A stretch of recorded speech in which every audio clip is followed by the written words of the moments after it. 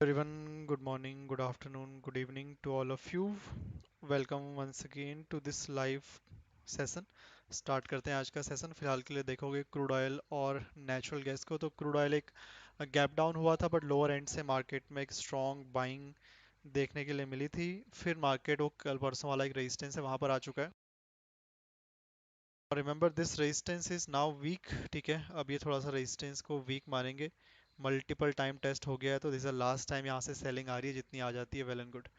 नीचे आता है तो यहाँ पर एक छोटा सा एफईजी है मार्केट के पास, अराउंड हेयर रुक सकता है इस एफईजी पे प्राइस फिर से। एंड सपोर्ट उसके नीचे है जस्ट एक और, उसमें थोड़ा सा एसएल बड़ा रखना पड़ेगा। तो यहाँ से एक बाइंग का देखेंगे। ये एक एफईजी है तो मोस्ट प्रॉब्ली यहाँ पर रुकेगा। फिर एक नेक्स्ट मेजर रेजिस्टेंस, ऊपर और भी रेजिस्टेंस हैं बट वो सारे दो तीन बार टेस्ट हो गए हैं तो मैंने उनको हटा दिया। देखिए मेजर रेजिस्टेंस 5900 के अराउंड है। ठीक है, मेजर सपोर्ट नीचे दिख जाएंगे आपको 5670 के आसपास। बाकी नेचुरल गैस भी देखोगे, एक गैप डाउन ओपन हुआ था, उसके बाद ये भी फंसा हुआ है एक्चुअली, आप कह सकते हो। अ, नीचे सपोर्ट बहुत बार टेस्ट हो चुके हैं। एक मेजर सपोर्ट तो यहाँ है 268 के आसपास। बीच में सारे सपोर्ट टेस्ट हो गए हैं तो मैंने नहीं लगाए हैं।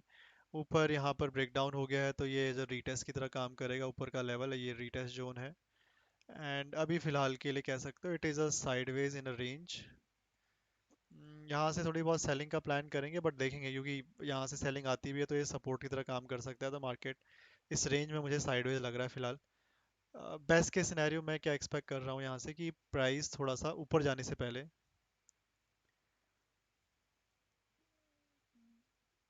नीचे आ जाए, लाइक यहाँ इस साइड की ओर आ जाए, और फिर यहाँ से बाइंग हो और फिर यहाँ से सेलिंग हो। ठीक है, क्यों? उस केस में क्या होगा, उस केस में आपका ये सपोर्ट के ब्रेक होने या रेजिस्टेंस के ब्रेक होने के ज़्यादा चांसेस हैं। इन केसेस सीधा ऊपर चला गया, यहाँ से सेलिंग आ गई, तब फिर प्रॉब्लम हो जाएगी क्योंकि फिर तो पूरा ही साइडवेज है। तो एक अपॉर्चुनिटी मिलेगी मार्केट में अगर रेंज के बाहर निकलता है इन दैट केस।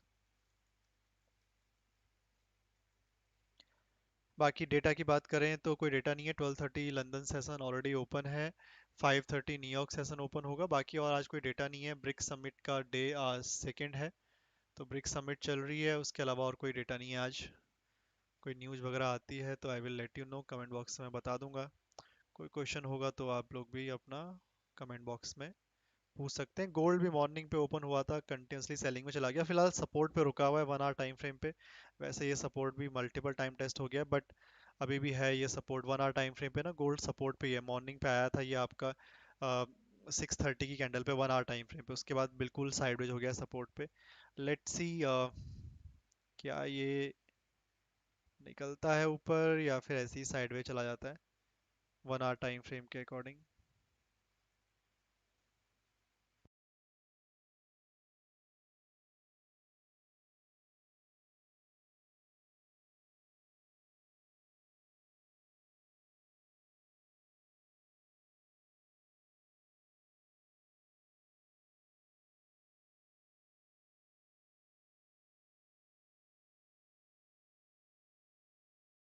ब्रेक हो जाना चाहिए था, करने की कोशिश भी करी, 3300 के नीचे कर नहीं पाया है। 1 आवर की कैंडल क्लोज हो जाती है 3300 के नीचे तो सेलिंग आ जाएगी, नहीं होती है तो it is sideways on support. ऊपर अगर जाता है तो वापस डे हाई के आसपास आ सकता है फॉरेक्स चार्ट के अकॉर्डिंग। बाकी मुझे लग तो नहीं रहा ये कुछ ज़्यादा खास करने वाला है, क्योंकि जो परसों उस दिन 1 आवर की कैंडल बनी थी वो न्यूज़ वाली 5:30 से लेकर 6:30 के बीच में 6 PM का जो डेटा आया था उसकी वजह से थोड़ा सा हाई लेवल से सेलिंग का प्रेशर बहुत ज़्यादा है अभी फ़िलहाल देखा जाए तो।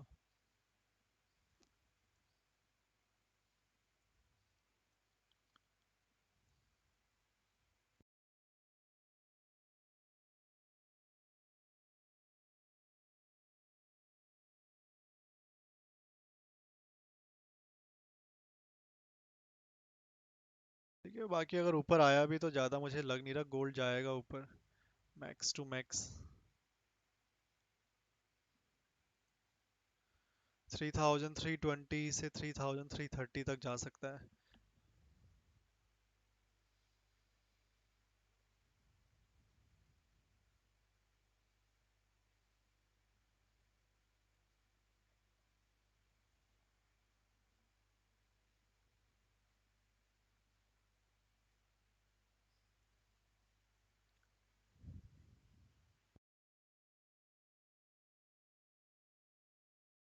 भी करते रहो guys. Don't forget to like the stream, subscribe the channel, and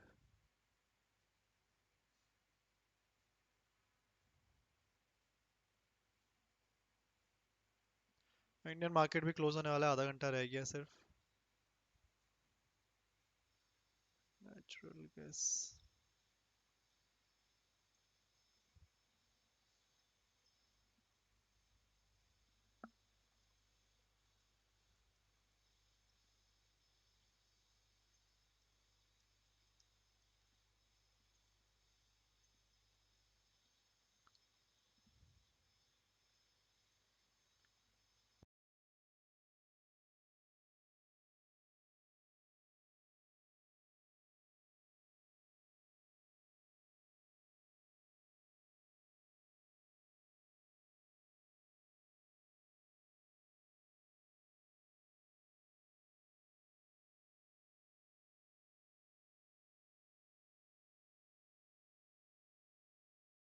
थोड़ा और ऊपर आया ना ये नेचुरल गैस, बढ़िया है.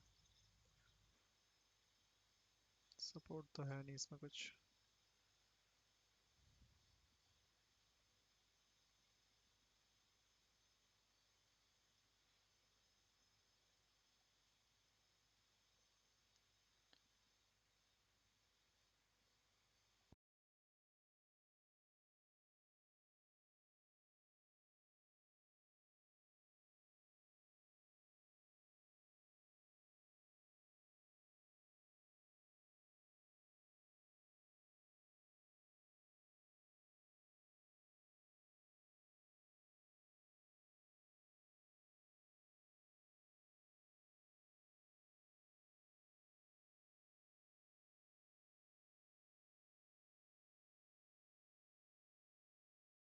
नेचुरल गैस थोड़ा ऊपर और आए तो बढ़िया रहेगा ट्रेड करने के लिए.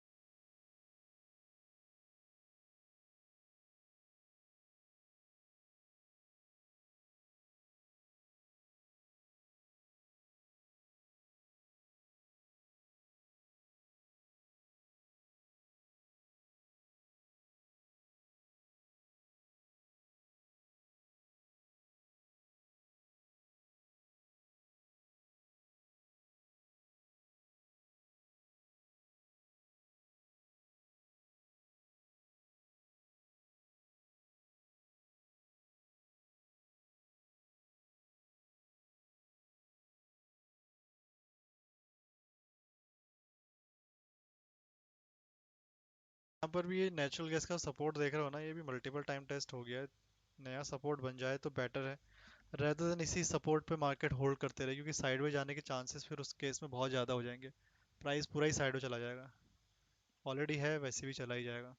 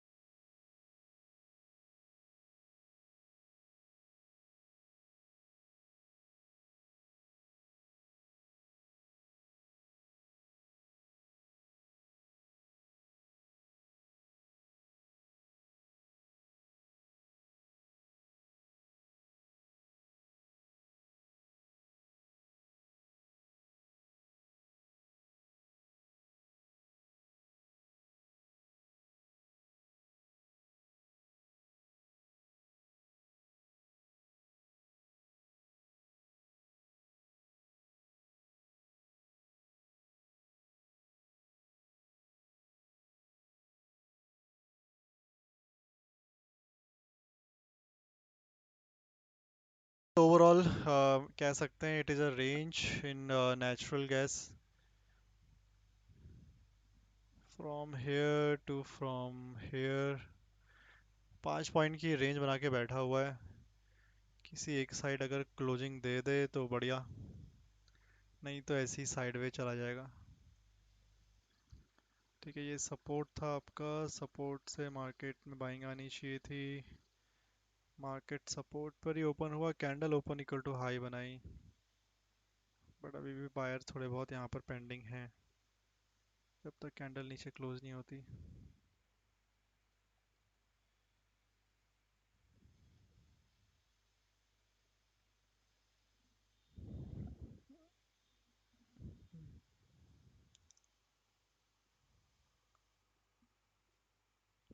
सपोर्ट पर ही है।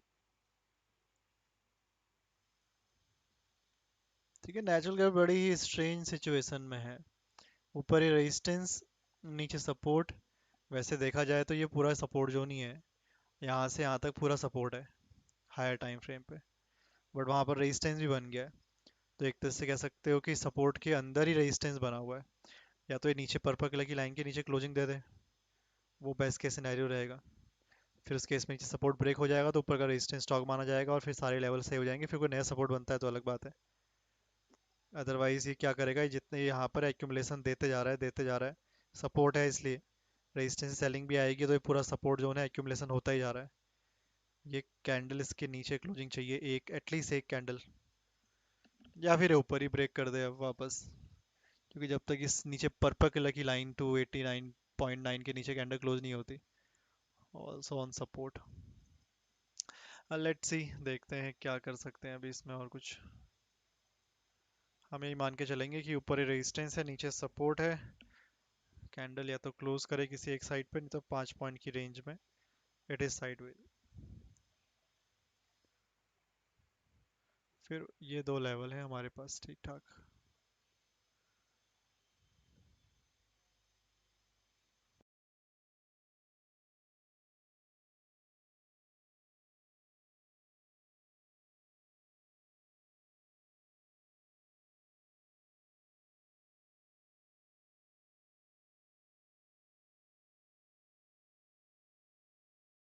नीचे ही आके फिर जाए ना ऊपर, ऐसा आएगा।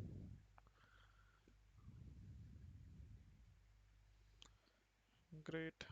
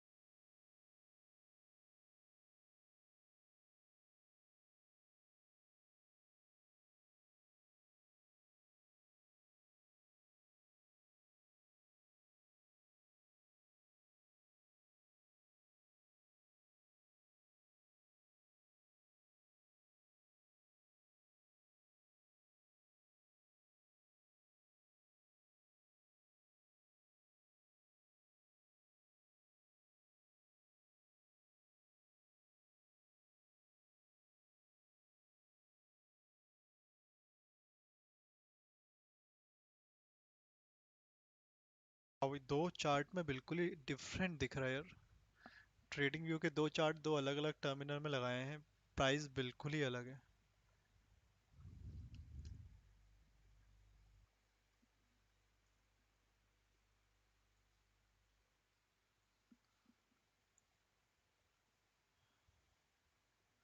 How even it is possible?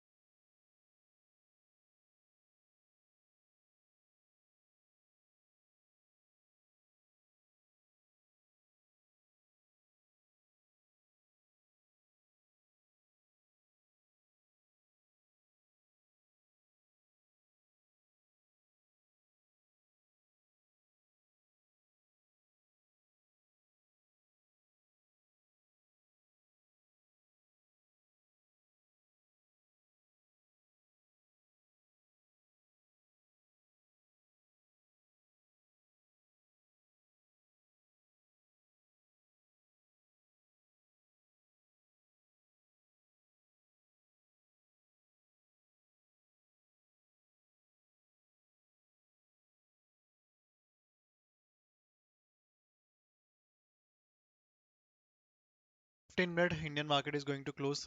15 minute में इंडियन मार्केट क्लोज होने वाला है।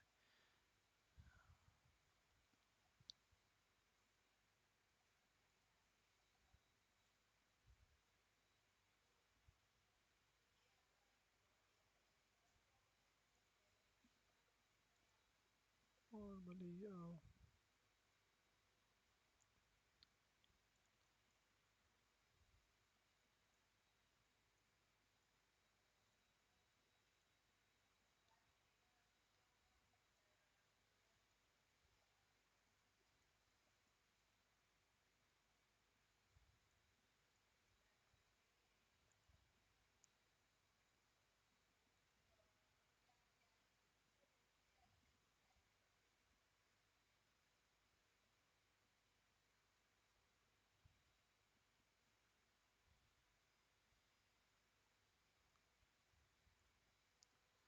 What about this?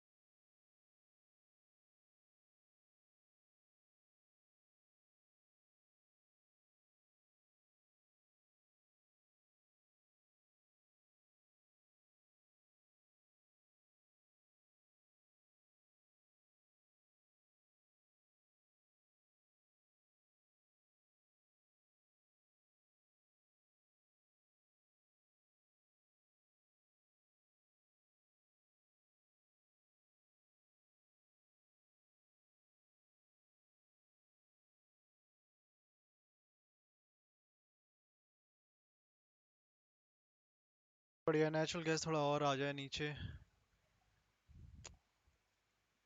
Range break हो नेचुरल गैस की बेटर है। Let's see the news of the our.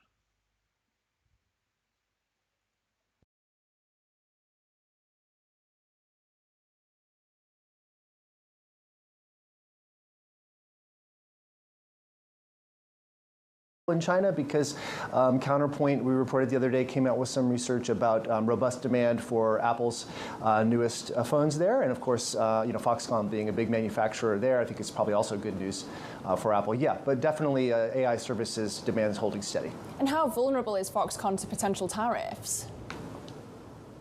Well, they're caught right in the middle, right, of this U.S.-China trade war.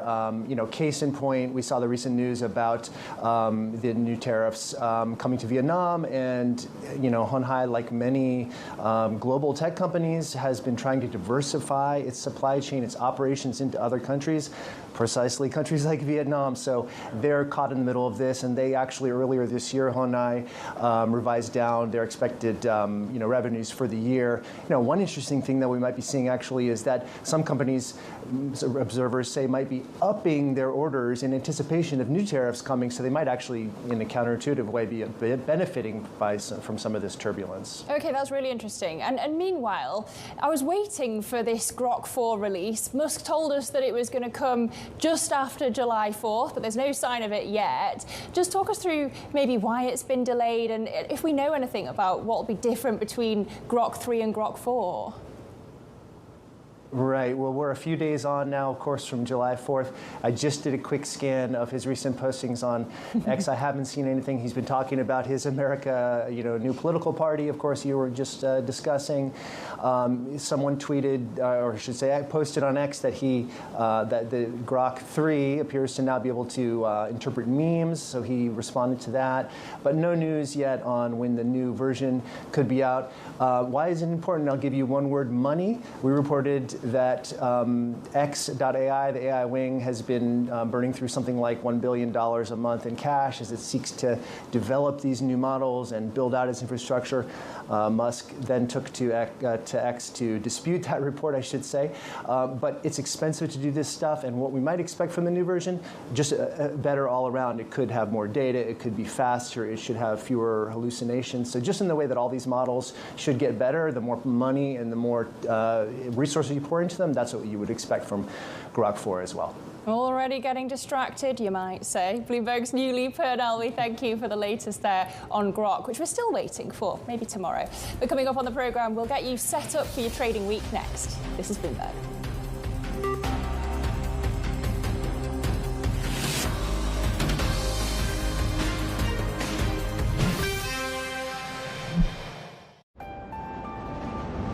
Progress never stops, neither should you. At PwC, we make sure you're ready for what's next, with the expertise and technology you need to outthink and outperform. We're with you, sleeves rolled up, start to finish, so you can stay ahead, so you can protect what you built, so you can create new value. We build for what's next, so you can get there now. PwC, so you can.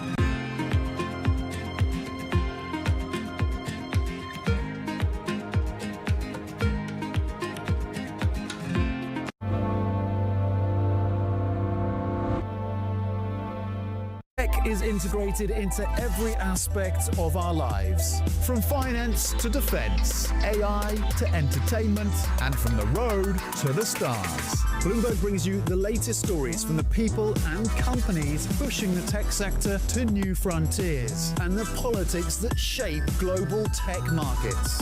I'm Tom Mackenzie in London. Watch Bloomberg Tech Europe. New episode Friday, only on Bloomberg Television.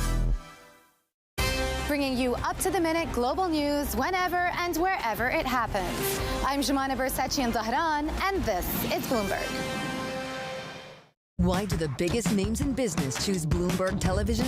That's a great question. It's a very good question. Interesting question. Good question. Great question. I so appreciate that question. You certainly ask interesting questions. Bloomberg Television. Top experts, great questions. The top names in business are on Bloomberg.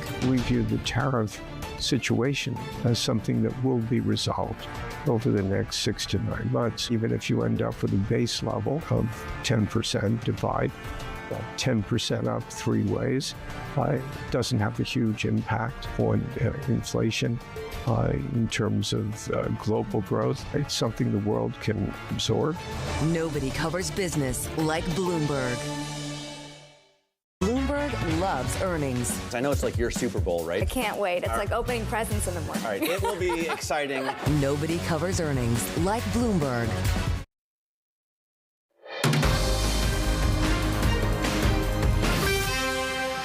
This is Bloomberg Brief. I'm Lizzie Burden in New York. Let's take a look at what's ahead this week. President Trump's tariff deadline is coming Tuesday night into Wednesday morning, but Treasury Besant has hinted at an extension. Also on Wednesday, we'll get the latest Fed minutes, and then on Thursday, another round of jobless claims. Remember, on Thursday, we had the stock market hitting a fresh record off the back of the jobs report and traders pulling back their Fed cut bets as well. So we look ahead to what comes out of that. In terms of your micro movers right now, we're looking at WNS off the back of Capgemini, looking to buy for $3.3 billion to boost its agentic AI. We're looking at Tesla as well, falling because of Elon Musk forming this new political party. And then, of course, we're keeping an eye on Apple as well because the iPhone maker Honhai, aka Foxconn, has met its sales estimates. So we are weaker there in the pre-market when it comes to Apple. Let's also turn to the macro story before we're over and out here. We have had that OPEC Plus decision over the weekend to keep turning on the supply taps, more actually than previously expected.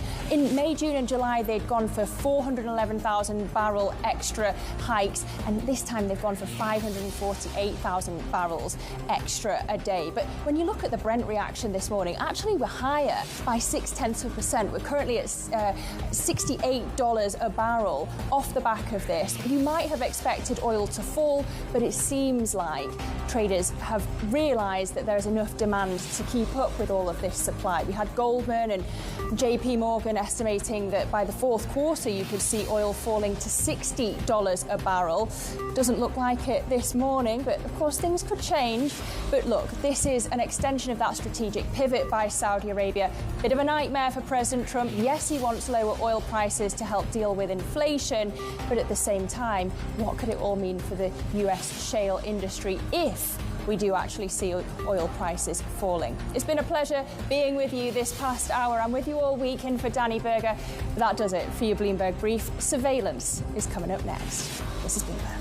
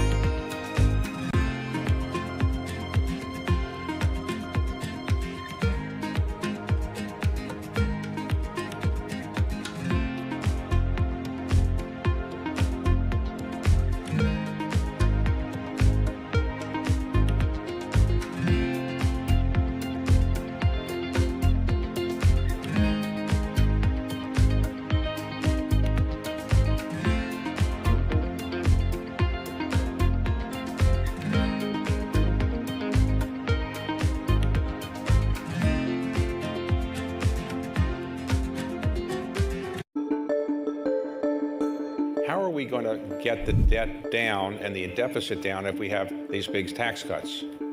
Well, David, let me just say, I think the deficit is probably the most important issue today in terms of the long-term impact on the economy. And just to put this in perspective, in the first term, we had debt to GDP ratio of about 100%. And with the tax cuts and economic growth before COVID, we were growing the economy faster than we were growing the debt. So that ratio would have come down. And I think we were trying to get it down to 90 to 95. The big focus on the first term was military spending.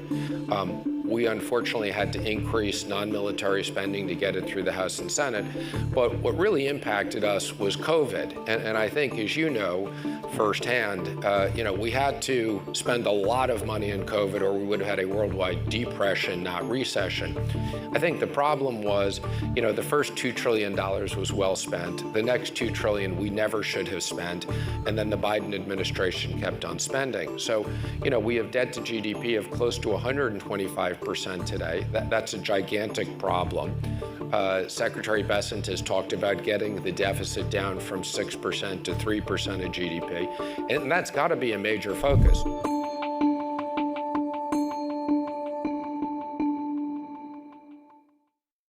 Key investors, top executives, global innovators. Join me for in-depth conversations with the biggest newsmakers on the day's top stories. Insight with Haslinda Onim, only on Bloomberg. Get your fixed income fix. Watch Bloomberg Real Yield every Friday at 12 p.m. Eastern, right here on Bloomberg. Context changes everything.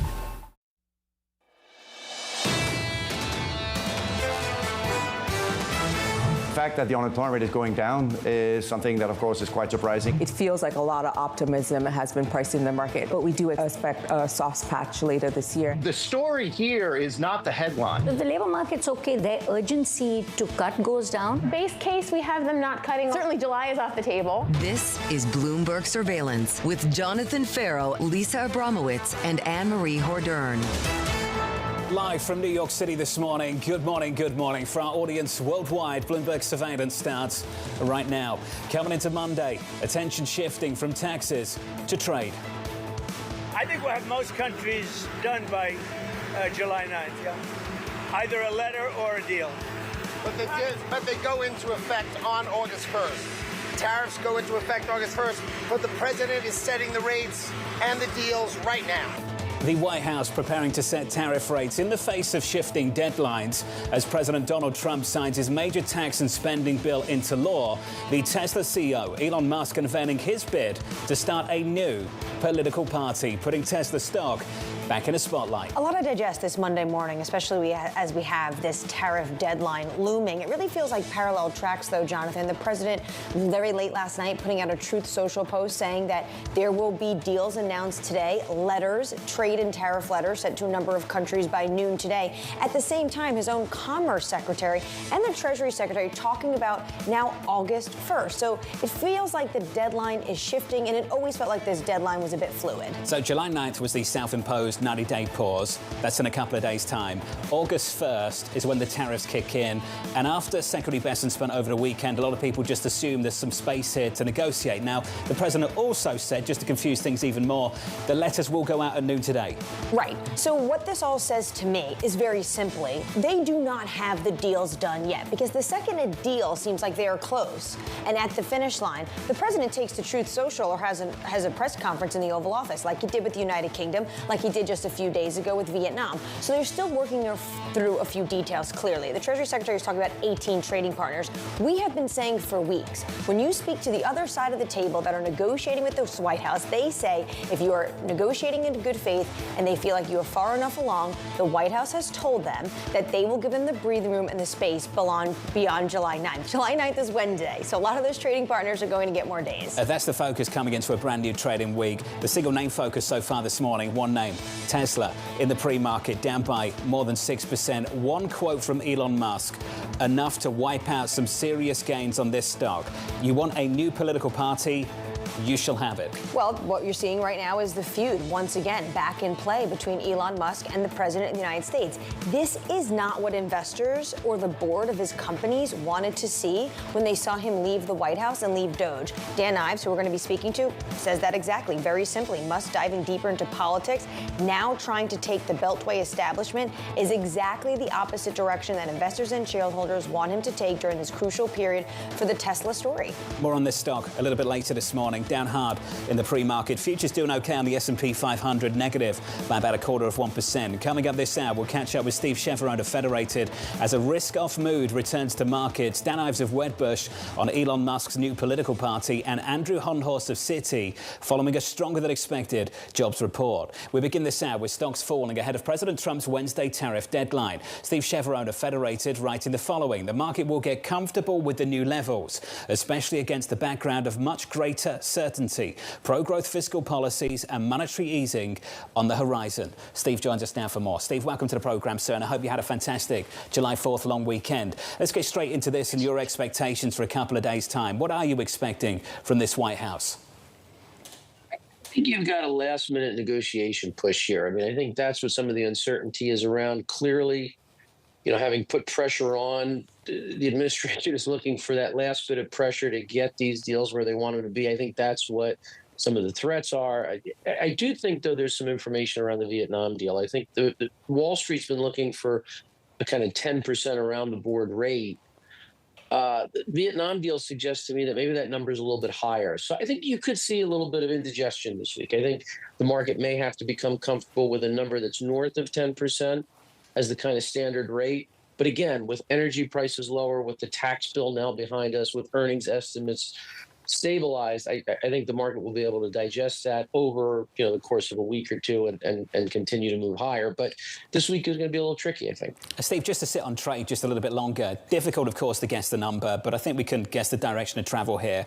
Higher than where we were in January, maybe lower than where we were after April 2nd. Can we draw any conclusions about how companies have responded in the last several weeks? Just get an idea of who's going to pay these tariffs. Do they pass them on to the consumer, or are we going to see them take it on margins?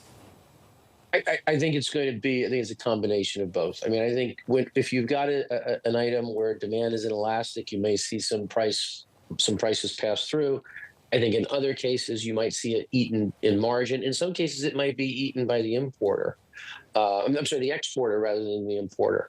And so I think it really is a combination of all three, John. And I think that's the administration's idea here, is that if tariffs are a tax and roughly half of that is going to be paid by the exporter either through a stronger currency or by them eating it on the margin on their side, that you're really using that revenue to fund the extension of the Trump tax cuts, but only about half of it is paid by the U.S. kind of tax base. When do you think? But it's all three. When do you think, Steve, will actually see clarity on who is actually eating the tariff? Because the deadline just keeps shifting.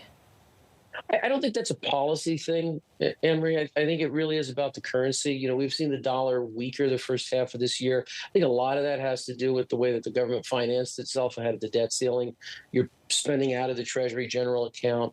You're flooding the system with dollars, higher supply of dollars, kind of lower value. I think now that that's behind us, and that you've passed the one big beautiful bill, it's going to be very interesting to see what the dollar does, I think, over the next, let's call it a couple of months. And the higher that dollar goes, the more it's suggesting that it's foreign payers that are eating the tariff. But we really don't know that now yet until, we've gotten past the debt ceiling kind of issue. So next couple of months are going to be really telling there. You think that still, though, the market will grind higher. How does it continuously grind higher in the face of a number of uncertainties? Well, those uncertainties, which were kind of holding the market back earlier in the year, have become a wall of worry, right? There was concern that you weren't going to get the one big beautiful bill done. It's done. There was concern about geopolitics. We've started to see that settle. There was concern about energy prices. Those have come down. There's concern about tariffs, but again, we know what the worst case is for tariffs. The worst case for tariffs was what happened on Liberation Day, was those levels.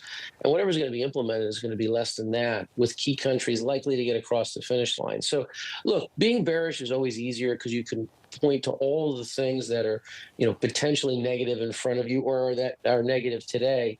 The reality is the line moves up and to the right because businesses adjust. And we've got companies that got through COVID when we shut down the economy on a dime. I think we can get past what's essentially a sales tax.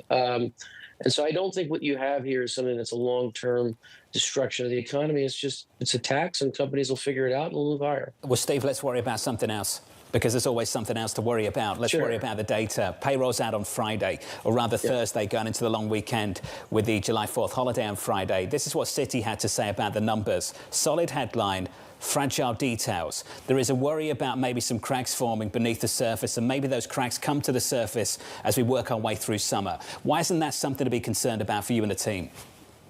Yeah, so I think what you see is that the labor market has slowed.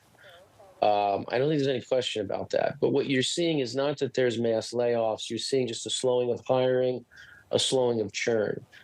And I think that's what the jobs number really suggested on Friday, that you still have a solid labor market, although be it a little bit slower, with some cracks in it. And I think that's really kind of what the market has come to internalize with the, a series of data over the last couple of weeks. Now, the question is, how does the Fed respond? And I think what you've got there on the Friday number is a number that was strong enough that you don't need to be overly concerned about the labor market. That's the good news. Soft enough that the Fed still does need to be marching towards a cut. Now, maybe it doesn't need to be July, but I think it certainly needs to be, or September certainly needs to be in the discussion. And that's something that we've talked about over the last several weeks. And so I think it was a number that was kind of, I don't want to say Goldilocks, but it was a number that was strong enough to give you confidence about the economy, but weak enough to suggest that the Fed is still in play. I think the market is comfortable with that. Steve, that slowdown that we've started to see in the underlying data in the labour market, for instance, do you expect to see any of that in corporate earnings and the outlook that we might get from companies through the next week? Delta Airlines this week, the likes of JP Morgan kicking off bank earnings next week. What's going to be the outlook from them? Well, I think it's going to be industry dependent. I mean, I think, look, credit looks good still. I think the labor market looks broadly okay. I think the banks are going to be in good shape. I think you could see net interest margins and net interest income a little bit better than expected. And I think ultimately what could be the surprise on the earnings side, I don't know if it's this quarter, but it's either this quarter or next, is that now in the face of greater tax certainty, with greater tariff certainty likely to come at some point, but hopefully over the next month, I think you can see earnings estimates probably next quarter and into next year actually start to rise. I think you can get into a beat and rise scenario because the max uncertainty faced by corporates was really the last couple of quarters, and that is kind of waning. I think you're going to see companies get through this quarter, but as you get into the third quarter, and they're starting to project earnings for next year, I think you're going to see a kind of beat and raise scenario that is the next leg of the market driving higher. Steve, just on that point, are your confidence levels on that story higher for certain sectors versus the others, or is this just an index level story you see improving in the months ahead? I think it's going to be better for cyclical sectors. I think it's certainly going to be better for sectors that are domestically focused. I think you're going to see smaller companies have more of an upside there than you would some of the larger companies, particularly because those tax rates and some of the tax policies will really matter more for them, as does deregulation. I think maybe some of the defensive sectors have gotten a little bit expensive in the first part of this year. You've seen them underperform a bit as cyclicals and growth and small caps have taken over. So I think you will see it at the index level, because I think that's enough of the market to drive the index level. But I do think there are winners and losers here. And I think the bigger winners are those parts of the market that are tied to the economy staying stable, getting a little stronger, those that are a little tax sensitive, and those that are more domestically focused. Hey, Steve, appreciate the update. As always, Steve Chevron of Federated, still constructive and bullish this equity market. Equity futures recovering somewhat, still down by 0.25% as we ease our way into a quieter trading week. This week, we'll get FOMC minutes on Wednesday, the same day we see that self-imposed deadline expire, the 90-day pause on tariffs. Next week, things really pick up. Bank earnings and CPI. Look out for that a week tomorrow. Equity futures recovered just a little bit then in the last 10 minutes or so. Let's get you an update on stories elsewhere with your Bloomberg Brief. Here's Here's Yahara Anand. Hey, Yahara. Good morning, John. We begin with the deadly flooding in Texas. Rescuers there are still searching for survivors after catastrophic events over the weekend. The flooding killed more than 80 people, including many children attending youth camps. It's feared the casualty count will climb with more heavy rain forecasts in the coming days. Meanwhile, the Trump administration is preparing to send tariff letters to dozens of countries with its 90-day tariff pause set to expire this Wednesday. Speaking alongside Commerce Secretary Howard Lutnick, as you can see there, President Trump said most nations will have a deal or letter by then. Lutnick said the new tariff rates will go into effect on August 1st. And Elon Musk says he has formed a new America party after President Trump signed into law his tax cut and spending bill that the former First Buddy repeatedly denounced. Musk made the announcement in a post on X after 65% of respondents to a poll backed the idea. That's your Bloomberg Brief. John? Yahara, thank you. More from Yahara later on this hour. That stock, Tesla, down by 6.3% in the pre-market. Up next on the program, Trump giving final notice. Sending letters out on Monday having to do with the trade deals. Could be 12, maybe 15. I think we'll have most countries done by July 9th, yeah. Either a letter or a deal. July 9th, just 2 days away. Looking ahead, Terry Haynes of Pangea Policy joins us next. Live from New York City this morning. Good morning.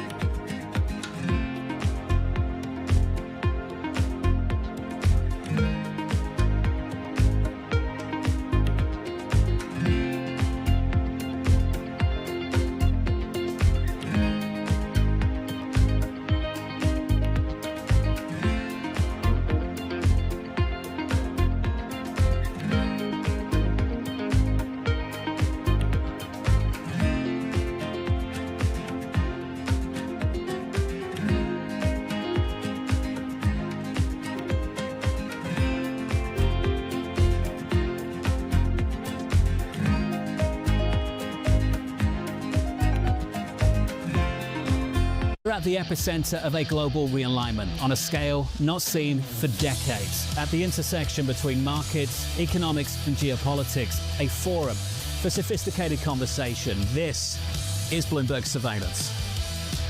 As Bloomberg's global financial correspondent, I get to meet the people shaping the way money flows around the world. And I want to bring you with me. The capitalist system is the best system in the world. There isn't another one that works as well. I love all these new Wall Streets. Y'all Street, Wall Street South. Wall Street used to be a place. Now it's more of an idea. I hope you survived the day. I did. It was a busy day.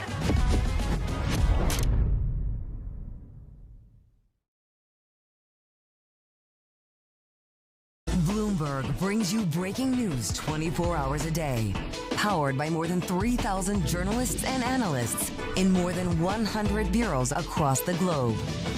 Bloomberg Television. Context changes everything.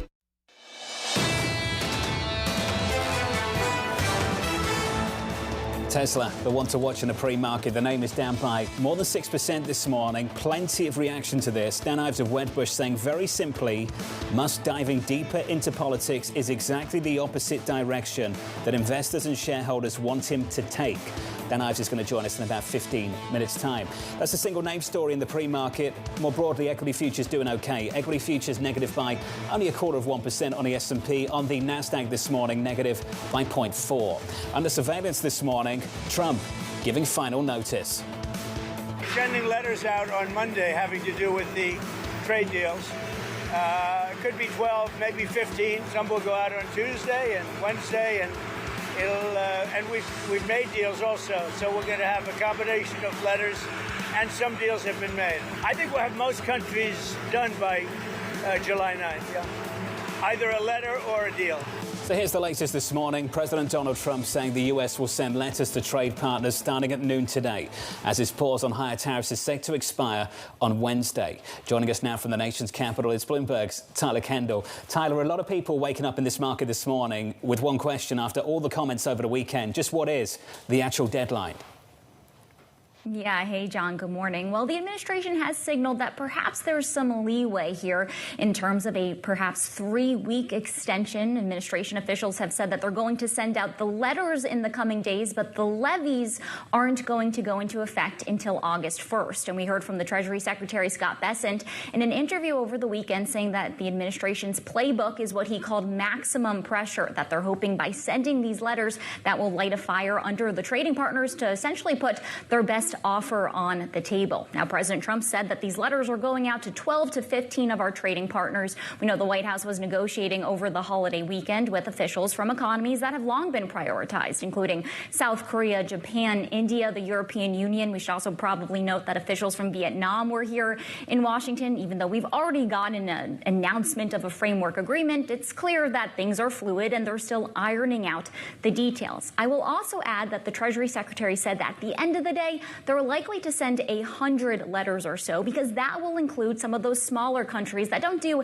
as much trade with the U.S. and are going to face probably that 10% baseline tariff. But I bring it up because it probably previews a little bit of the messaging that we're going to hear out of the White House in the coming days, with the Treasury Secretary saying that these would basically amount to the so-called deals, even though it doesn't appear a lot of negotiating was done, because, John, these are the rates they're going to have to pay if they want to do business with the U.S. Tyler, do you have a sense of the pecking order right now? Who actually is going to get a deal by the 9th? That is a framework outline like we saw potentially that the U.S. did with the United Kingdom?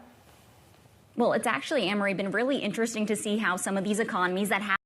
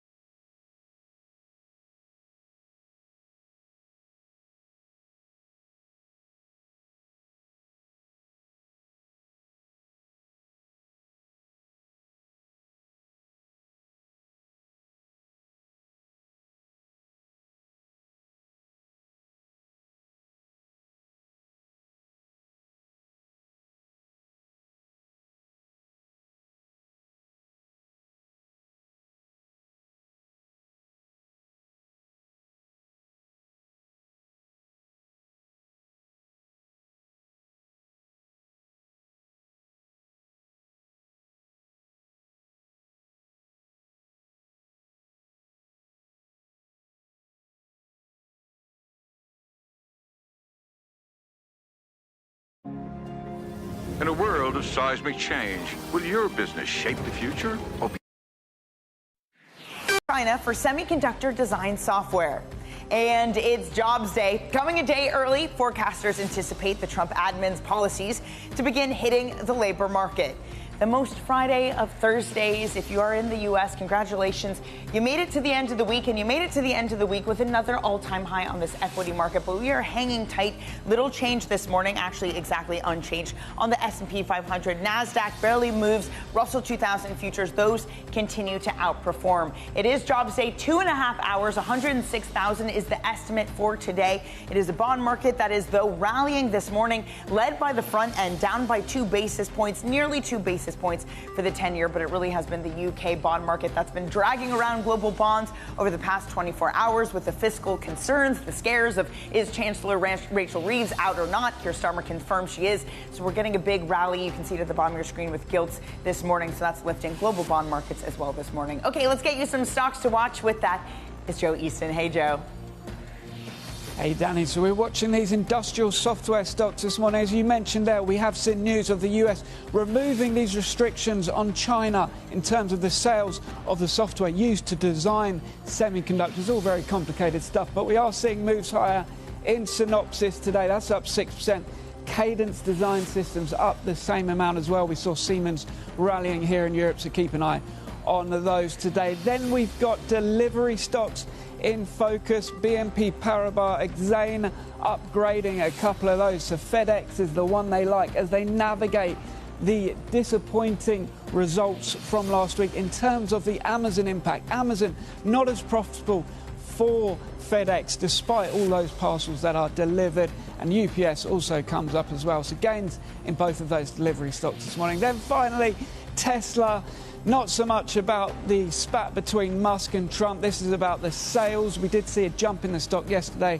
It was up 5%, getting back closer to that record high. And we're up once again this morning. So expect to see Tesla continuing that run.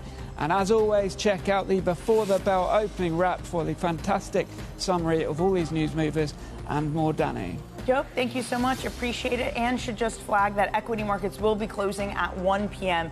in a holiday shortened trade. So get your movers in now. And in just moments, we're going to take a closer look at gilts in this global bond market on fiscal concerns. Noon's Ella Hoja will be joining us. And later in the hour, we push ahead to the jobs report with Mizuho's Steve Oshudo. Now, UK 10-year yields are pairing losses and rallying this morning after sinking yesterday on speculation surrounding Chancellor Rachel Reeves' future. Let's indeed get Ella Hoja's thoughts on this. She joins us now. I want to get your thoughts on what's happened in the UK gilt market over the past 24 hours. Investor fears may be calm this morning after Keir Starmer saying that the Chancellor Rachel Reeves will be sticking on, who is more concerned about the fiscal picture. Just how sensitive does this market remain to be?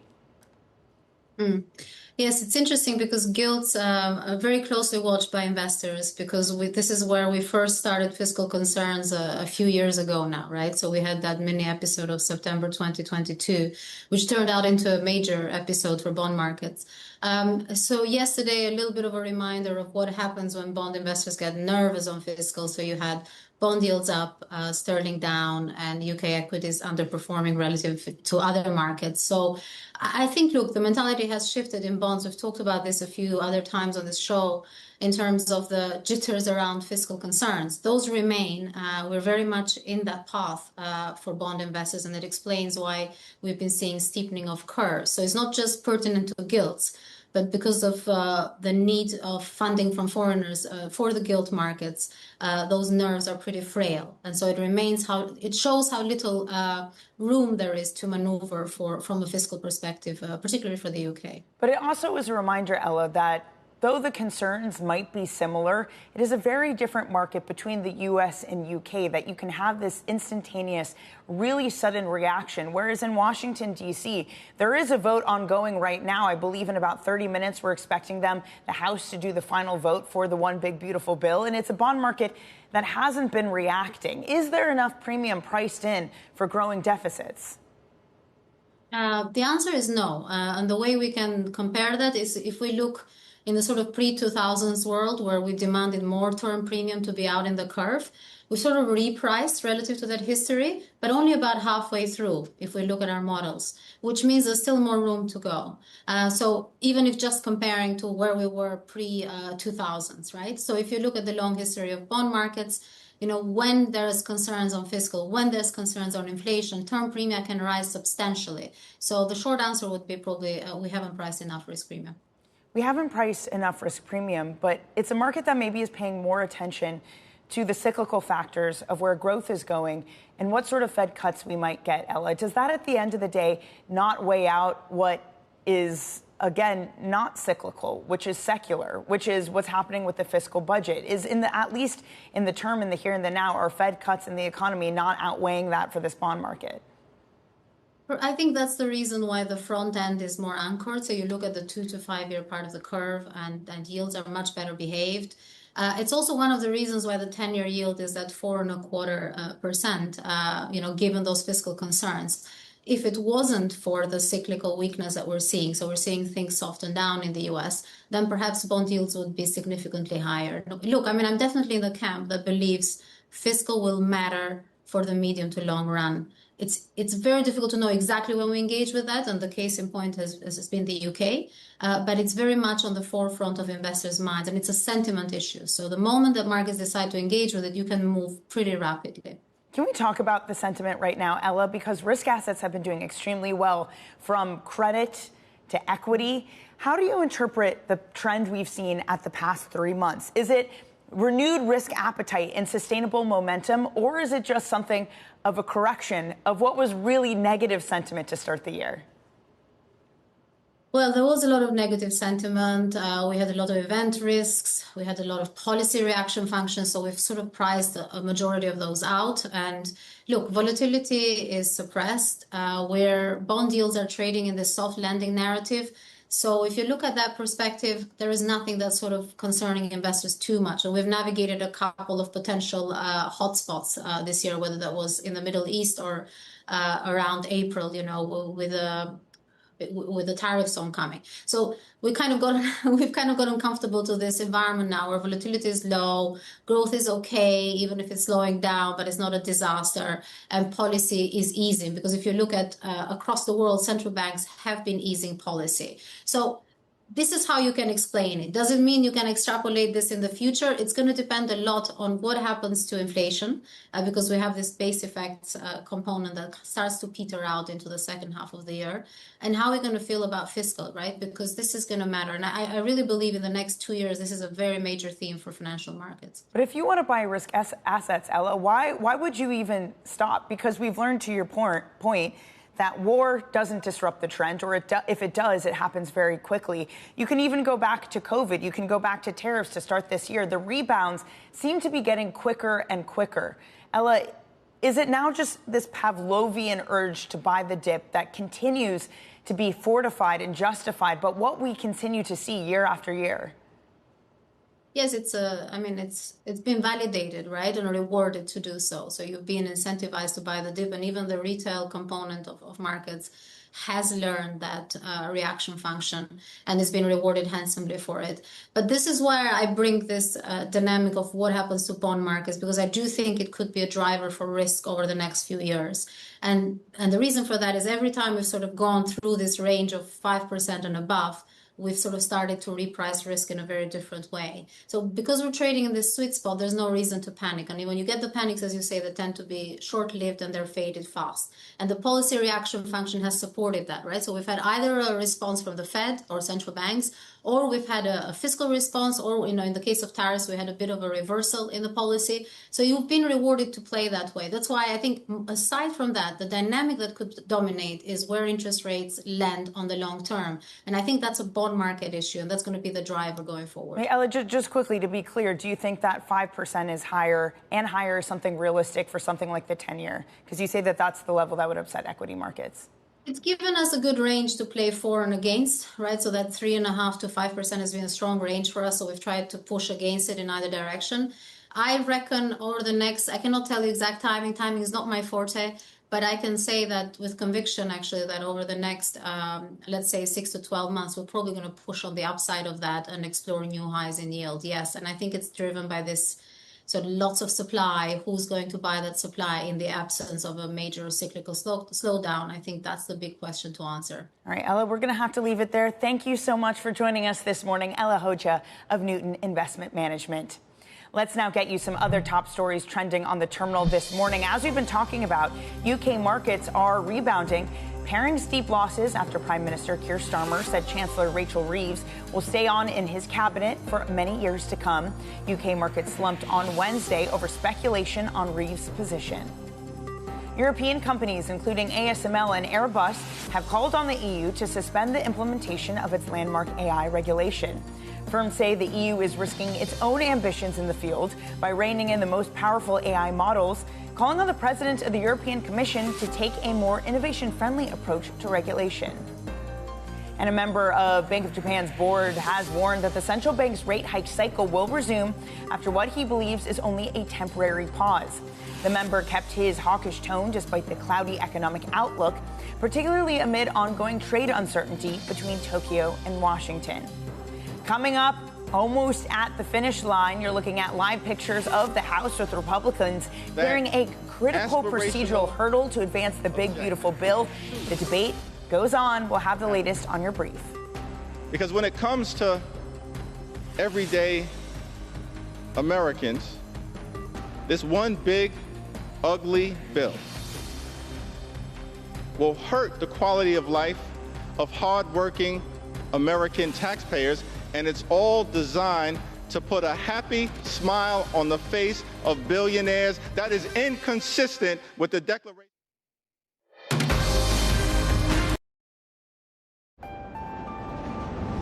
Progress never stops, neither should you.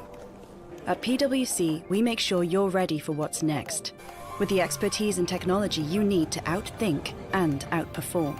We're with you, sleeves rolled up, start to finish, so you can stay ahead, so you can protect what you built, so you can create new value. We build for what's next, so you can get there now. PwC, so you can.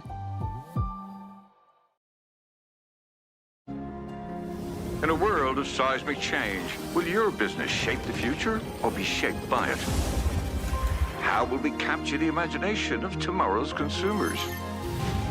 Harness technology and AI to shape the way we live our lives, and unlock economic and social prosperity through environmental responsibility. With EY's full spectrum of services across sectors, we're all in to shape the future with confidence.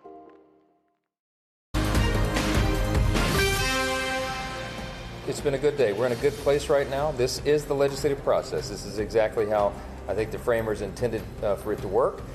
We feel very good about where we are, and we're moving forward. So we're going to deliver the big, beautiful bill, the President's America First agenda, and we're going to do right by the American people. This is going to be a great thing for the country. Look forward to moving it forward. Just a few hours ago, the House finally voted to move towards a final vote on President Trump's so-called big, beautiful bill. You're looking at live pictures of Hakeem Jeffries, representative there, debating this bill. He's been speaking against it, as you likely would assume, from the Democratic representative. Let's get more now from Bloomberg's Josh Galou, who's also been tracking the vote. So, Josh, what comes next? Well, as you said, overnight in Washington, they were able to do, the Republicans were able to clear a procedural hurdle that brought the bill to the full floor for debate and ultimately a vote, which we expect to happen relatively soon now. It's of course a major development because it answers the question of whether, many of these holdouts within the Republican Party were willing to set aside some of their skepticism about the fiscal impact of this bill, which is estimated to be roughly adding $3.5 trillion to the deficit over the next 10 years, and instead go along with the strong political push by President Trump to get this bill passed not only in its entirety, but also by the July 4th self-imposed deadline that he wanted, and it looks like it's on track to do so. Yeah, and it took a while, Josh. It's been the longest GOP House vote in history. They set a new record with this. And to your point, President Trump putting on Truth Social, basically saying MAGA's not happy. It's costing you votes. What are you trying to prove? What are you waiting for? Josh, does this really just show that the president still has the ability to move his party in the direction that he wants? I don't know that there's any other way to read this other than a massive victory for Trump and really just bowling over the fiscal conservatives who have stood on the sidelines here and tried to put up some barriers. You know, they've tried to give them a little bit of political cover with an accounting gimmick where they essentially say that they don't count the Trump tax cuts from 2017 as any. They count that as the baseline, so they're saying the additional tax cuts will not add to the deficit. So that's giving them some political cover, but really here, this is a huge victory for Trump in pushing through his domestic agenda. And it doesn't really indicate that there's much opposition within the party that at least would make a difference. Of course, as we know, this is being done through reconciliation, which requires only a simple majority. It means all the Republicans, other than they can only stand to lose 3 in the final vote to get it passed. But, you know, that's a huge amount of solidarity for an otherwise controversial bill that's going to really raise questions about people's reelectability depending on how this impacts their districts. They've had to swallow what are going to be massive cuts to Medicaid. You know, in rural areas, that's really going to hurt some of these people, and they're going to have to answer for it, although some of these things are not going to take effect until after the midterm elections by design, so they may be able to dodge that bullet. But in any case, to your point, this definitely shows that Donald Trump still has his party well within grasp. All right, Josh, we're going to have you back because, as we've been noted, this is a vote that is still ongoing. We did hear from Johnson saying that it would likely be passed before people had their morning coffee, so that could be anytime, or for our viewers, you're probably drinking it right now. Josh, thank you so much. Now, in the meantime, in Washington, D.C., President Trump announced late yesterday that the U.S. has reached a trade deal with Vietnam. It will be a 20% import tariff. Bloomberg's Brendan Murray joins us now. Brendan, do we have the blueprint? Does it seem like more deals like this are on their way?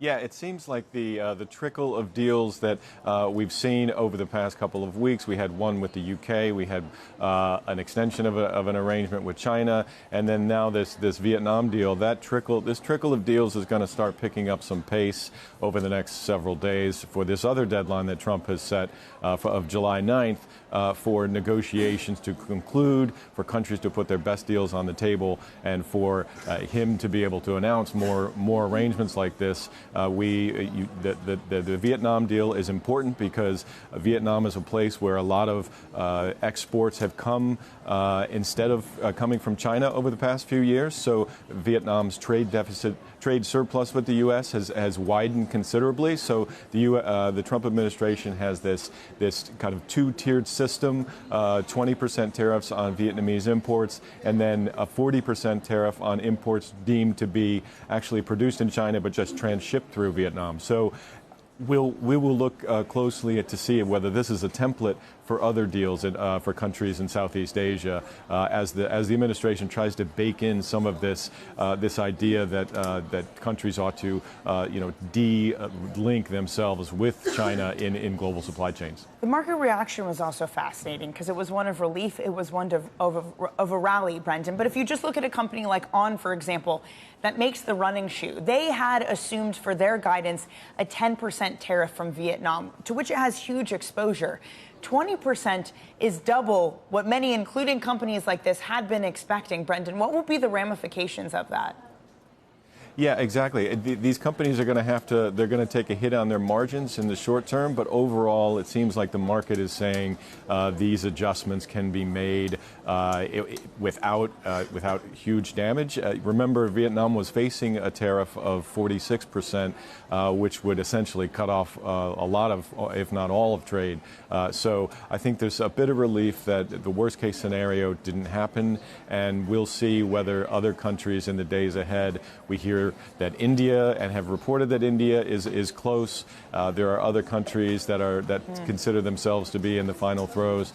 Switzerland, Taiwan, the list goes on. But so we will see that Trump has his big, beautiful bill to look at today. But these trade deals are coming right on the heels of him. All right, Brendan, thank you very much for that. That is Brendan Murray, and you're watching Bloomberg Brief.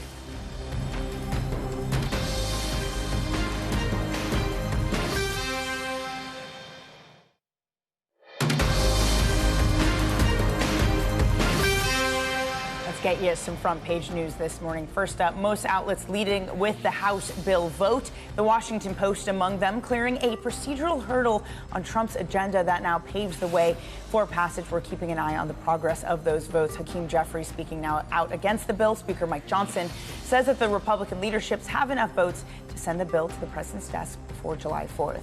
And an interesting one on the Journal reporting that CEOs are saying the quiet part out loud, AI will wipe out jobs. From Ford to JP Morgan, bosses are telling investors that they expect corporate workforces to be smaller while AI replaces white-collar work functions. Now, speaking of which, we are going to be getting the jobs report in just about 8:30 a.m. We're going to count down to it.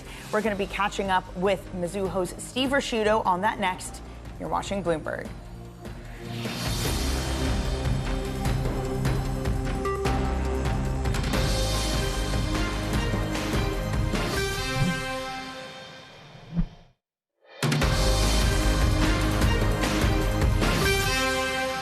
It's 5:30 a.m. in New York City. Good morning. I'm Danny Berger with your Bloomberg Brief. Here's what you need to know on this Thursday. On to the final vote. House Republicans clear a major hurdle to advance President Trump's tax bill. Trade talk, bargaining chips. The U.S. lifts export curbs on China for semiconductor design software. And Jobs Day coming a day early. Forecasters anticipate the Trump administration's policies to begin hitting the labor market. It is Thursday, but it is the last day of your trading week after an all-time high yet again for the S&P. It is little change this morning. It seemed that the trade deal with Vietnam was the latest fuel for the fire. But it is Jobs Day. It is a bond market, though, that is rallying ahead of that. Perhaps it's the UK bond market that's pushing things here. You can see gilt yields on the bottom of your screen after the Prime Minister reaffirmed that his Chancellor will be staying on. Your 2-year yield down by 1.8 basis points. Your 10-year yield about 1.5 at 4.26. Let's get you some stocks on the move this morning before the early close. 1 p.m. is when equities will close. Joe, what you looking at? Hey, Danny, I feel like that early close makes my segment even more important today because you need to get those orders in before 1 p.m. But what we're looking at is the industrial software makers, given that news on the restrictions against China being lifted in terms of being able to sell the software that designs the chips to the Chinese. And we are seeing a gain in both Synopsys and Cadence Design here in the pre-market. And we also saw Siemens gaining in Germany as well. Keep an eye on those two here in the pre-market. And then in the delivery space, FedEx and UPS, both of those upgraded at Exane BNP Paribas this morning, which thinks FedEx is actually going to be the one that's going to navigate the headwinds coming in from Amazon. Amazon, in FedEx's report last week, was actually a bit of a wait, not as profitable on the stock as expected. Both of those edging slightly higher today. Then finally, Tesla getting another boost. It was up 5% yesterday following those stronger than expected quarterly sales in the EVs. We're up another 1% today. Will we soon head back to the record high? We'll have to see. But Tesla edging higher once again in the pre-market today, Danny. Joe, your segment is always important, regardless of when markets close. Thank you very much for your work this week, Joe Easton there. Now, in just under 3 hours' time, we will be getting the June payrolls report. Pleased to say that Bloomberg's Michael McKee joins us now for a preview. Mike, great to see you. So what are you looking out for? I'm looking out for Highway 22 in the Hamptons and how crowded it gets, how early. If we get a big number or really no number today, people are going to have to stay around and trade longer. Otherwise, we're out the door. The numbers are expected to show some impact of trade and chaos in the fiscal space, with just 106,000 as the forecast consensus, 95,000 for the whisper numbers. So Wall Street leaning towards pessimism. Unemployment 4.3%. This is going to be a case of rounding when we look out to 3 digits, because we barely rounded down to 4.2 last month, and it could go as high as 4.4 depending on where we end up. Jobless claims are out today as well. 241,000. That's about where we are right now. So if there's a big change there, that could also have something of an influence, although payrolls is the number to rule them all. Continuing claims is the one people have been focused on, because how hard is it to get a new job? It seems to be getting a little bit harder. If that number goes up to something else for people to watch. It's so early in the morning, I couldn't come up with a better title than Data Palooza for these things.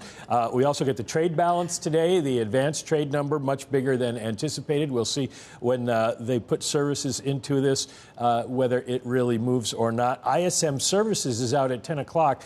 Less influence now because we'll already have the payroll numbers, but people will be watching the prices paid number.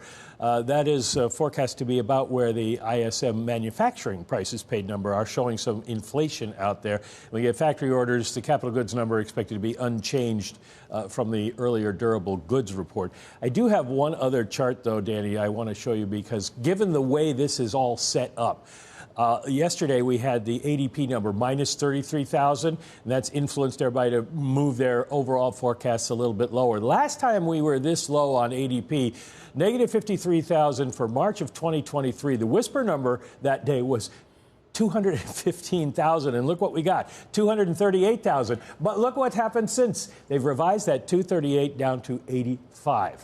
So we could get a huge number today, we could get a low number today, and it won't be accurate either way. Great. Steve Rasciuto is going to join you, and he can explain why. But there is a very wide error band around this. And the bottom line is the Fed has to respond to the number it has, not the number that it eventually will be. So if we get a big or bad number today, then the markets will create an agenda for the Fed July meeting. I don't think the Fed is going to move a whole lot. Well, good. You could have gone to the Hamptons before the ADP report. It doesn't and get even matter. out there before the traffic gets By the really way, Data bad. Palooza, just the worst party. Yeah. Just like, come on. We need something better than We need something better. All right. By next month, y'all come out with something. Yeah, perfect. Mike, thank you so much. Michael McKee, looking forward to you breaking down those numbers in just under 3 hours' time. As Mike hinted at, also around the desk is Steve Rasciuto, Chief U.S. Economist at Mizuho Securities. I'm guessing we can discount ADP on your end, too. But what are you looking for? Because, look, ADP, maybe you can't, because the trend has been lower. Maybe it highlights a trend that we're going to see with NFPs, too. Well, there's no doubt that employment growth has slowed. Uncertainty has created some economic impact. There's no doubt about that. But when you look at things like claims, you look at where claims are relative to where the trend of claims is and how low it actually is. You look at continuing claims, especially relative to the number of covered employed, we're at all-time bottoms. Then you look at the JOLTS data that came out the other day, with openings being up more than expected, with quits being up more than expected, and layoffs being down more than expected. There was the trifecta of the JOLTS data all going in the direction of, labor market's really not going anywhere. Mike's right that, data gets revised substantially. The market does react to the data as it comes out. So does the Federal Reserve. That's what they unfortunately have to do, because that's where the models are based off of. I think the reality is the economy's doing okay. Uncertainty has certainly biased. CrudeOil को देखोगे, natural gas now both are sideways. Natural gas तो कुछ ज़्यादा ही sideways हो गया. बाकी ध्यान रखना है, crude oil लास्ट टाइम ही यहाँ से सेलिंग आ रही है, जो भी आ रही है. इसके बाद यहाँ पर प्राइस वापस कभी आएगा तो सेल मत करना, क्योंकि मल्टीपल टाइम इस लेवल से अब सेलिंग आ गई है. प्राइस को अगर होल्ड करना था तो नीचे 5755 के नीचे कंसिस्टेंटली होल्ड करना चाहिए था, जो कि नहीं हुआ. सो इस चीज़ को थोड़ा माइंड में रखना. एंड लेट्स सी कितना और मूव करता है. अब फिलहाल 5:30 न्यूयॉर्क सेशन ओपन होगा, मोस्ट प्रॉब्ली उसके बाद ही मूव करेगा. और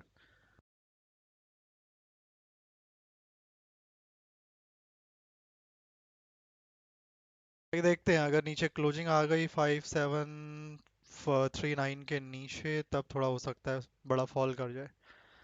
अदरवाइज लास्ट लेवल है सेलिंग के लिए. नीचे हमारे पास एक एफईजी है और फिर नीचे एक सपोर्ट है मेजर. नीचे बहुत सारे सपोर्ट हैं, तो छोटे छोटे हैं. नीचे वाला सबसे अच्छा लग रहा है फिलहाल चार्ट पे. And as far as natural gas is concern, sideways है.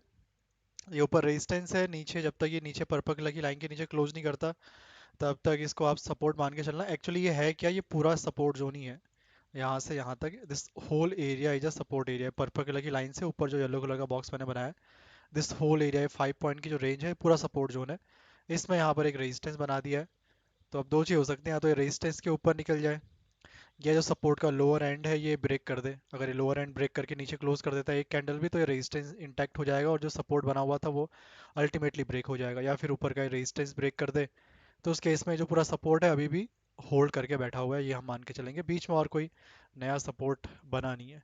बेस्ट के सिनेरियो तो यही है कि अब ये नीचे ब्रेक कर दे उस केस में, और फिर ऊपर जाए और सेलिंग आए और फिर नीचे कहीं सपोर्ट बना के छोड़ दे, फिर तब बाई करें। नहीं तो क्या होगा, ये बस घूमता रहेगा इस लेवल पे और किस साइड ब्रेक करेगा वी डोंट नो एग्जैक्टली, क्या कहा नहीं जा सकता। बट यस, जब तक ये नीचे पर्पल कलर की लाइन के नीचे ब्रेक नहीं करता it is sideways on support. Higher level पे एक रेजिस्टेंस बना है तो थोड़ा बहुत वहाँ से सेलिंग के लिए देखेंगे। बाकी यहाँ पर कोई स्पेसिफिक सपोर्ट नहीं है, वो एक सपोर्ट है वो काफ़ी नीचे है। तो लेट्स सी क्या ये होल्ड कर पाता है इस लेवल को या फिर कोई नया सपोर्ट ही क्रिएट कर देता है।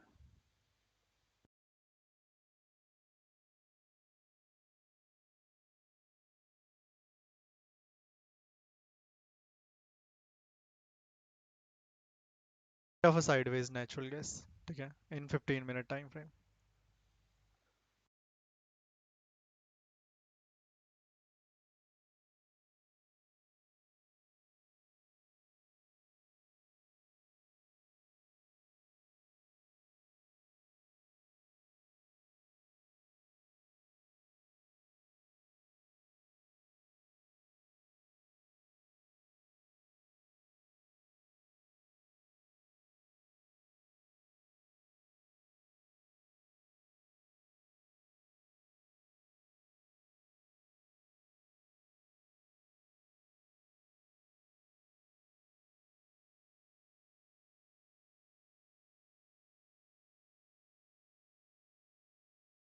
गैस थोड़ा देख के ट्रेड करना, क्योंकि साइडवेज में मार्केट में फिर कहा नहीं जा सकता एग्जैक्टली किस साइड ब्रेक कर देगा।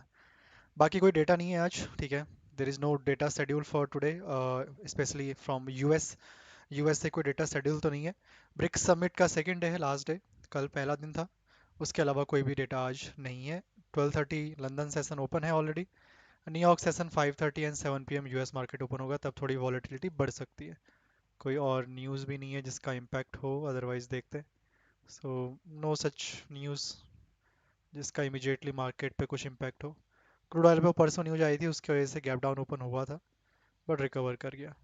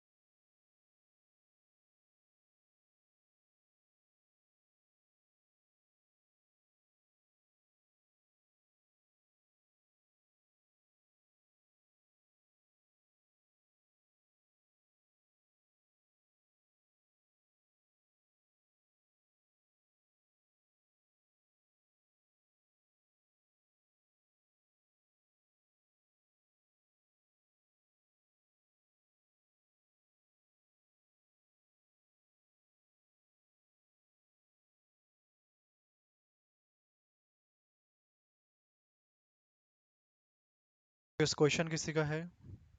नहीं है?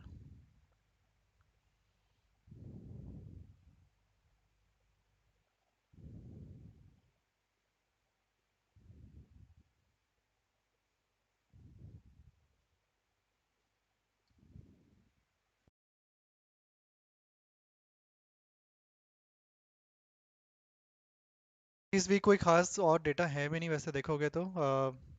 आज कोई डेटा नहीं है, कल भी कोई खास डेटा नहीं है। वेनेसडे को फिर आपका एक क्रूड ऑयल की इन्वेंट्री है मेजरली, एफओएमसी के मिनट्स आएंगे।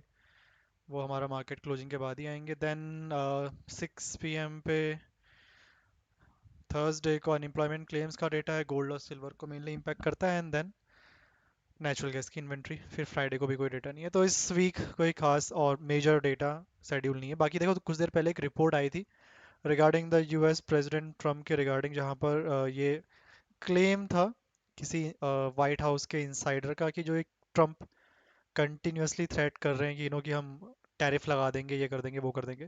That is just a bluff, bluff in the sense of कोई सीरियसनेस नहीं है, और ये जानबूझ के किया जा रहा है। उसके दो रीजन है, एक मार्केट मैनिपुलेट करना जिससे इंटरमीडिएट गेन लिया जा सके, लाइक जैसे आप देखोगे ट्रम्प के उनके जो सोशल मीडिया हैंडल है ट्रुथ सोशल, वहां पर उनके जो मेनली ट्वीट आ रहे हैं वो कब आते हैं, वो 2 दिन आते हैं, या तो फ्राइडे की लेट नाइट आते हैं, ठीक है, या फिर संडे को आते हैं। नॉर्मली ये कहा जा रहा है कि वो जानबूझ के मार्केट को या तो गिराना चाह रहे हैं या फिर ऊपर लेके जाना चाह रहे हैं, जिससे उनको बेनिफिट हो रहा है। तो ऐसा भी क्लेम है, which is not good for the overall market manipulation के तौर पे देखा जाए तो। So that is a report recently जो आई थी, जिसमें ये क्लेम किया गया है। ऑब्वियसली ट्रम्प तो मानेंगे नहीं, बट ऐसा किया गया है। बाकी यस, उनके जो ट्वीट देखोगे रैंडमली इसी तरह से आ रहे हैं। सो नॉट गुड ओवरऑल, देखा जाए तो इंडिया के लिए भी सही नहीं है।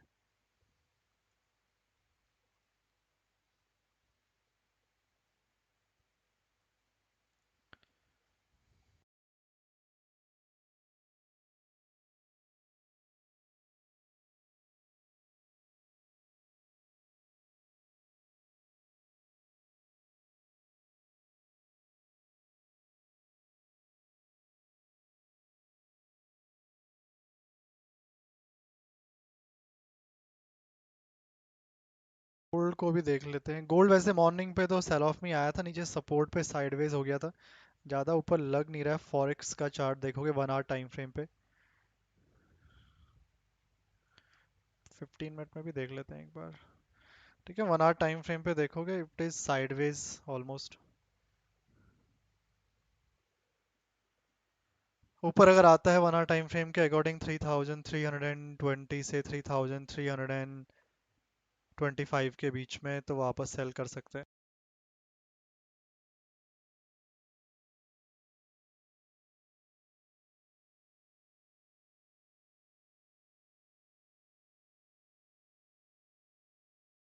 मॉर्निंग पे जब फॉरेक्स में ओपन हुई थी, फर्स्ट 1 आवर की कैंडल कंटिन्यूअसली गिरता ही चला गया था मार्केट गोल्ड का।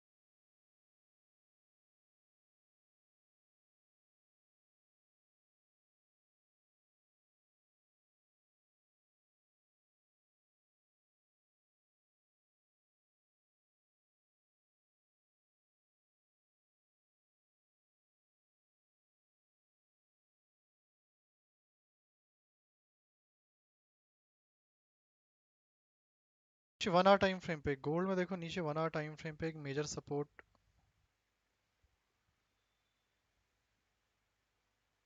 3270 के आसपास, 70 टू 73 के पास है।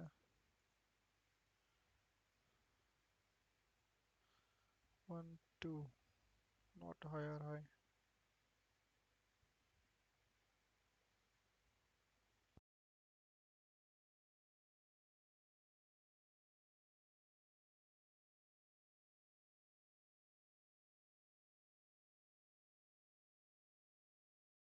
अभी भी सपोर्ट पे ही साइडवेज है, देखते हैं ऊपर जाता है या फिर साइडवेज ही निकल जाता है। एक सिंगल कैंडल भी अगर क्लोज हो जाती है 1 या 2 आवर की नीचे 3300 के, तो ब्रेकडाउन हो जाएगा, नहीं होता है तो साइडवेज ऑन सपोर्ट, फिर वापस ऊपर आने की कोशिश 3325 के around most probably.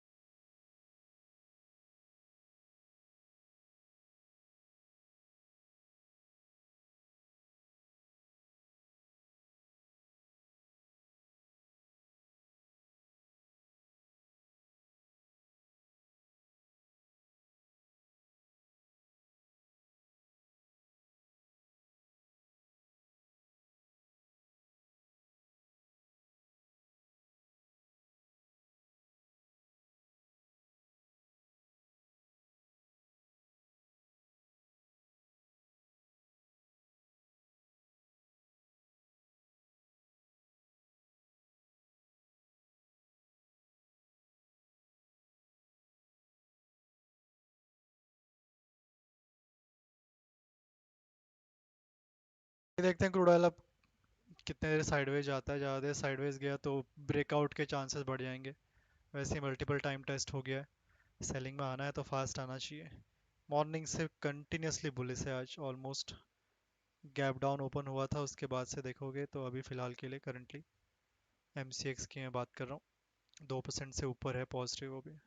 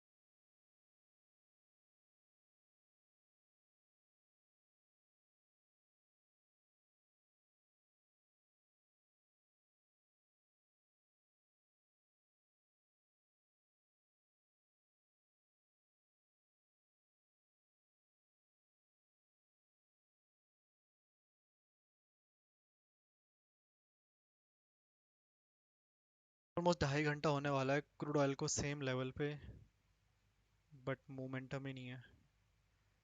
Almost 2.5 hours से साइडवेज रेजिस्टेंस पे।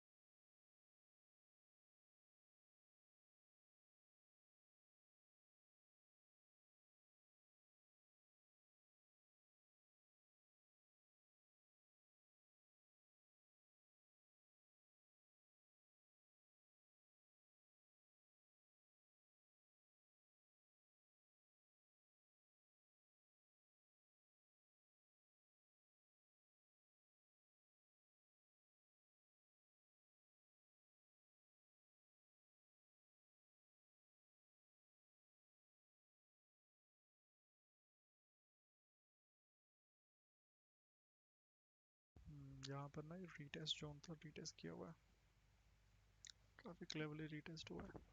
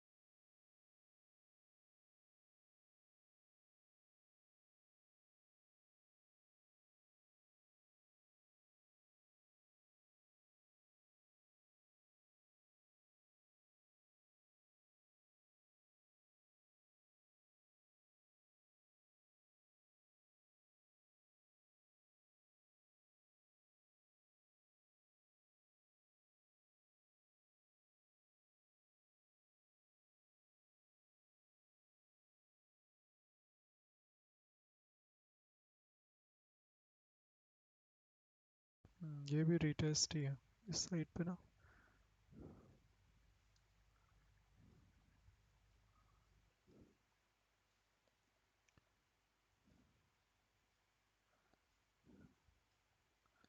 It is support breakdown retest.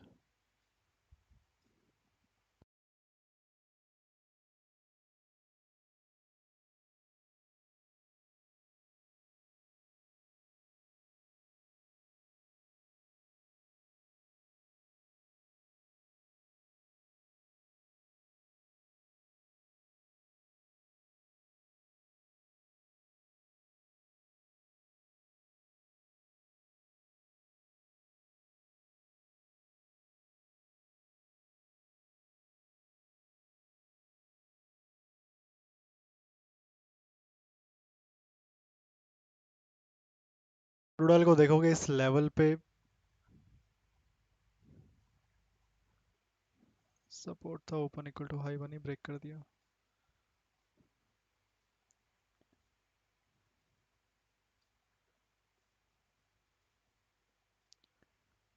One time, two time, three time, four time, पांचवी बार आया है इस लेवल पे crude oil. Look at the fifth time, not the first second, fifth time. ये पांचवी बार रेजिस्टेंस पे आया है, इस सेम रेजिस्टेंस की मैं बात कर रहा हूँ।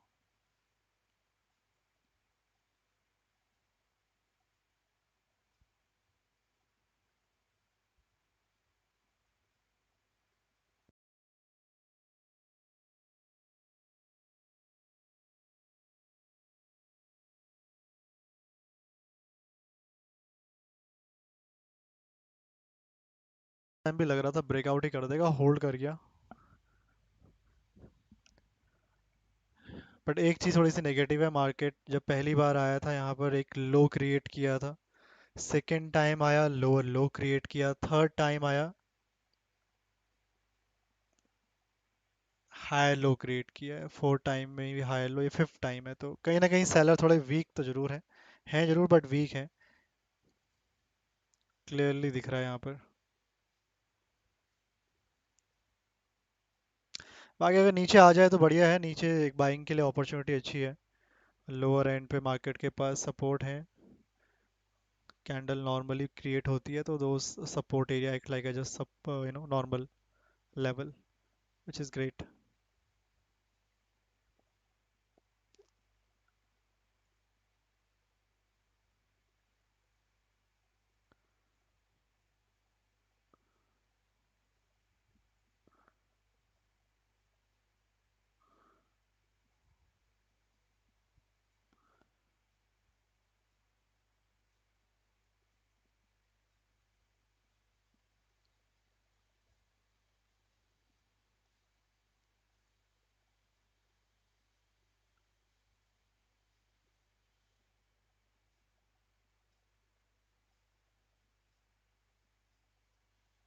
ठीक है, नीचे आता है तो फिर 1:3 के लिए एक और जाएंगे ट्रेड के लिए, बाइंग के लिए अराउंड हेयर, इस एरिया के आसपास।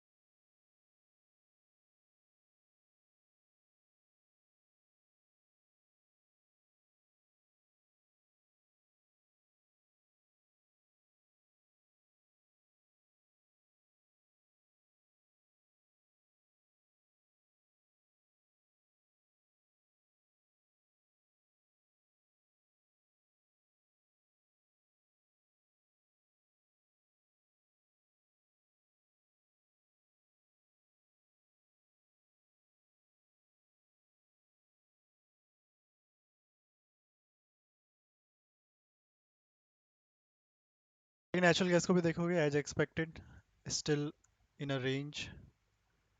लेट्स सी फिर से कोई ट्रेड अगर बनता है यहाँ पे।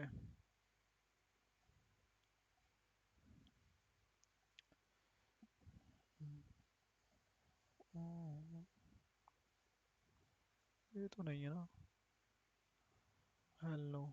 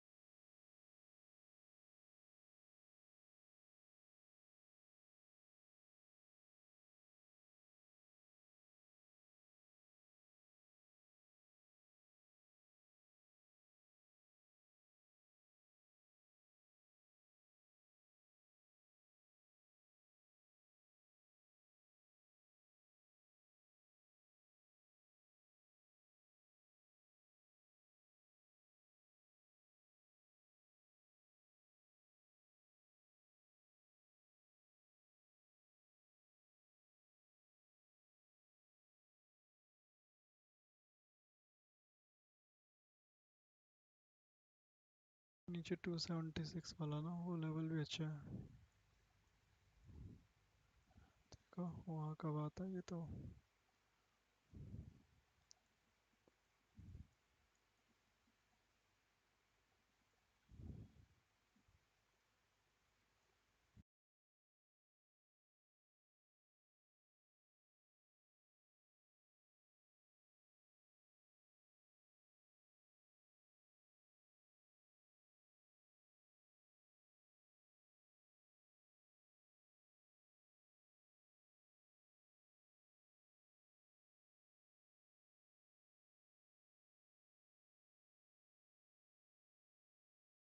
अभी नेचुरल गैस में ट्रेड मत लेना, ठीक है, वेट करना। क्रूड का ही ट्रेड चल रहा है अभी। वो भी अच्छा है। फोर्थ लेवल ग्रिड भाई आधा घंटा और है लंदन सेशन के बाद न्यूयॉर्क सेशन की ओपनिंग में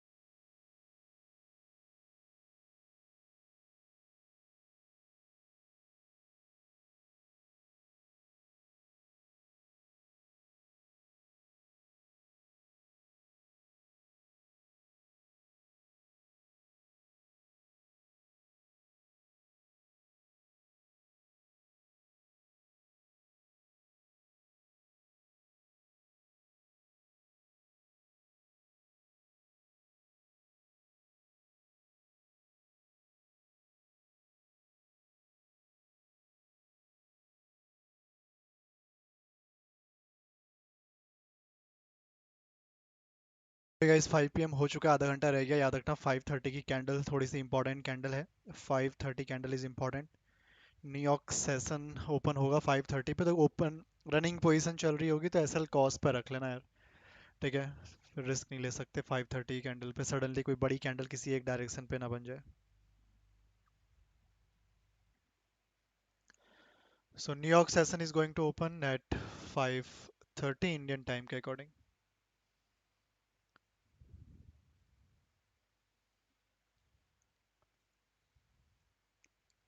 नहीं वो भी ठीक ही है।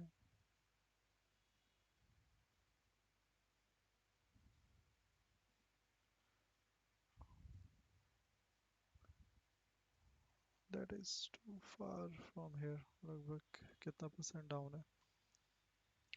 2% और काफी बड़ा नंबर है 2%। Yeah, that's why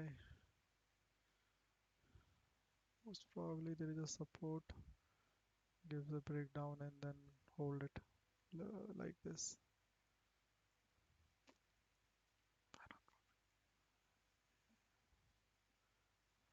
Definitely ये तो नहीं होगा ना। Let's see.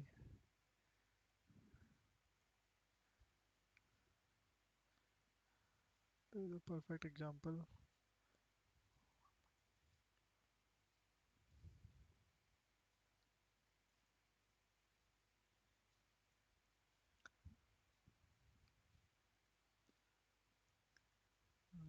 Retest किया है इसने।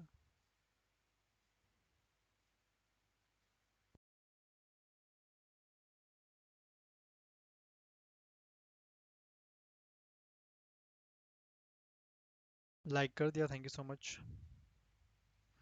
जिन लोगों ने नहीं किया लाइक, गाइस लाइक करते रहो सभी लोग। फिर यहाँ पर क्या हुआ इस केस में? Over here what's going on this level?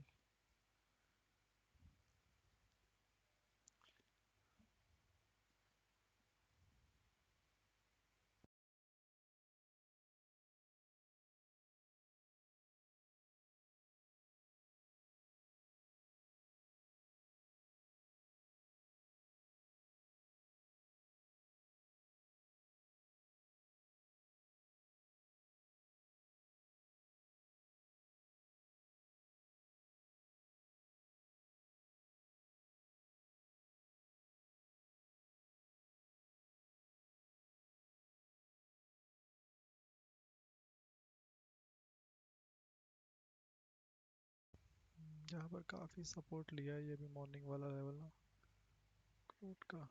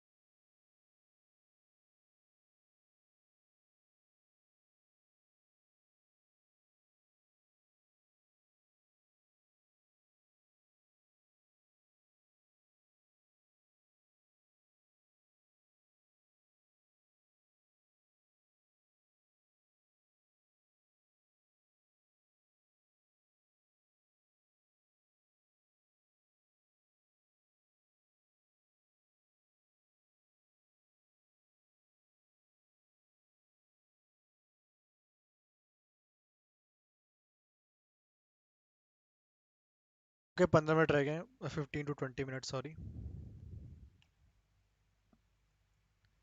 New York session की ओपनिंग में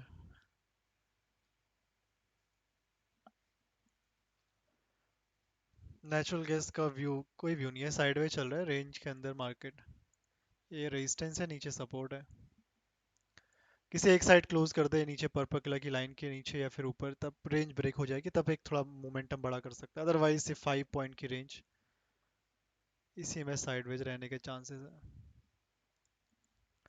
लेट्स सी किस साइड के एसएल पहले निकलते हैं, फिलहाल range bound in 5 point range.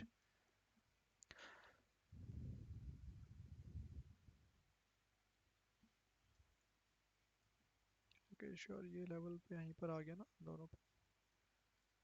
Got it.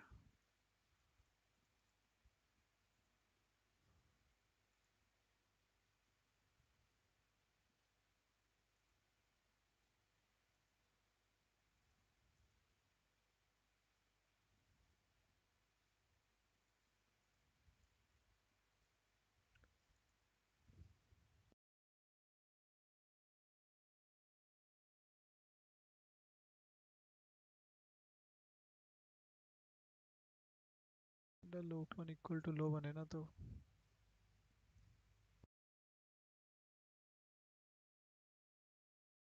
Low open equal to लो।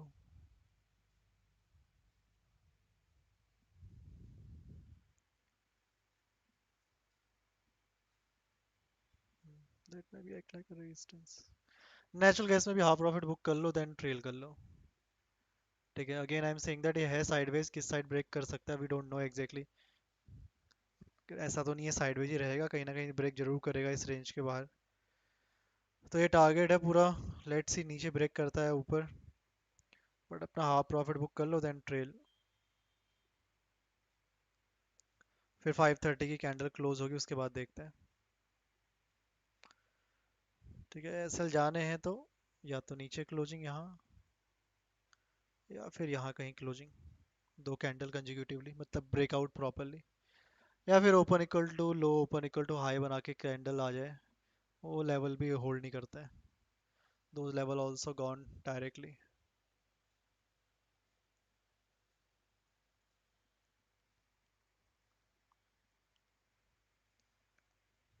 ठीक है, बहुत बड़ी रेंज नहीं है, 5 पॉइंट की रेंज है तो उसमें कुछ खास कर नहीं पाएंगे।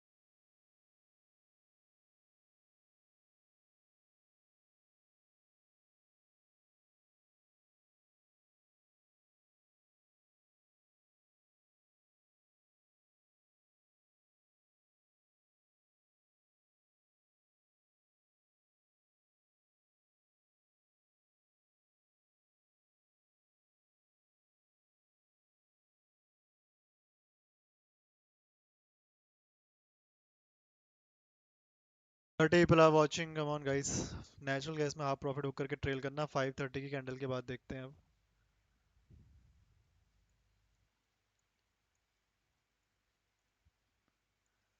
That is too far from here.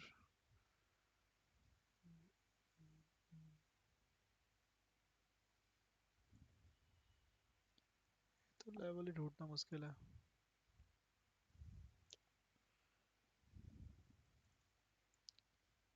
Okay, got it.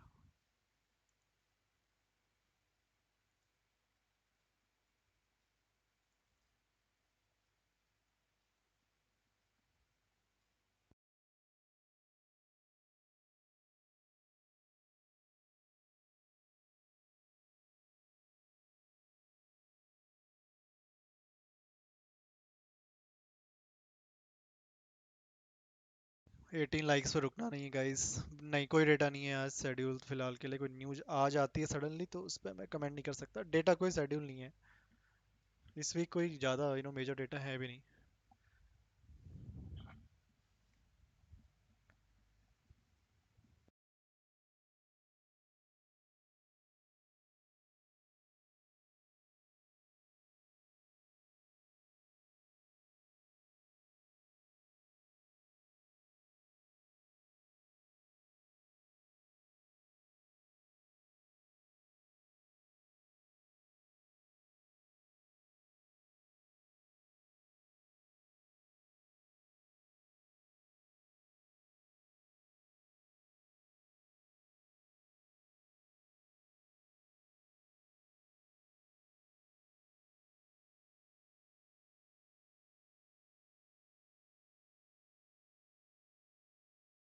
नहीं, ऐसा कोई ज़रूरी कंपलसरी नहीं है कि नीचे का लेवल ब्रेक हो जाएगा तो गिरता ही रहेगा। ऐसा भी हो सकता है बीच में कोई नया सपोर्ट बना दे, क्रिएट कर दे। सेम फॉर अपसाइड ब्रेक करेगा, जरूरी नहीं है ऊपर तक ही चला जाए, बीच में कोई नया रेजिस्टेंस भी बना सकता है, बट या फिलहाल जो विजिबल सपोर्ट रेजिस्टेंस है वो थोड़ा डिस्टेंस पर ही है।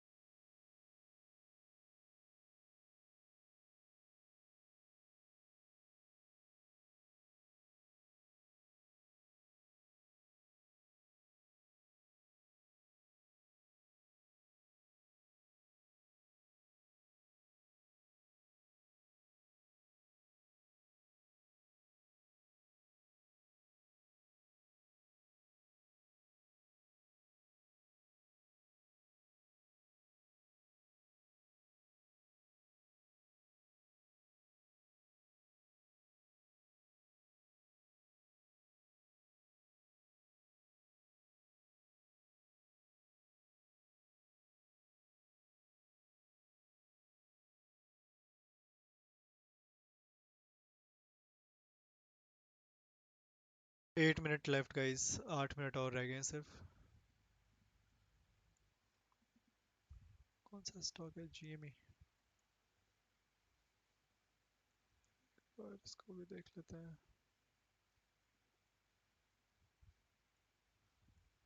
हाई पहली बार सेलिंग है, दूसरे लोअर हाई बनाया तो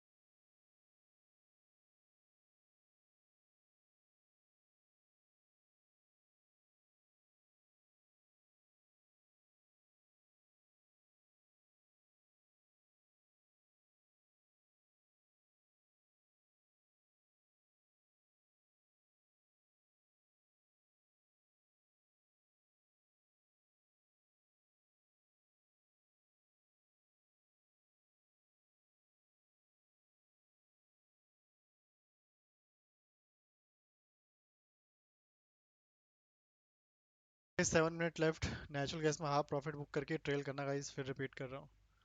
रेंज बाउंड है, साइड ब्रेक होगा, नोबडी नोज, सो अननेसेसरी रिस्क ना ले।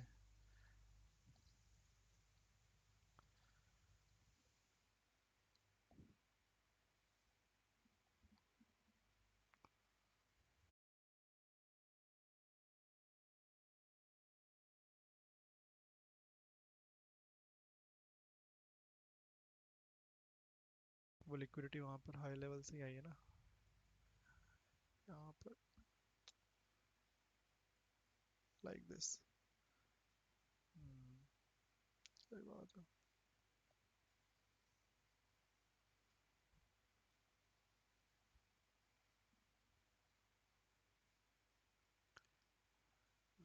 से ऊपर टच कर दे तो बेस्ट ही है।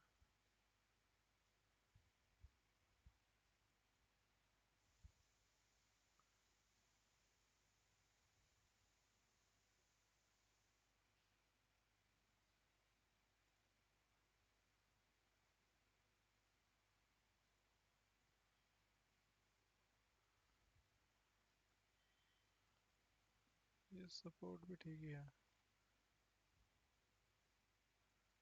इसकी बात हो रही है।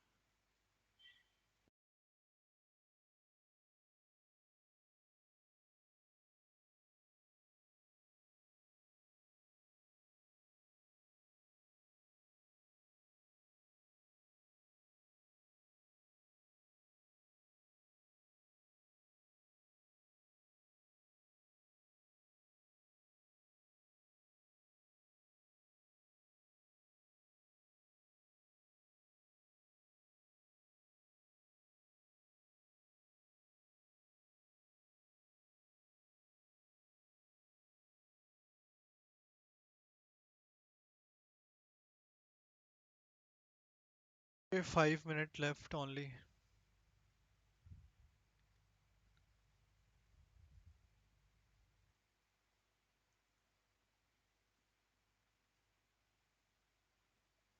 Retest बचा हुआ।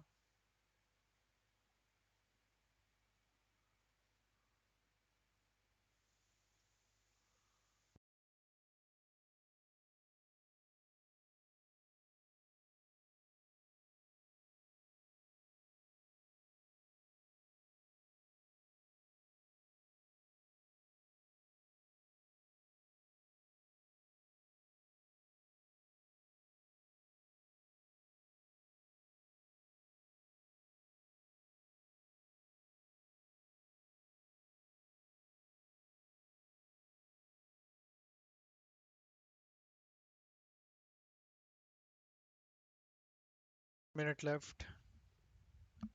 गोल्ड में देखते हैं एक बार।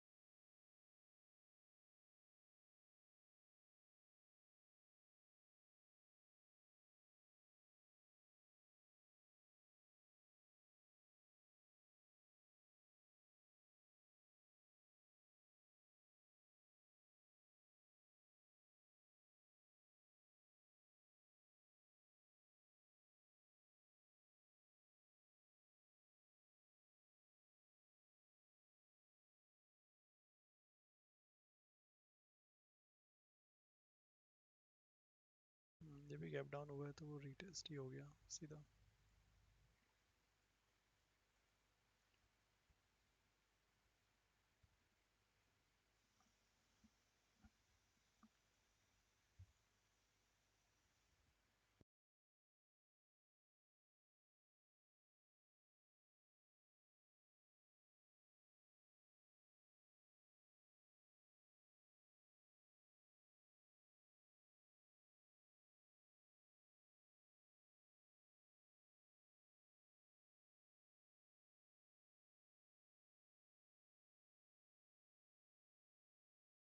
1 minute left.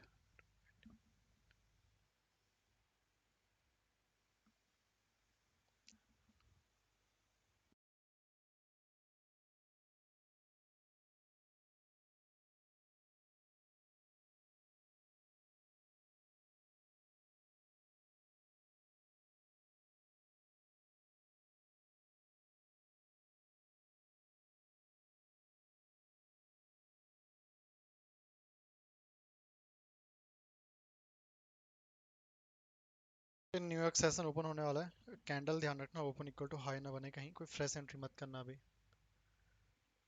स्पेशली रेजिस्टेंस पे अगर ओपन इक्वल टू लो बन जाए, और सपोर्ट पे तो है नहीं खैर प्राइस, फिर भी ओपन इक्वल टू हाई अगर क्रिएट हो जाता है।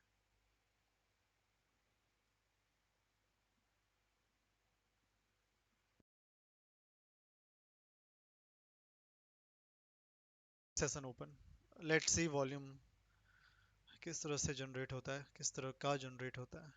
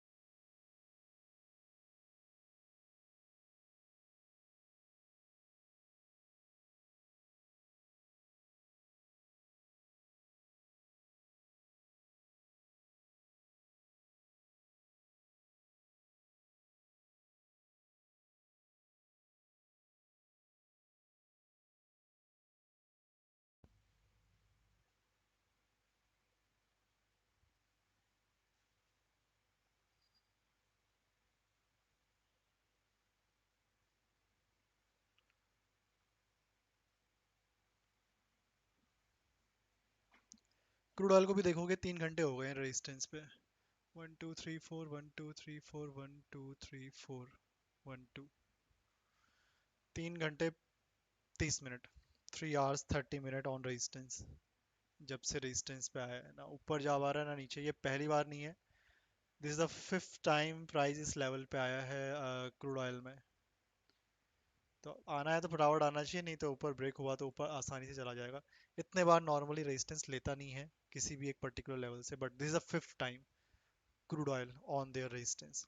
क्रूड ऑयल 5वीं बार अपने रेजिस्टेंस पर है रिसेंट टाइम में, 15 मिनट टाइम फ्रेम के अकॉर्डिंग।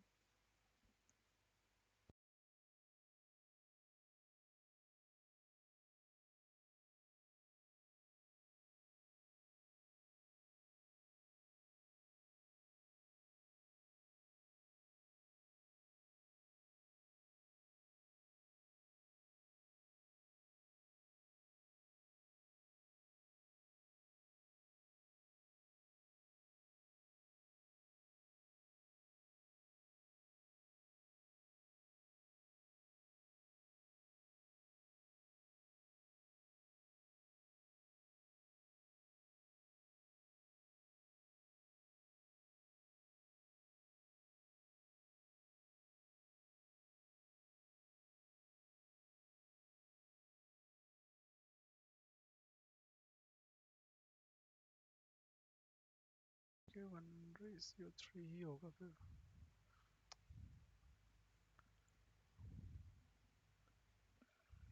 ठीक है, या श्योर। बाकी क्रूड ऑयल में देख के ऐसा लग रहा है वॉल्यूम भी डाउन हो गया है, कैंडल भी बहुत छोटी छोटी बन रही है। देखो बाकी इसको आना है सेलिंग में, थोड़ा फास्ट आना चाहिए क्रूड ऑयल को, ज़्यादा देर रुका तो वी ऑल नो इस तरह का कंसोलिडेशन फिर ब्रेकआउट के लिए फोर्स कर सकता है प्राइस को और ऊपर।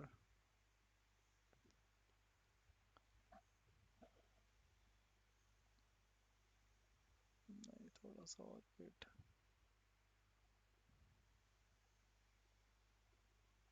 ब्रेक डाउन हो गया, टेस्ट किया यहाँ पर support, What is going on over here?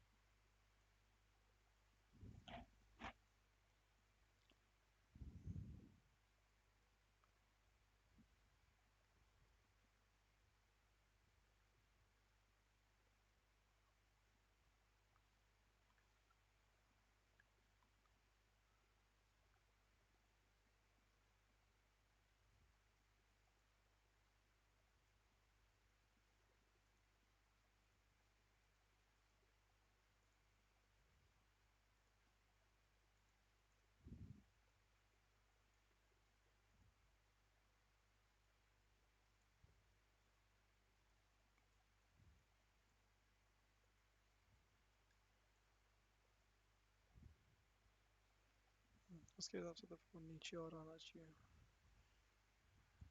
ये लेवल कौन सा है ये तो रीटेस्ट का लेवल था नहीं नहीं नहीं ये लेवल नहीं है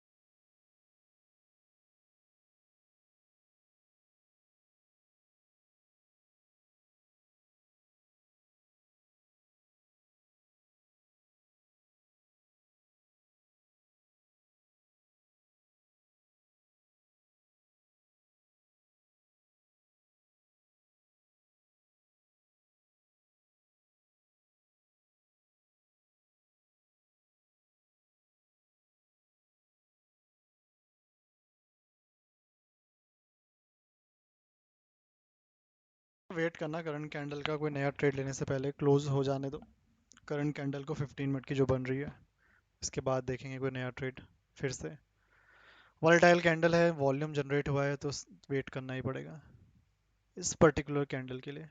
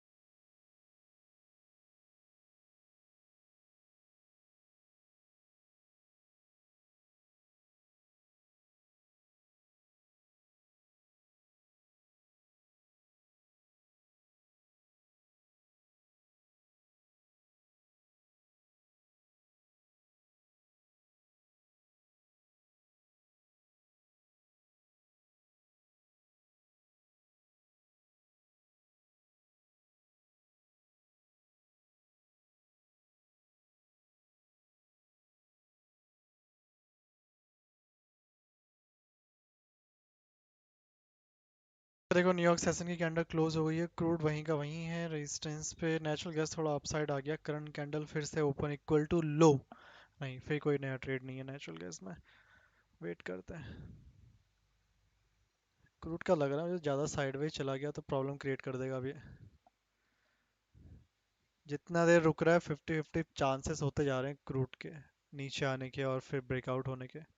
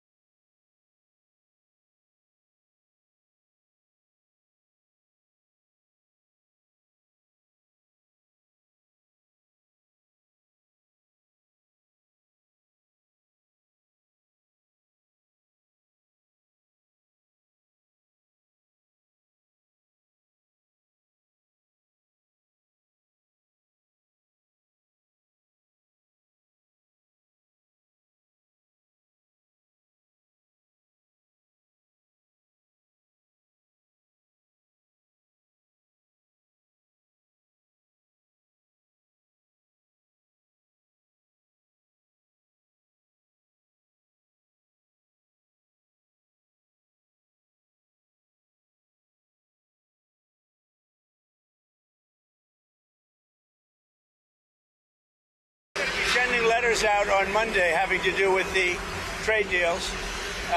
It could be 12, maybe 15. You know, Secretary of Commerce right here. And I guess, Howard, I would say it could be maybe as many as 15 or so. And they'll be going out on Monday, and some will go out on Tuesday and Wednesday, and and we've made deals also. So we're going to have a combination of letters, and some deals have been made.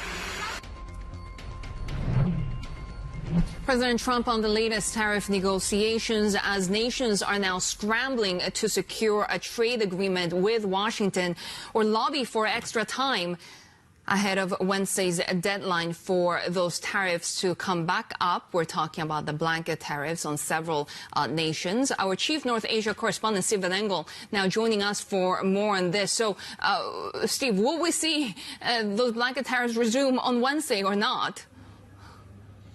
Well, that's been the signaling, obviously, from the White House and from Donald Trump for a long time, that on July 9th, which is Wednesday, Thursday, Asia time in the morning, that those reciprocal tariffs that we had on April 2nd would go back to their full-throated versions by this Wednesday. But again, those letters that Donald Trump was just talking about, between 12 to 15 letters, and also Scott Bessent saying that they're in negotiation really with about 18 of the top trading partners with the United States that have not already come up with deals. We're likely to see some reprieve, at least by 3 weeks, if they are engaged in a serious dialogue with the United States. So we could see that deadline of this Wednesday sort of pushed out softly to about August 1st. So you could say that those letters might have a little sprig of an olive leaf sprinkled into the envelope. But again, it's something that has riled trading partners and also adversaries. The BRICS nations gathering are talking about putting together a communique condemning the unilateral approach to trade negotiations by the Trump administration. That's not really a surprise. But again, we'll just have to see over these next 3 days as negotiators led by Scott Bessent and also Howard Lutnick, the Commerce Secretary, and also the Treasury Secretary, respectively, work through the weekend to further these potential deals. So these next 72 hours or so will be very interesting to see what deals are announced or what deals will be potentially delayed by another 3 weeks. That's what Scott Bessent alluded to, that we could see 3-week reprieves for a number of different trading partners. So right now, could that happen? Everything is up in the air until that deadline. Yeah, including some of these talks in Asia, right? Could we see extensions? What's the state of play in this part of the world?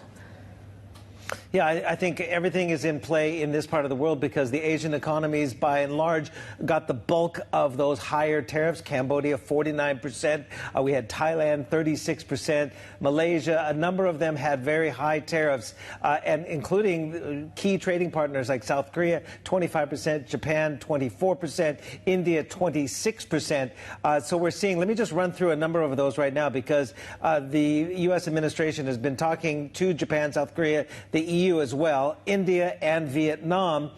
South Korea and Japan, they're quite concerned, no doubt, about the auto tariffs. India is as well. We had Indian officials late last week alluding that they might stand firm on some of these and have reciprocal measures of their own because of the automobile tariffs and the automobile parts. And again, the sectoral tariffs on steel and aluminum are, sticking points for the countries like South Korea, Japan, and India. We see the Japanese Prime Minister late last week, Ishiba, saying Japan is prepared for all possible tariff scenarios. They're ready to stand firm and defend its interests. Akazawa is the Japanese trade negotiator. He has had several rounds of phone calls, 2 actually, Friday and Saturday, 45 minutes on Friday, an hour on Saturday with Howard Lutnick, the U.S. Commerce Secretary. So they are trying to avert, of course, the worst-case scenario on Wednesday. Then we have, let's run through some of these Southeast Asian nations quickly. Cambodia, the government on Friday, they're saying it had agreed to a framework agreement with the United States, and some sort of announcement is imminent. Again, Cambodia has that 49%. They sell a lot of textiles and footwear to the United States. Indonesia signals confidence it's close to signing a quote-unquote bold agreement with the United States spanning critical minerals, energy, defense cooperation, and market access. And then Thailand, despite its obvious prime minister turmoil right now in Bangkok, it's making a last-ditch effort to avoid those 36% tariffs with offers of greater market access for U.S. Farm and industrial goods and more purchases of U.S. energies and possibly also Boeing jets. So there's lots to cover, a lot of time still left to be had before Wednesday's deadline imposed, obviously, by the White House.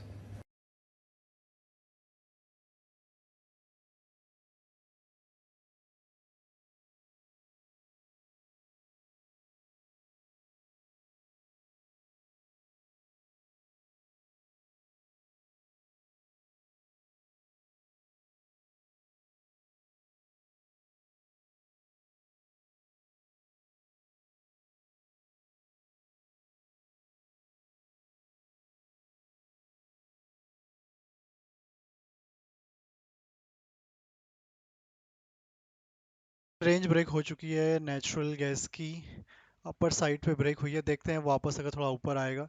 बीच में एक level और है जहां पर थोड़ा बहुत रुक सकता है अराउंड 289।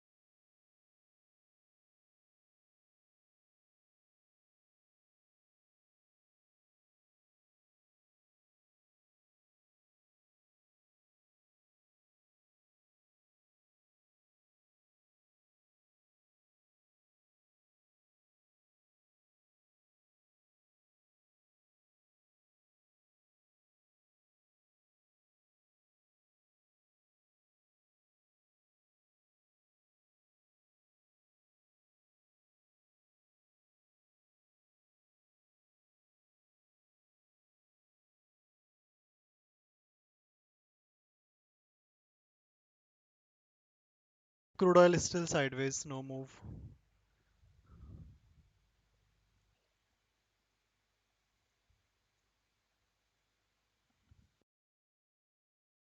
रेंज ब्रेक हो चुकी है, एक साइड का रेजिस्टेंस ब्रेक कर दिया है, कैंडल ऑलमोस्ट क्लोज हो ही जाएगी। दो पॉसिबिलिटी, या तो ऊपर जाए नीचे आए, नीचे आएगा तो एक रीटेस्ट में बाई करने का प्लान करेंगे, वापस ऊपर जाता है तो एक सेलिंग।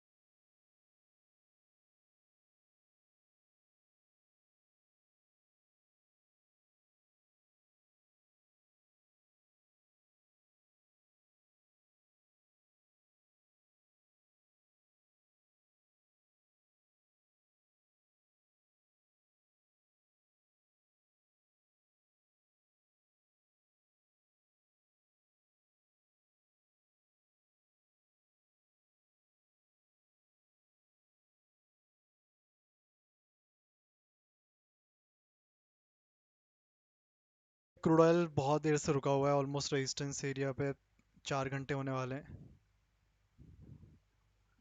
1 2 3 4 1 2 3 4 1 2 3 4 1 2 3 4 ठीक है 5 मिनट में कैंडल अगर क्लोज कर जाती है तो ऑलमोस्ट 4 आवर्स ऑलमोस्ट नहीं 4 आवर कंप्लीट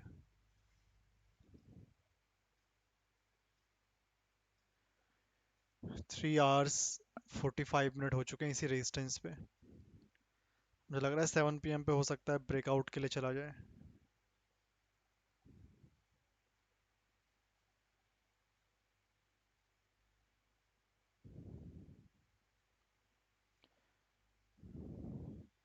इतने देर रुकना नहीं चाहिए था अभी तक आना होता आ जाता वैसे ही 5वीं बार आ रहा है उसमें भी इतना रुक रहा है वैसे तो लास्ट टाइम जब आया था यहाँ पर 3rd of July को उस दिन लग रहा था ब्रेकआउट हो जाएगा बट उस दिन किसी तरह से होल्ड कर गया लेवल उसके अगले दिन वैसे भी यूएस में छुट्टी थी तो मार्केट रेजिस्टेंस को होल्ड कर गया आज सुबह से देखोगे रेजिस्टेंस पे आके वहीं रुका हुआ है तो दिस 5th टाइम ऊपर से लोअर लो भी नहीं बना है ब्रेकआउट अगर हो गया ऊपर 5806 तो और ऊपर चला जाएगा एक काम करते हैं इसमें एक फाइनल ट्रेड और लेते हैं अदरवाइज तो फिर ये साइडवेज ही है कॉस्ट टू कॉस्ट आ रहा है किसी को अगर फ्रेश एंट्री करनी है इसमें क्योंकि अब ये रिस्की है दोनों साइड ही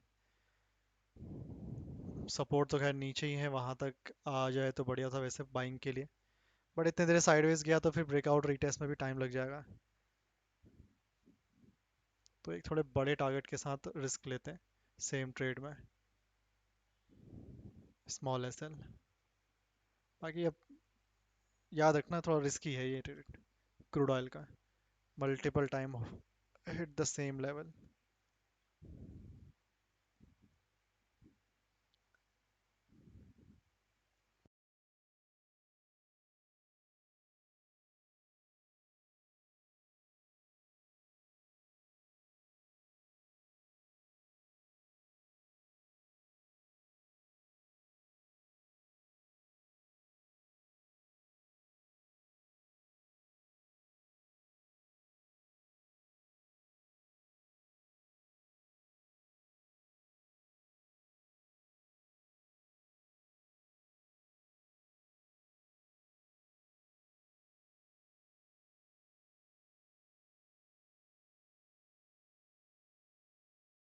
अब होगी यहाँ पर फाइट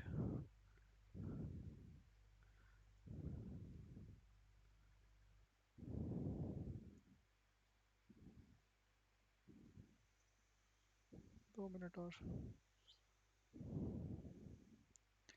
ठीक है इसी लेवल से क्रूड ऑयल में एक थोड़ा सा हाई रिस्क हाई रिवॉर्ड वाला ट्रेड वैसे तो रिस्की है ट्रेड सेम ही ट्रेड को मान लो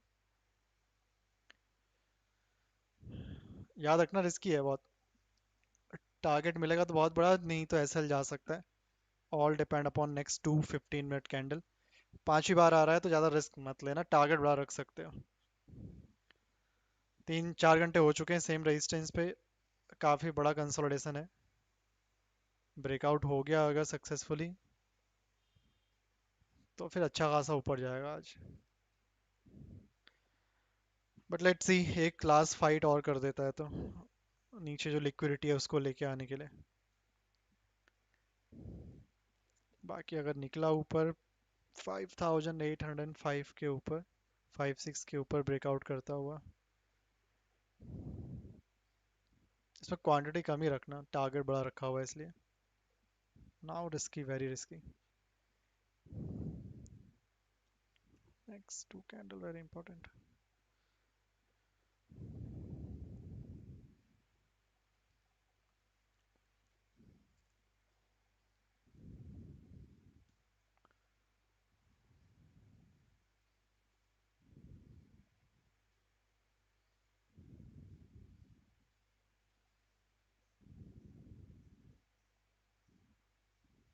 तो वीक हो जाएगा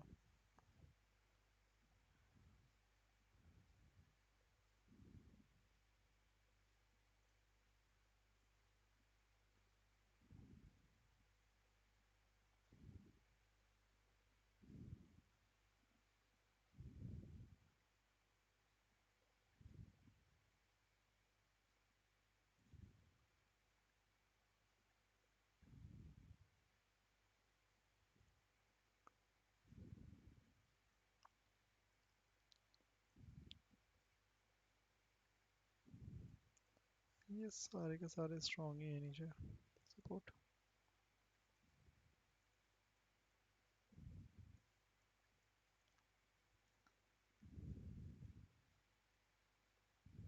इनके अगर सेलिंग आती है और एफजी नहीं बनता, then we can say yeah, it is going to be otherwise.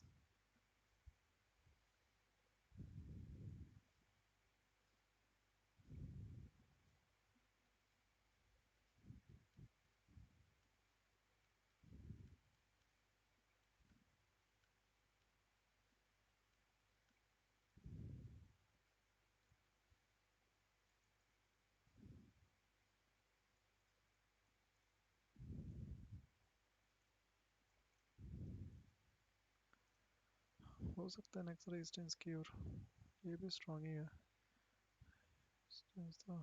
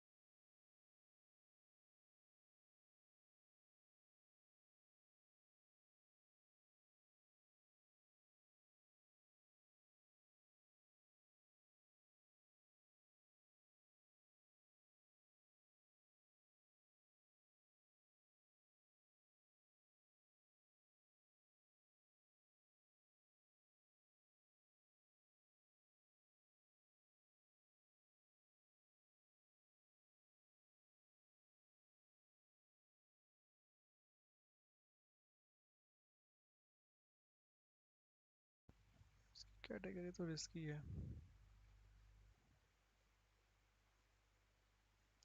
ठीक है, इस ट्रेड को मैं लिख दे रहा हूँ, ये रिस्की ट्रेड है, थोड़ा संभल के लेना अगर ले रहे हो क्रूड में। मैंने इसलिए टारगेट बड़ा रखा हुआ है, लिक्विडिटी लेने आएगा तो पूरा ही लेने चला जाएगा, नहीं तो फिर ऊपर निकलता है तो फिर नेक्स्ट रेजिस्टेंस तक जरूर जाएगा, क्योंकि नेक्स्ट रेजिस्टेंस वही है ऊपर हमारे पास। ये 5वीं बार टेस्ट कर चुका है, तो इसको मैं नॉर्मल ट्रेड तो नहीं कह सकता, इसके 50-50 चांसेस हैं, 50 ऐसा हिट करने के और 50 टारगेट हिट करने के। पहली या दूसरी बार में भी होता तो थोड़ा सा, या फिर मल्टीपल टाइम भी अगर होता और उसमें लोअर लो बना होता तो थोड़ा कॉन्फिडेंस आता, बट अभी थोड़ा सा रिस्की ही रखेंगे इसको। ठीक है, बाकी फिर ऊपर रेजिस्टेंस स्ट्रॉन्ग है।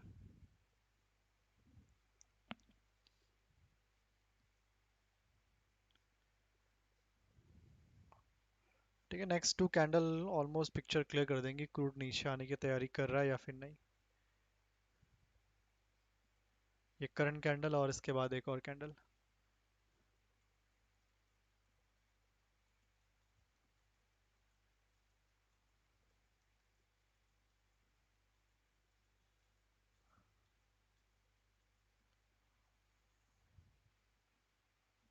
नहीं, 530 ग्राउंड लेते हैं, उससे ज़्यादा नहीं।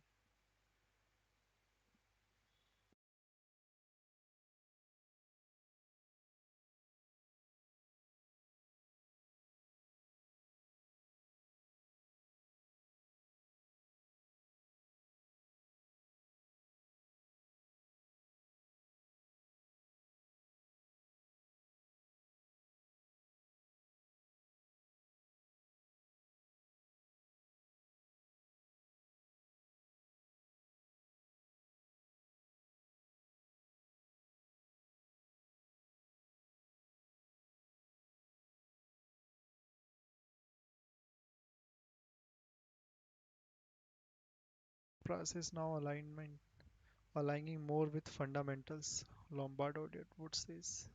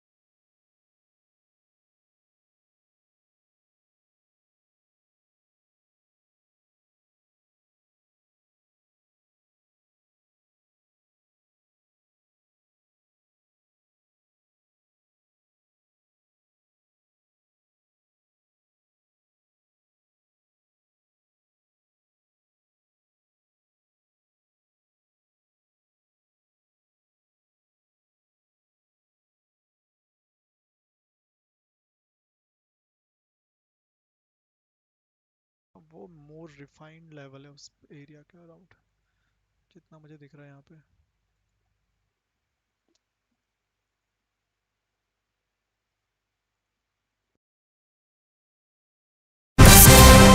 News when you want it with Bloomberg News Now. I'm Karen Moscow. We begin with the latest from the deadly flooding in Kerrville, Texas. Camp Mystic, an all-girls summer camp, is now saying it's grieving the loss of 27 campers and counselors as the search continues for victims of the catastrophic flooding over the 4th of July holiday weekend. With more rain on the way, the risk of life-threatening flooding is still high in central Texas today. Crews are searching urgently for the missing. Flood rescuer volunteer Alvi Santos stressed the need for more recovery resources to the area as they work to respond to the full scope of the disaster. These parents deserve to know what happened. I know they have like sonar that can scan the bottom. I don't want to put any bad placement in anybody's head, but, we have to recover somebody. But I really feel like we need more equipment out here to move all this rubble because somebody could be clinging on for life or trapped or gone. At least 82 people are reported dead in the flooding. Officials say the death toll was sure to rise. Meanwhile, more rain is in the forecast today. And here's Bloomberg meteorologist Craig Allen. The most that they will put down is 1 to 3 inches of rainfall additionally during the day today. However, of course, with so much water on the ground, this is all going to run off into streams and rivers once again. So it is still not a good or improving situation in south central Texas. And that's Bloomberg meteorologist Craig Allen. President Trump has signed a disaster declaration for Kerr County. He says he's working to provide more support for Texas. We're working very close with representatives from Texas, and it's a horrible thing that took place. Absolutely horrible. President Trump added he'll probably visit affected areas later this week. We turn to the tariff war now, and Treasury Secretary Scott Bessent says the U.S. will make several announcements on trade deals in the next 48 hours. My mailbox was full last night with a lot of new offers, a lot of new proposals, so it's going to be a busy couple of days. But importantly, too, that President Trump has said that the countries would not go back to the reciprocal rate until August 1st. And Bessent made the comments this morning to CNBC, and he also said he's going to be meeting with his Chinese counterparts sometime in the next couple of weeks. Meanwhile, President Trump also announced on social media he'll impose an additional 10% tariff on any country, aligning itself with what he called the anti-American policies of BRICS. That's the group of nations that includes Brazil, Russia, India, China, and South Africa. We get more with Bloomberg's Roz Matheson. For now, it does seem to be more of a poke than anything else because BRICS has been meeting over the weekend in Brazil. You can see from the BRICS members a desire to not really respond to it and maybe see it as a bit of a needling attempt more than anything else. But it does add that extra element of uncertainty. Is he serious about this, or was he just raising it in the minute because BRICS happens to be meeting? And that's Bloomberg's Roz Matheson. The president also told reporters that the administration may be close to a deal with Israel and Hamas as Israeli Prime Minister Benjamin Netanyahu comes to Washington today. Bloomberg's Amy Morris has a preview. President Trump is hosting Israeli Prime Minister Benjamin Netanyahu for talks at the White House as Trump steps up his push on the Israeli government and Hamas to broker a ceasefire and bring about an end to the war in Gaza. Netanyahu earlier stated that there are also a few more things they need to finalize to reach a trade agreement. Meetings are set with Trump, Vice President J.D. Vance, Secretary of State Marco Rubio, Defense Secretary Pete Hegseth, Commerce Secretary Howard Lutnick, and members of Congress. This trip will be Netanyahu's third visit to the White House during Trump's second term. In Washington, Amy Morris, Bloomberg Radio. Amy, thank you. The Trump administration is stitching together a wider network of immigrant detention sites, expanding capacity by thousands of beds through agreements with local jails and private contractors across the country. About 60 additional local, state, and federal jails and prisons have begun holding newly arrested migrants facing deportation since Donald Trump's inauguration on January 20th. That's according to government figures analyzed by Bloomberg. The president's also lashing out again at his former ally, Elon Musk, who announced the formation of a new political party, the American Party. I think it's ridiculous to start a third party. We have a tremendous success with the Republican Party. The president is blasting Musk's move after the world's richest man formed the party once President Trump's tax bill was signed into law. Tesla shares tumbling in response to Musk's continued public confrontation with the president. Tesla shares are currently lower by about 6% this morning. U.S. stock index futures are falling. The dollar is rising. Investors are on edge about the potential for more tariffs from the Trump administration. S&P futures down 0.2%. Dow futures little changed. NASDAQ futures down 0.3%. And the 10-year Treasury yield at 4.35%. And that's news when you want it with Bloomberg News Now. I'm Karen Moscow, and this is Bloomberg.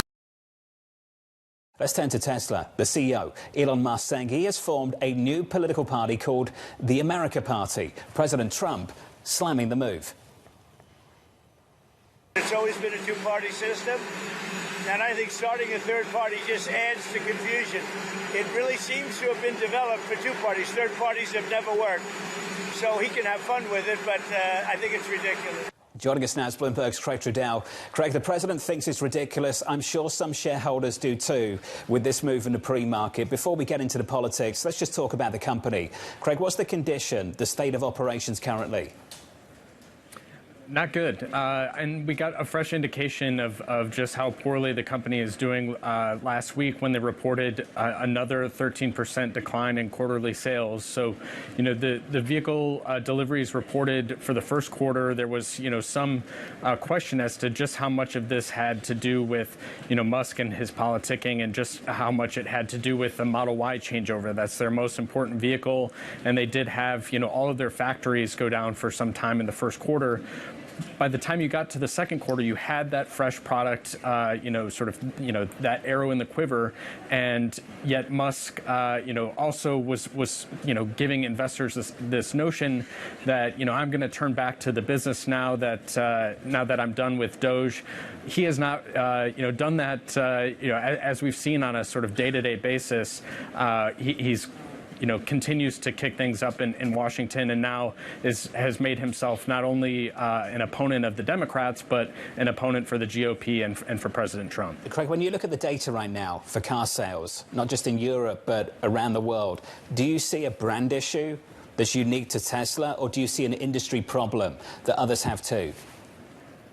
It's a really important question, and one that is, couldn't be clearer, where, here in Europe, you are seeing consistently Tesla being, down month after month, and industry-wide EV sales are actually quite strong. And it's been a bit surprising because early this year we had, the industry lobbying furiously for relaxing CO2 regulations, right? There was this real concern that the sort of incumbents, the established car makers, weren't going to be able to get their emissions down fast enough. Instead, we're seeing, companies like Volkswagen have a bit of a sort of pickup in electric vehicle sales, while Tesla is really taking it on the nose. And so this is not a case of the industry more broadly having, problems with EV sales. I would also point to GM just this past quarter in the U.S., more than doubled its EV sales. And so this is an issue of Tesla clearly having problems with, winning over car buyers and people looking to alternatives, perhaps, for the reason of Musk more so than anything else.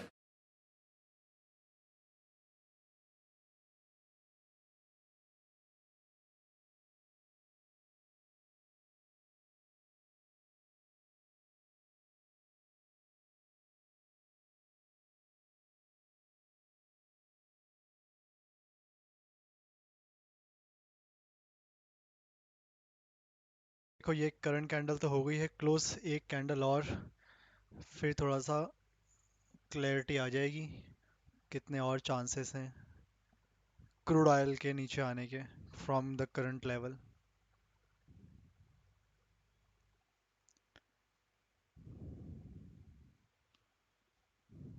ठीक है, 4 घंटे से ऊपर हो गया, अब तो 4 घंटे भी कंप्लीट, 4 आवर्स कंप्लीट। अब 7 PM पे यूएस मार्केट ही ओपन होगा।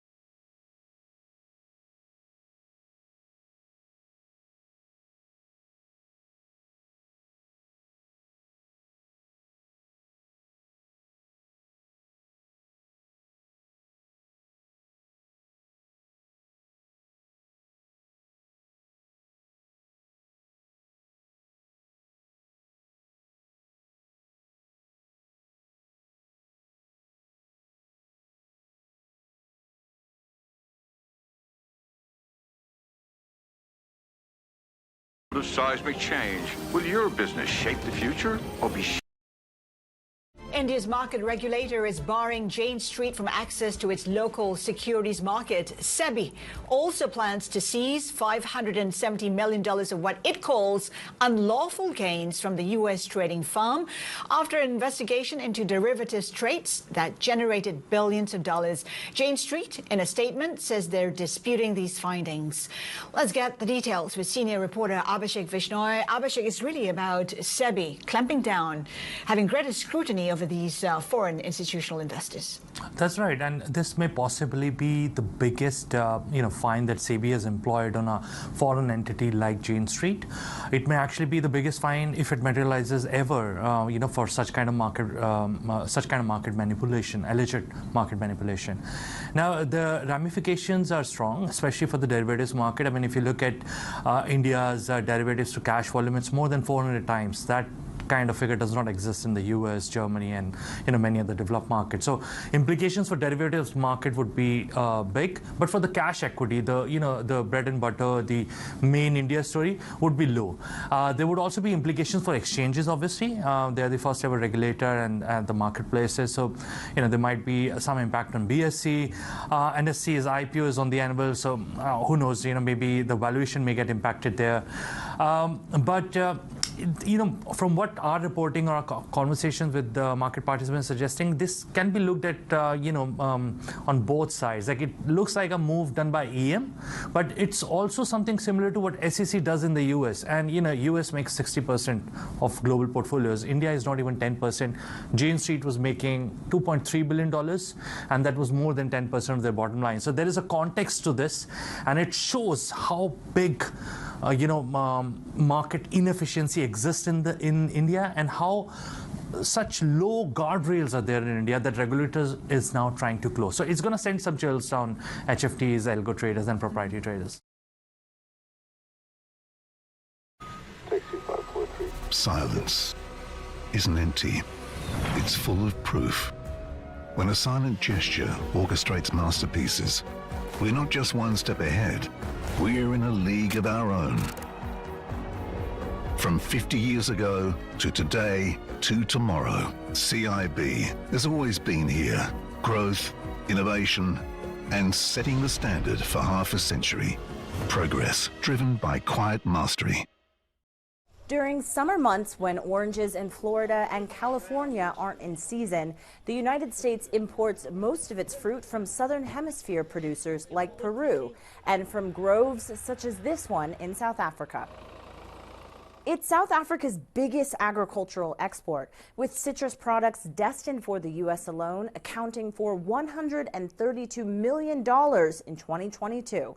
We are here in Citrusdale, a town in the Western Cape that's home to around 200 farms. It's also the only fruit-producing region in South Africa with direct access to the U.S. market. Among the region's farmers meeting the strict U.S. regulations for sales is Gerrit van der Merwe. He grows 50 different varieties of fruit spread over 1,000 hectares. From growing, picking, packing, and shipping, his team does it all from this one-stop facility. For ALG in the Citrusdale Valley, we're very much European based. So Europe is our biggest market, then the US, but the US takes our premium product. So we send our best product to the USA to make sure we get our premium prices. His oranges, limes, and lemons end up on the shelves of Whole Foods and Trader Joe's, benefiting from a U.S. trade law called AGOA. It provides duty-free access to the U.S. market, access President Trump has threatened to end. As a result, South Africa's agriculture minister has strongly urged farmers to look for new export markets. But that's easier said than done. Citrusdale has been supplying under AGOA for about 25 years into the USA. So we've built our supply chains. We've built our supermarkets, we've built our importing companies on that side. So we've been trying to hone that market to make sure that we're very, very efficient going into that market. For us, it's very naive to think we can move a market. Trade was a key issue for President Cyril Ramaphosa during his May visit to President Donald Trump. And while the meeting was tense, ABSA economist Marlene Lowe said she still expects the tariff to return to the original baseline level. We agree with the 10% dispensation going on beyond the 9th of July. I think given the fact that South Africa submitted a trade proposal after our presidential visit to the US, kind of leaves things open and we don't foresee the 30% being reinstated. As his produce leaves Cape Town Harbor for the U.S., the next few months will provide valuable insights on whether American consumers can absorb higher costs. For Herritt, retaining market share despite any new tariffs will be key. We're hoping that sanity will prevail and we can stay on the 10%, and at 10% we'll manage. I think it's going to make fruit slightly more expensive in the USA. And the fruits of Herritt's labor may profit handsomely if he turns out to be right. And citrus farms aren't the only agribusiness threatened by Trump's tariffs. Let's bring in Bloomberg's Ntando Tukwana, who has been reporting on this story for us. So, Ntando, besides citrus, what are the other sectors in South Africa that you think are most vulnerable to these tariffs? I mean, some of the notable industries that are finding themselves in the crosshairs of these trade tariffs are our wine industry, as well as our automotive industry. For our wine industry, for instance, we save about 20 million rand annually from exporting our produce under the AGOA, which obviously, as you know, allows African exporters to, ship their products to the U.S. markets duty-free. So we potentially stand to lose out on that saving. And the U.S. has been touted as a strategic market specifically for the wine industry, so that is a huge loss for them. And on the auto sector, we know that there's a separate levy that has been imposed on South Africa's automotive sector, which is placed at 25%. And the industry body has actually warned that producers or car manufacturers and parts manufacturers will not be able to absorb the additional costs from the tariffs. So that's a huge issue. But they've also said that the tariff stands to threaten operations and value chains in the region and, threaten producers such as Mercedes-Benz, BMW, Toyota, which have, quite sizable operations and plants in the country.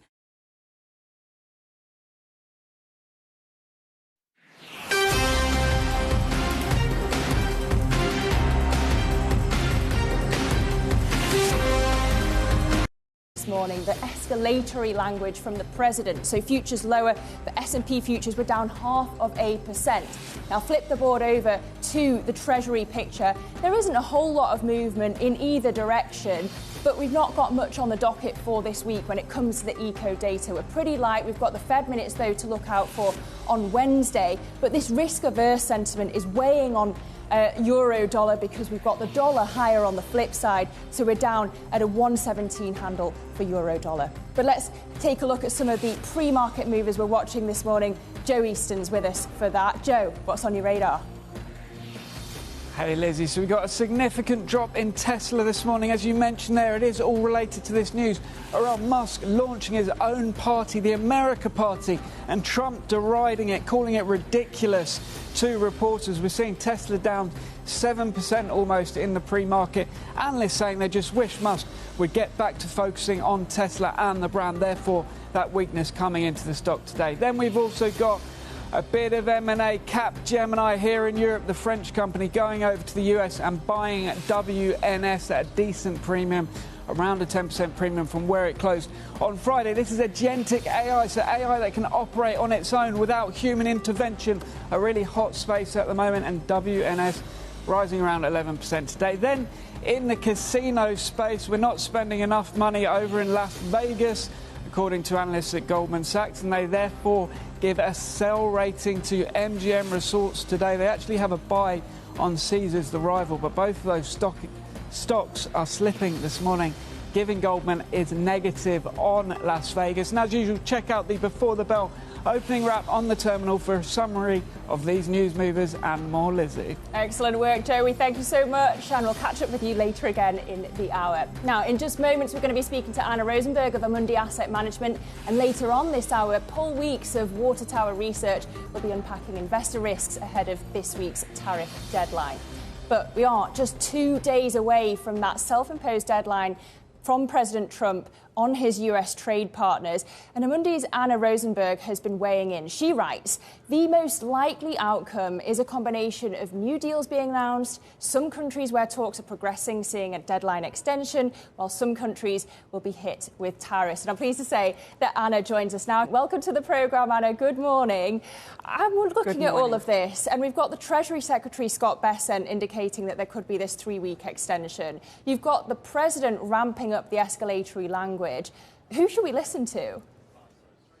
Well, I think we should listen to both, right? This is exactly the tactic. You at the same time ramp up the pressure while you hint at an extension. I think that the extension probably aims at calming market reaction somewhat, saying, calm down, guys, this is not going to be as bad as you think. So I think we're seeing a combination of different things playing out here right now. And ultimately, I don't think it's going to change much, right? Because we haven't got a whole lot of deals agreed upon now. And this is because trading partners are wanting to see what will happen whenever the deadline actually hits, right? Are we going to see a lot of tariffs being implemented or not? You can always walk back and agree to deals once you have been hit with a tariff, like we saw with China, for example. But the president's got the wind in his sails from passing the one big beautiful bill. We know that we've seen the stock market hitting record after record. Do you have hopes of progress on deals by Wednesday then? Well, I think we may be seeing, a few deals. It's very difficult to make specific predictions on the individual deals because everything that you hear that is being leaked to the press is part of the negotiation.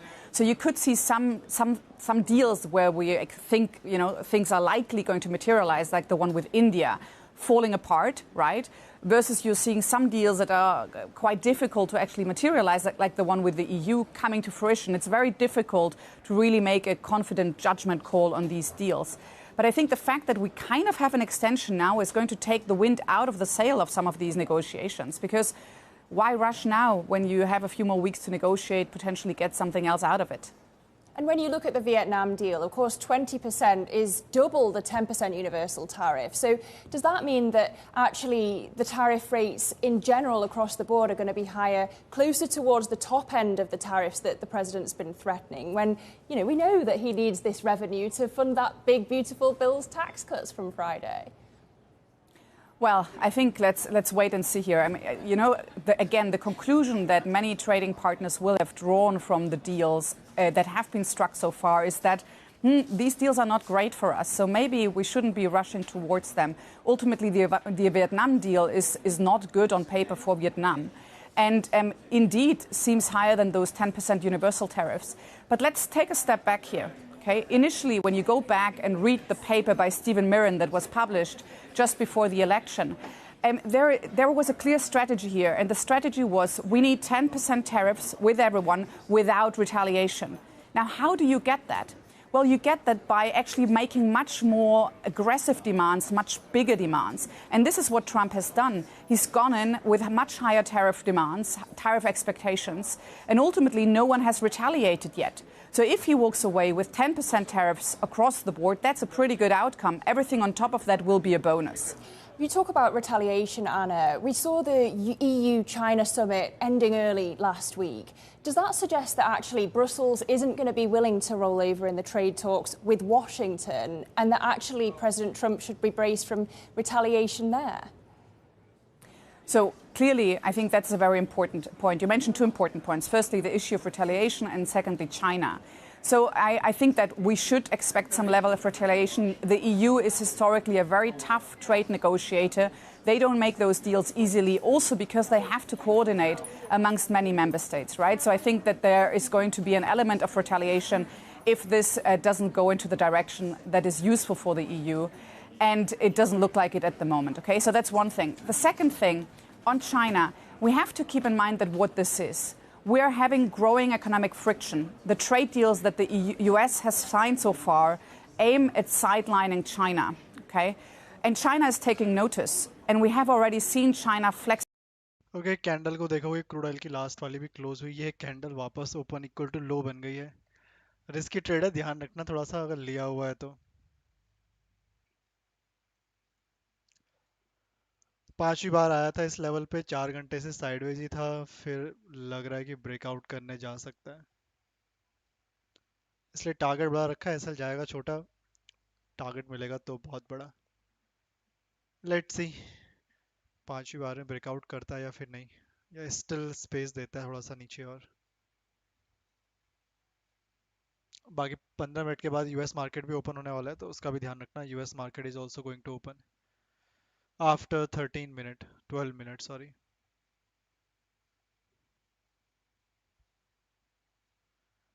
ठीक है, candle भी open equal to लो बनी है।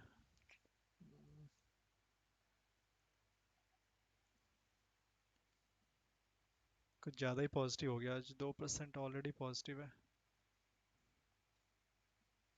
Super rally है बिल्कुल।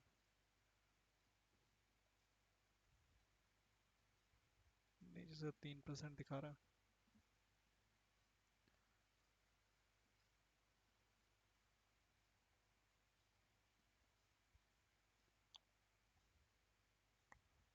नीचे कोई और सपोर्ट भी नहीं है इसमें।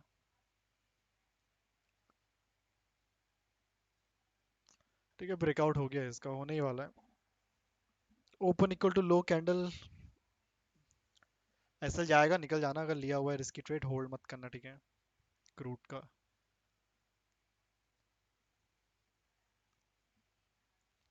Oil future takes OPEC plus output increase in stride. देखते हैं, अभी तो टाइम है।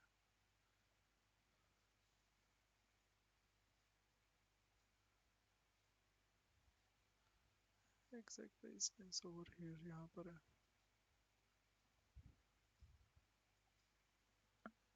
वो तो 7 PM के मार्केट के बाद ही ओपन होगा।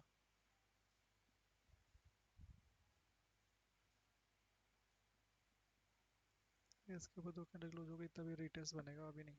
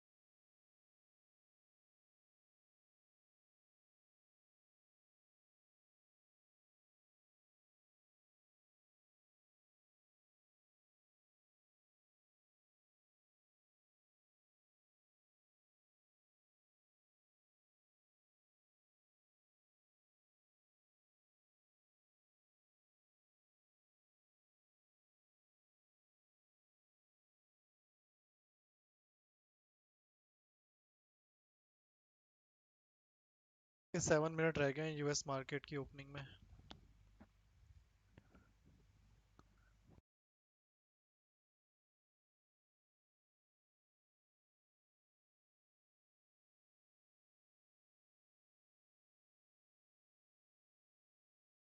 पीएम पे कोई नई एंट्री मत बना देना, ठीक है? Don't enter in any new trade at 7 PM. नहीं, उसको छोड़ दो, वो लेवल सेम है ऊपर वाला। इसीलिए छोटे ऐसे लेना, और रिस्की ट्रेड बहुत हो जाएगा। 5 बार कौन लेवल पे होल्ड करेगा? नहीं, अभी क्लोज नहीं हुई है, स्टिल चांस की नीचे आए। 5726 at least.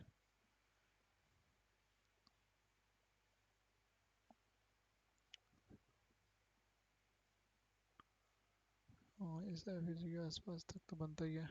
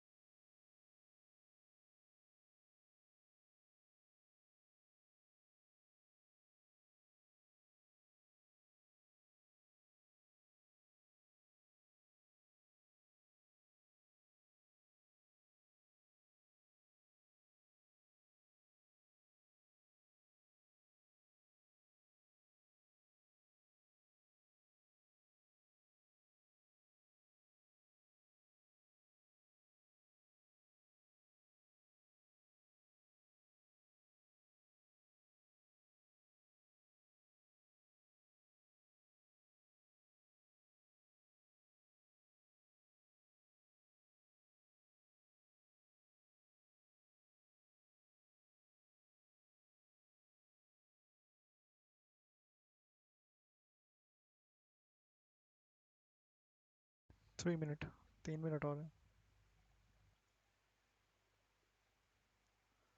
And the stock decline permanently. Pre-market on Monday.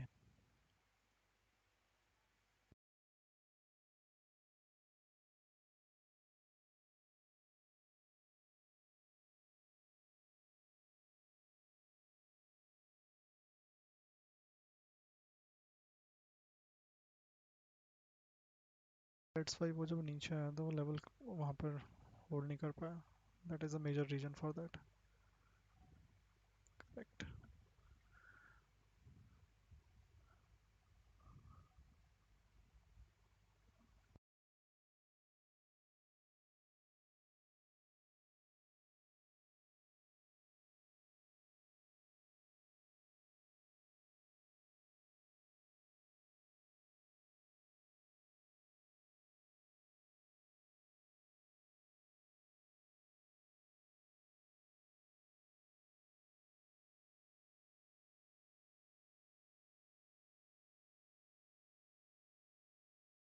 किसी कोई ओपन पोजीशन चल रही है तो एसएल कॉस्ट में रख लेना 7 पीएम की कैंडल पे. Don't take any new trade.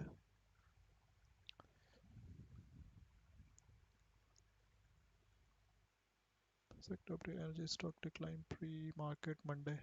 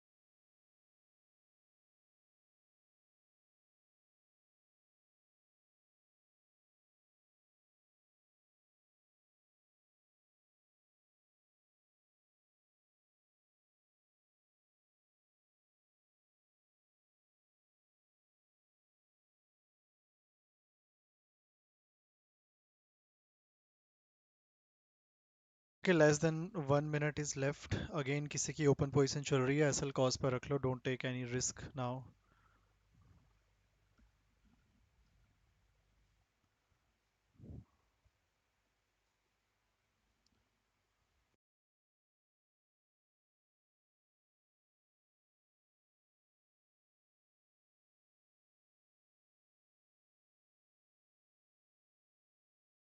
Natural gas में मैं एफयूजी रिमूव कर दूंगा 7 पीएम की कैंडल पे इसकी ज़रूरत नहीं है अब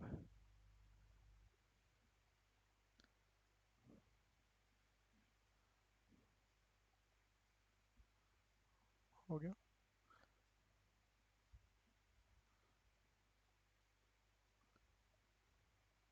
ओके ठीक है यूएस मार्केट ओपन ये एफयूजी को रिमूव कर सकते हैं इसकी ज़रूरत नहीं है नाउ डायरेक्टली ऊपर जो रेजिस्टेंस है उसी को एज अ रेजिस्टेंस कंसिडर करना किसी को अगर फ्रेश ट्रेड सेलिंग का ट्रेड प्लान करना है नेचुरल गैस में तो ये ऊपर एग्जैक्ट रेजिस्टेंस है वहां से वापस कर सकते हैं रेजिस्टेंस का प्लान ठीक है क्रूड में तो कोई बाइंग का ट्रेड अभी है नहीं ब्रेकआउट अभी तक हुआ नहीं कैंडल ऊपर जरूर गई है क्लोज जब तक नहीं आता तब तक हम कह नहीं सकते कि ब्रेकआउट हुआ है साइडवे जा सकता है अदरवाइज लेट्स सी क्या करता है ब्रेकआउट हुआ नहीं है स्टिल तो अभी भी हम इसको साइडवेज ही मानेंगे एट रेजिस्टेंस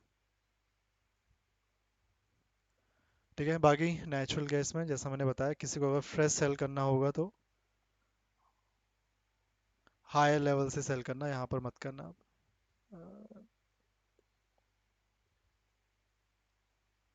नहीं 2 पॉइंट इनफ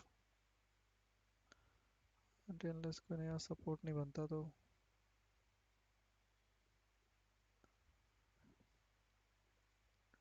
ठीक है ये एक ट्रेड रहेगा बाकी अब यूएस मार्केट के बाद ही ट्रेड लेना अभी मत ले लेना कोई नया ट्रेड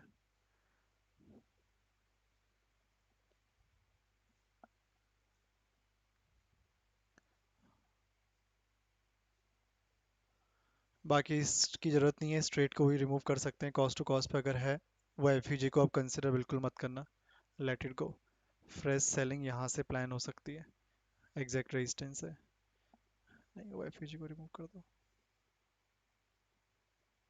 नीचे एक लेवल यहाँ पर है इसको रेजिस्टेंस मार्क करके रख सकते हैं इंडियन मार्केट की क्लोजिंग पे इधर पे एंड लाइक दिस वन होगा थोड़ा बहुत तो ज़्यादा नहीं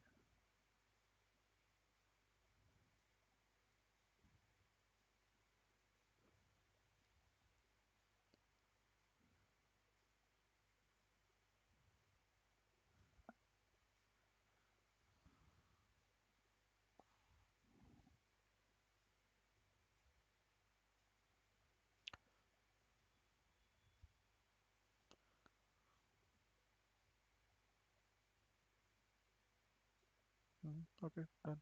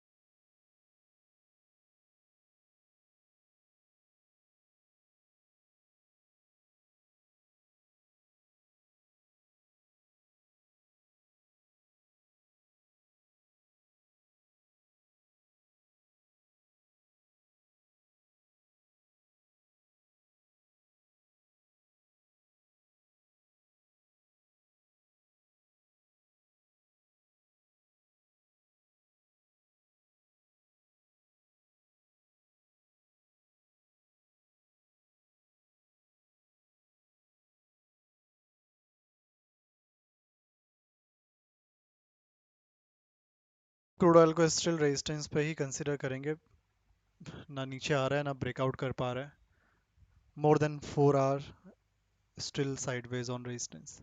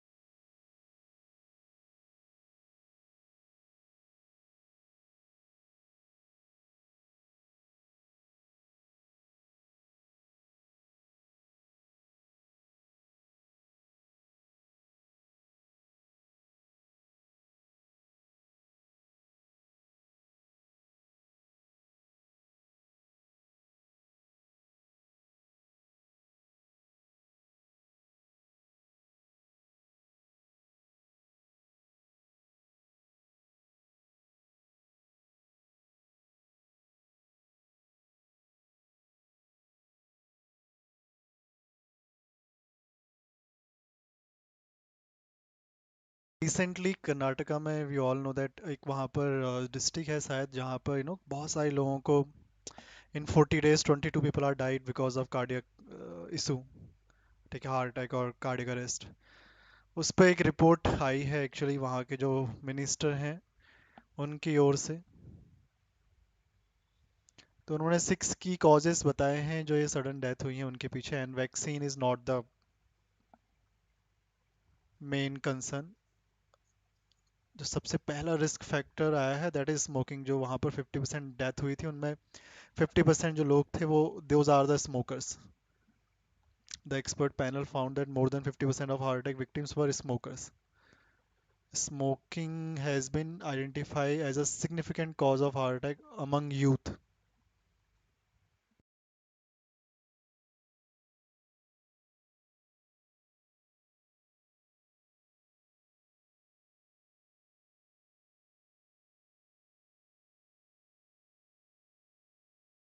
Other causes are lifestyle issue like diabetes, obesity, stress, use of multiple medication post-COVID, and excessive mobile phone use were the main contributor to cardiac events. Wow.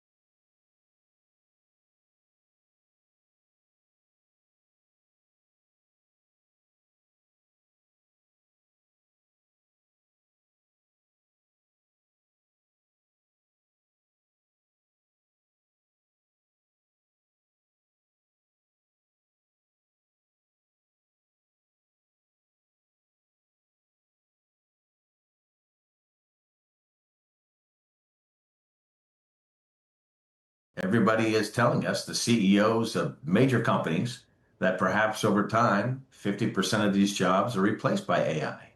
But it's also, think about if you are the CEO or CFO of a company and you're trying to plot your budget, and with all this madness and these unresolved issues, you probably do not want to spend too much until you get some clarity that I was talking about a few minutes ago.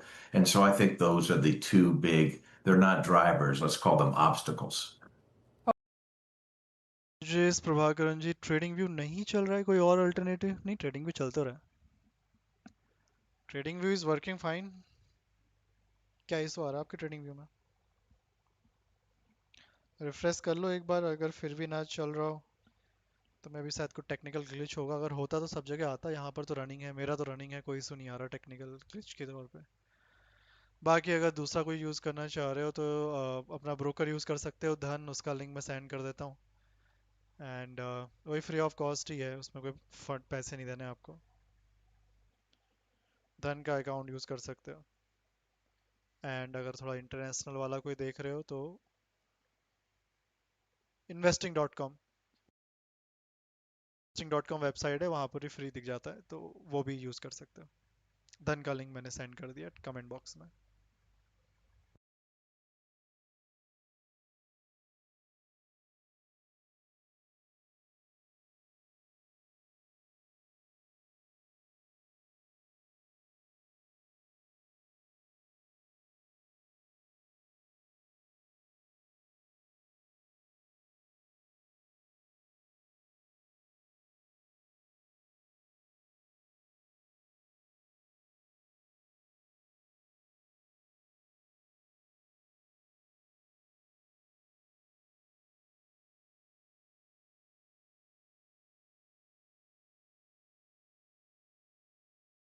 In a world of seismic change, will your business shape the future or be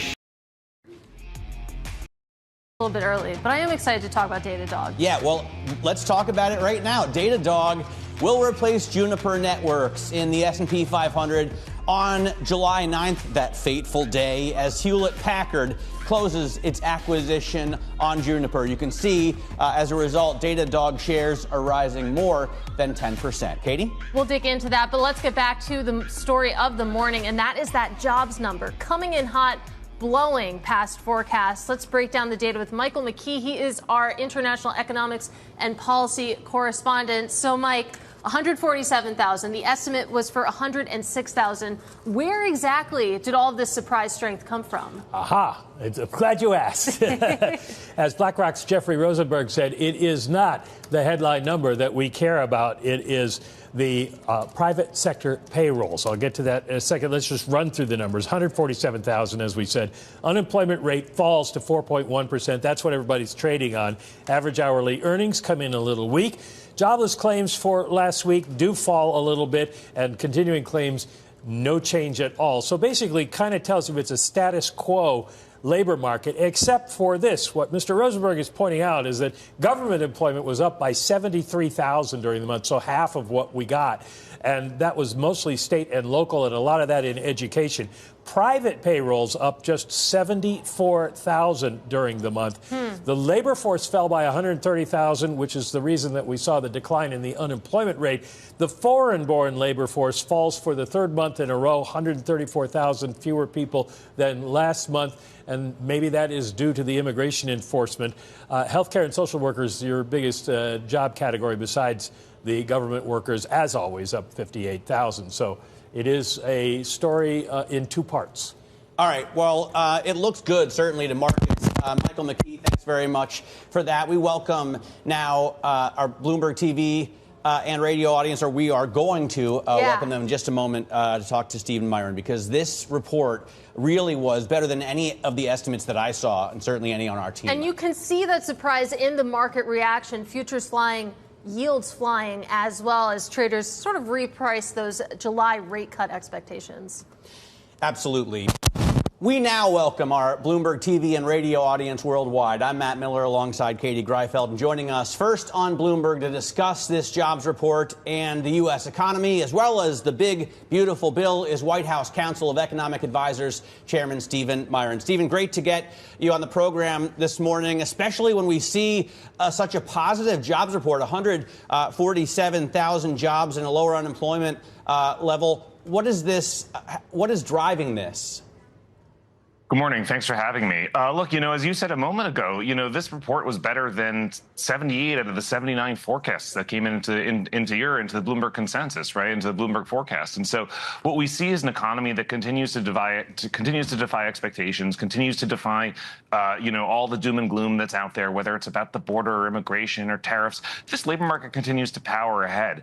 And, something else that you guys mentioned, that, Mr. McKee mentioned about the foreign-born labor force, I think there were tons of predictions that there'd be a disaster in the labor market because of the border policies, and nothing could be further from the truth. The economy continues to create jobs, and if you look at the details of the jobs, all of the job gains since the president took office are due to native-born Americans, and there's actually been a decline in foreign-born workers, which means that all of the benefits of the expanding economy are accruing to Americans instead of migrants. Stephen, I do want to talk a little bit about what this means for the Federal Reserve. We know the position of the administration is that Jerome Powell and the Federal Reserve should lower rates here, but you take a look at the numbers we got this morning, that headline blowout print, the fact that the unemployment rate is now 4.1%. What would be the case to lower interest rates here? Well, that's a great question. I want to be clear up front that the Council of Economic Advisors does not tell the Fed what to do on interest rates. But nevertheless, I talk about the economy. And, to me, it looks like an economy that's normalizing. This is a normalized pace of job creation, a normalized labor market. And the inflation rate has been running at a 1.5% rate since, the headline CPI has been running at a 1.5% rate since the president took office. So that's an economy that's normalized and is sort of maybe even running a little bit below where the Fed would normally think about inflation ideally settling. And so I think it's only a matter of time until interest rates normalize as well. Now, I want to be clear, I'm not telling the Fed what to do, but, I would just make that as a prediction.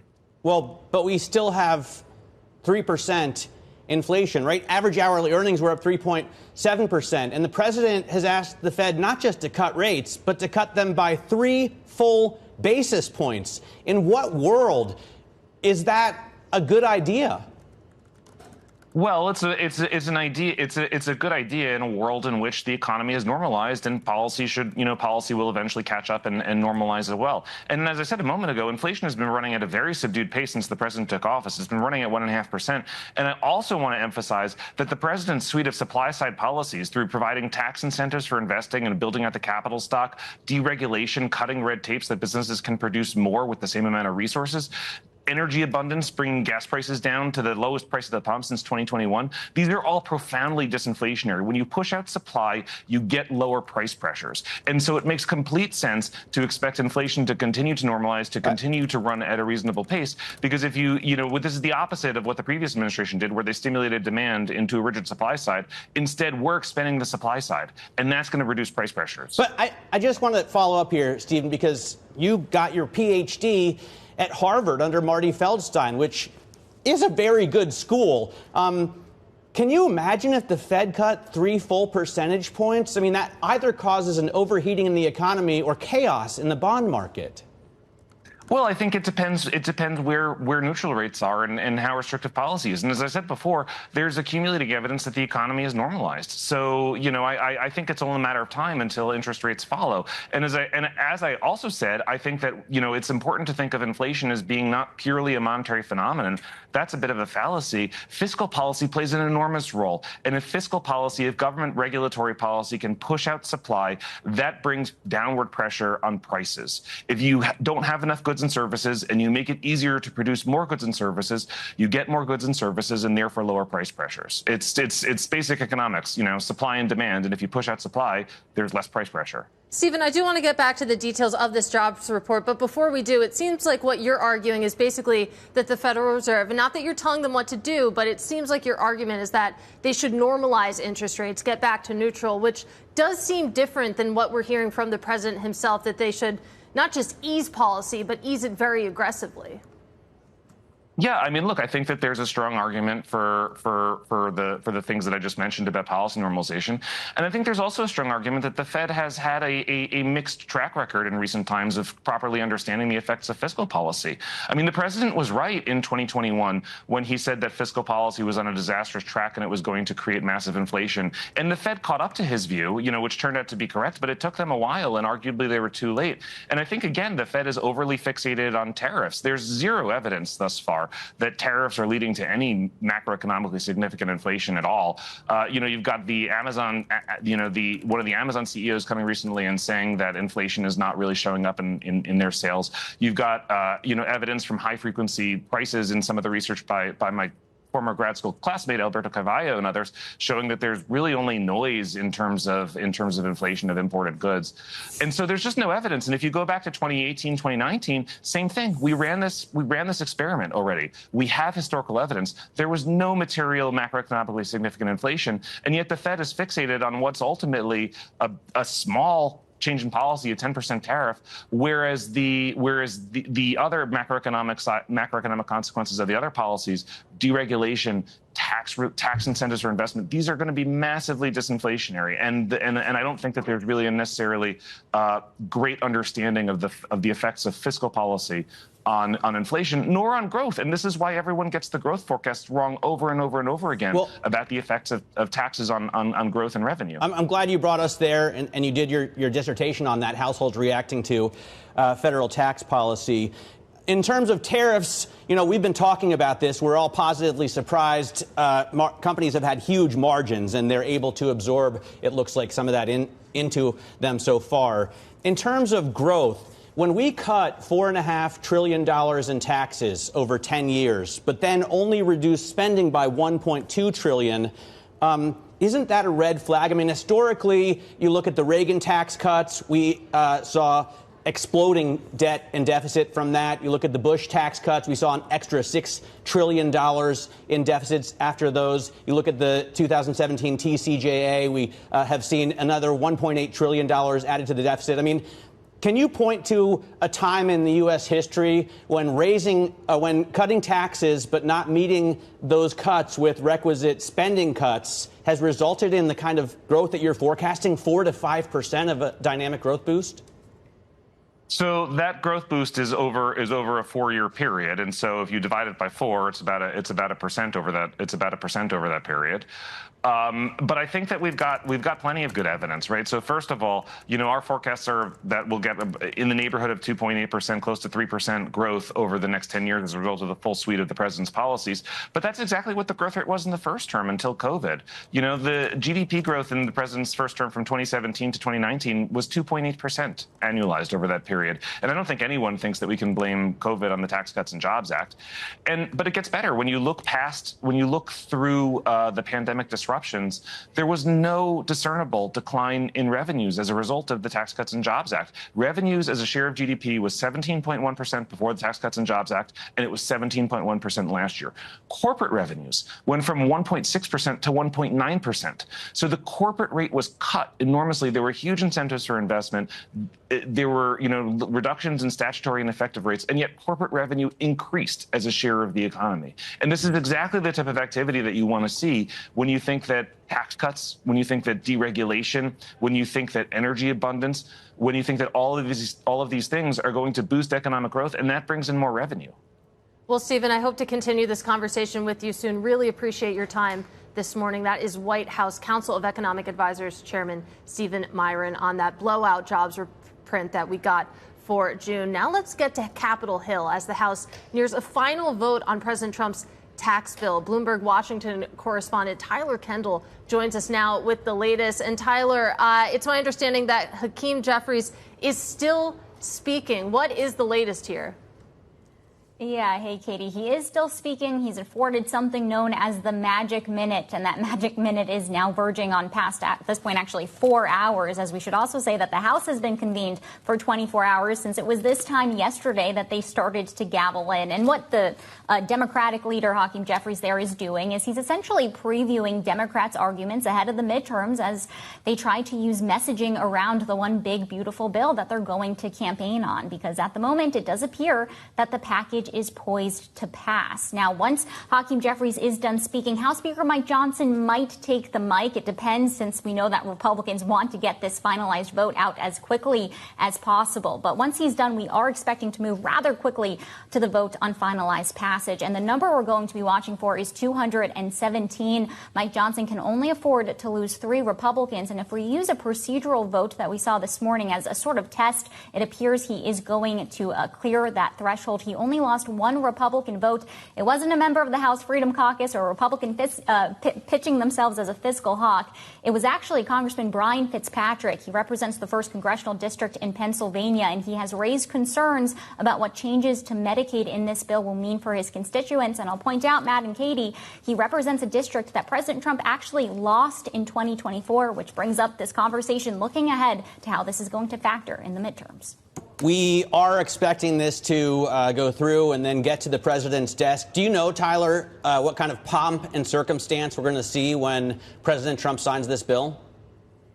Well, we are expecting some sort of signing, of course, on July 4th. This was always a self-imposed, but also a symbolic deadline for this administration. So I would expect some sort of a signing ceremony, likely at the White House and likely with the congressional leaders flanked beside him, because we have to say President Trump had a really big push to get this bill over the finish line. We know that he was calling members directly yesterday. He invited them to the White House, and then the administration actually dispatched administration officials up to the Hill in order to get members on board. Our understanding is that they spoke a lot about the fiscal trajectory of the country, similar to the conversation you just had with Stephen Myron. We expected that they spoke a lot about this idea of stabilizing the debt to GDP ratio, talking about tariffs as a revenue raiser, things like that ultimately got those fiscal hawks on board.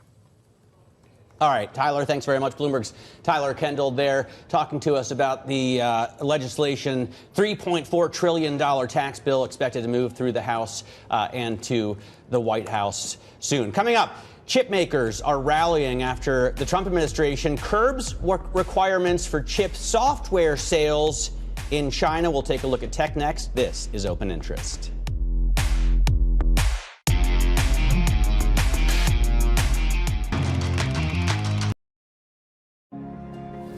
In a world of seismic change, will your business shape the future or be shaped by it? How will we capture the imagination of tomorrow's consumers? Overcome operational constraints to focus on future growth? And unlock economic and social prosperity through environmental responsibility? With EY's full spectrum of services across sectors, we're all in to shape the future with confidence.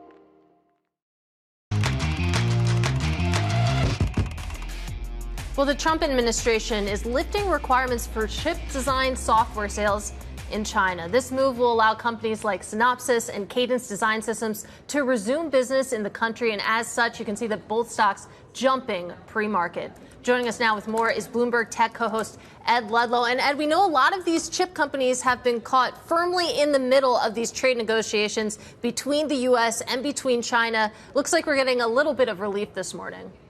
That's exactly right. The original restriction on EDA, electronic design automation software, kind of came in the tit for tat in May, where there was a concern about rare earths on the China side.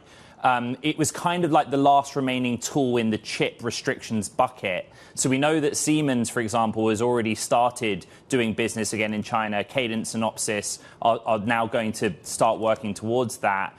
The software is important, right? Like the cutting edge chip of today has billions of transistors and the human brain just simply cannot design it. So the context you need to know is that there is some concern that allowing the Chinese access to these software platforms gives them some kind of ability to claw back the ground that they've lost in America pulling ahead in chip design.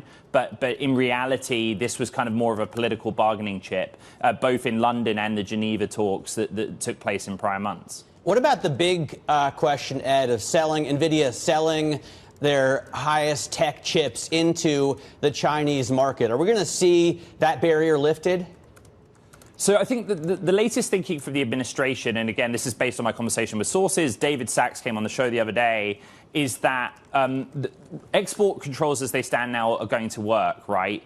The backdoor concern was that allowing the Gulf states, in particular the United Arab Emirates and Saudi, access to lead-edge chips might be some kind of backdoor access for China.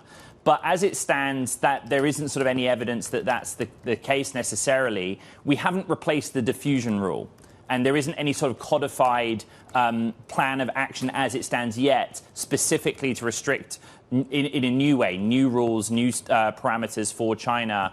And whether NVIDIA in particular, because they have a monopoly in this market for AI accelerators, comes up with some kind of new chip for China, we do not know yet. There are rumblings that they're working on it.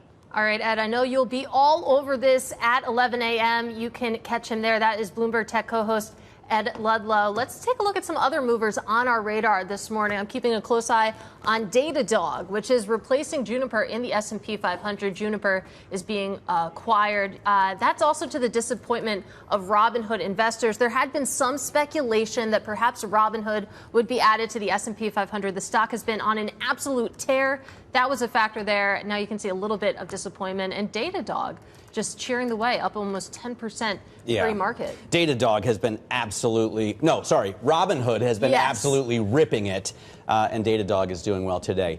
We're also watching Olo, which will be acquired by Thoma Bravo for $2 billion in cash, and as a result, this, which is kind of a smaller stock, is up, and now it's a bigger stock. Yeah, $1.5 billion market cap as of yesterday's close. Apparently, it provides software solutions. Solutions. Yes. That's what we all need. So important. Coming up, JP Morgan's Gabriela Santos walks us through the jobs report reaction and her earnings outlook as tariffs loom large. That conversation up next. This is Open Interest.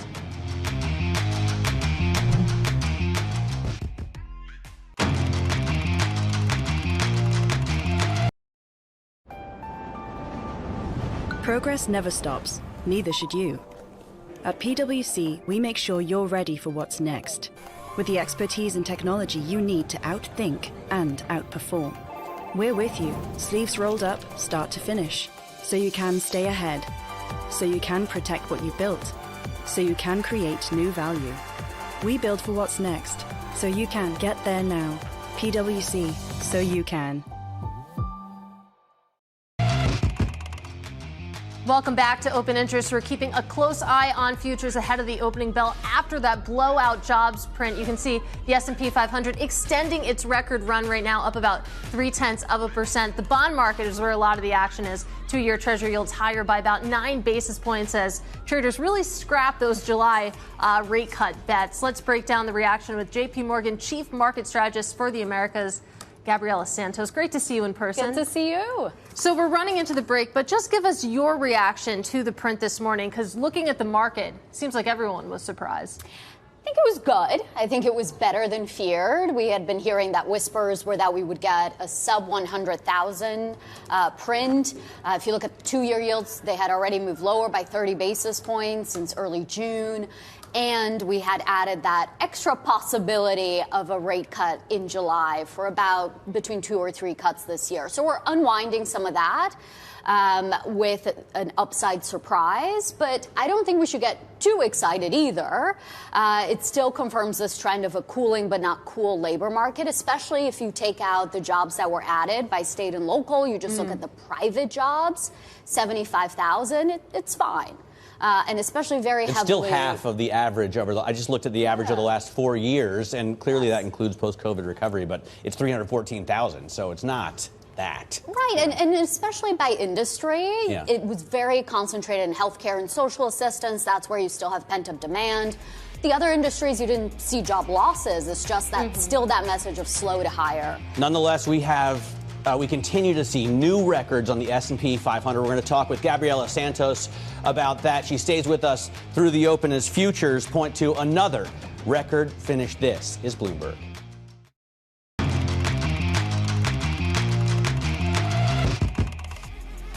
Moments away from the start of trading, this is Bloomberg Open Interest.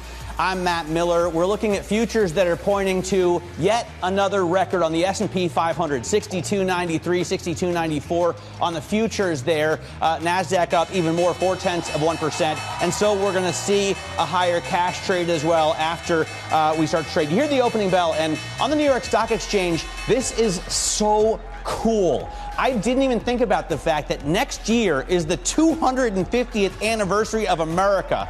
And so, Sailforth 250 has come to preview that anniversary at the New York Stock Exchange. You can see a ton of U.S. Navy and Coast Guard members there on the floor of the NYSE. Down at the NASDAQ, Arrive AI ringing the opening bell. I'm guessing they're a software services solutions provider. The stock is down 20% since they went public a couple of months ago. So, Katie, what are you watching? More like gains. I am looking at the chip stocks this morning. Of course, we got the news that the U.S. is lifting export curves for chip design, and you can see that in China specifically, and you can see that reflected in the shares right now. We threw NVIDIA up there, but you can see the bigger beneficiaries are Synopsys, Cadence Design, both of those stocks up 4%, 5.2%. As we were discussing with Ed Ludlow, Matt, we know that these stocks have been really in the crosshairs of the trade talks. And a little bit of relief this morning. Yeah, a little bit of relief there. And we're also seeing, I think, a lot more certainty. And we're going to get to that in just a moment with Gabriela Santos. Datadog will replace Juniper Networks in the S&P 500 on that fateful day, July 9th, as Hewlett-Packard closes its acquisition of Juniper. As a result, the dog gets a boost of 10%. As Katie mentioned, Robinhood did not get that, but that stock still absolutely soaring. We're back with JP Morgan Chief Market Strategist for the Americas, Gabriela Santos. And it's the certainty, I think, Gabriela, that makes this market happy, right? As we get the passage of the big, beautiful bill and see what's inside it, as we get closer to that July 9th date and start to get deal announcements from President Trump, can this market continue to power higher? I really think the market has really taken its cues from being past peak uncertainty. We generally understand the contours of tariff, immigration, and fiscal policy. And now it's back to focusing on the stock-by-stock impact of policy. So policy going from an acute to a chronic issue for markets.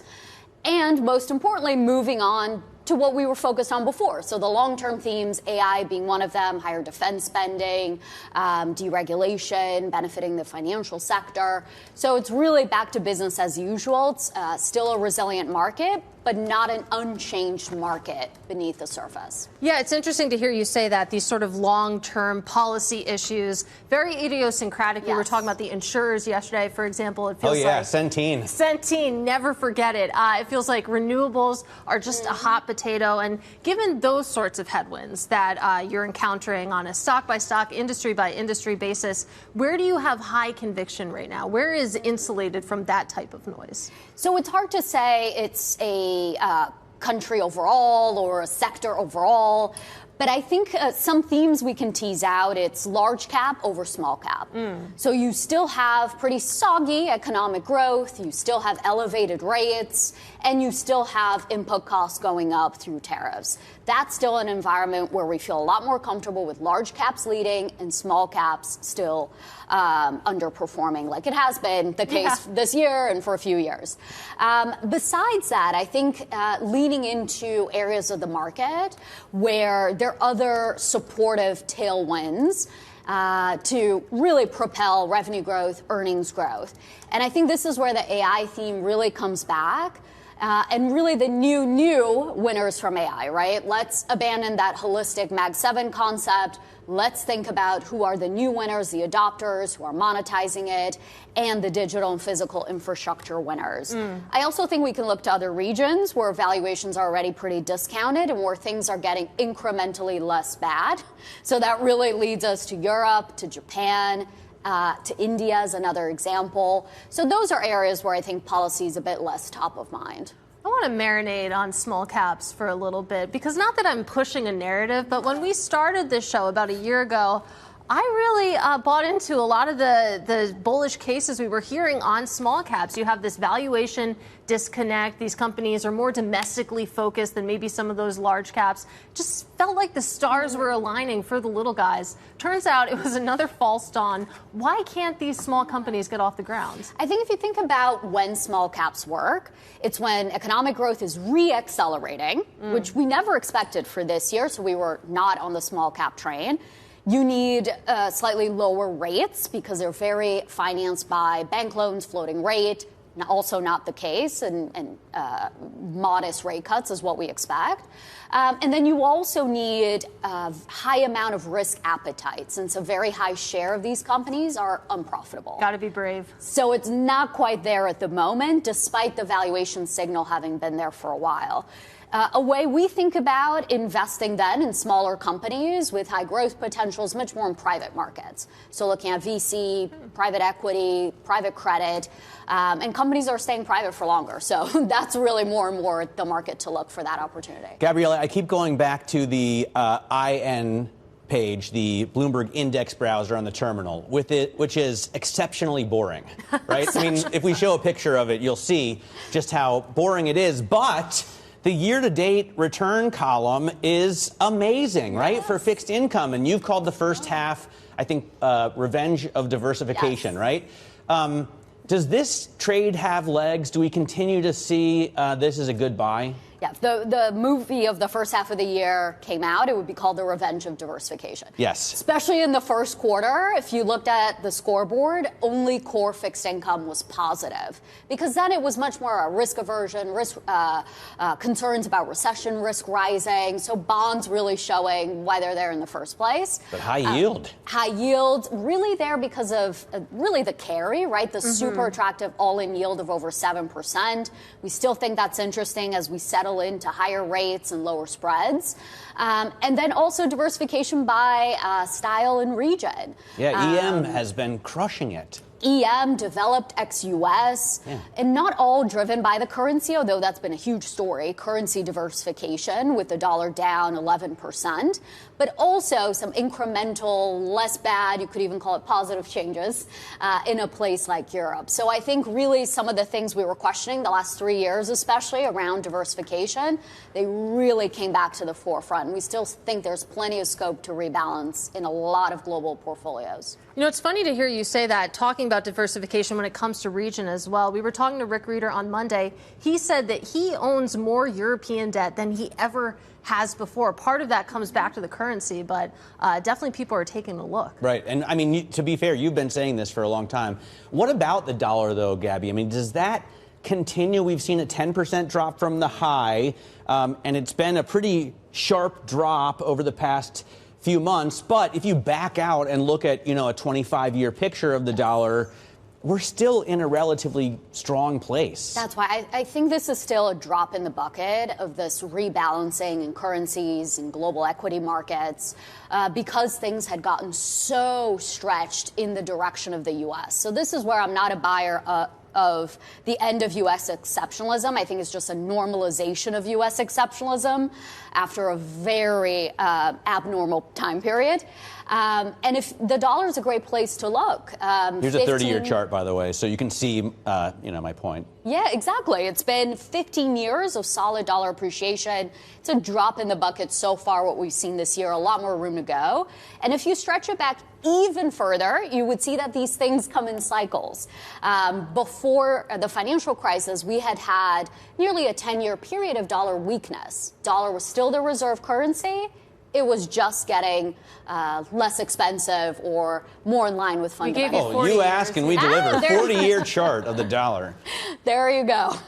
All right, Gabby, that's a good place to leave it. It's always great to see you. That is JP Morgan's Gabriela Santos. Let's get to this equity market and that fresh record that we're eyeing on the S&P 500. You can see it's coming with pretty good breadth. You have over 370 names in the S&P 500 in positive territory right now, just 120 or so in the red. You take a look at what is leading us there, and it's all the names you would like to see. Amazon, Meta, Nvidia, Microsoft, Broadcom, really pushing this market higher. Berkshire Hathaway had a rough day yesterday, but it's on the upside right now. Then you look at the downside. There are some tech names in there. I'm looking at Alphabet up there at the top, Home Depot too, but you compare that to the nearly 400 names that you have in the green, not making too much of a dent. Let's take a look at the sector level as well, because it broadly mirrors what I'm saying right now. More green than red. Consumer discretionary up at the top. A lot of that is Amazon. Industrials, tech, financials, the list goes on. You take a look down at the bottom, it's just consumer staples here, down about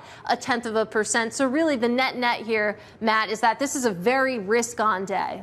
Yeah, absolutely. And what an exciting day it is. Not only early is close. tomorrow, not early close for sure. You can watch me and Romaine Bostick on television and radio from noon to 2. And to top it all off, tell me, chip makers are rallying as the Trump administration lifts export curbs for chip design software sales in China. More on that next. This is Open Interest.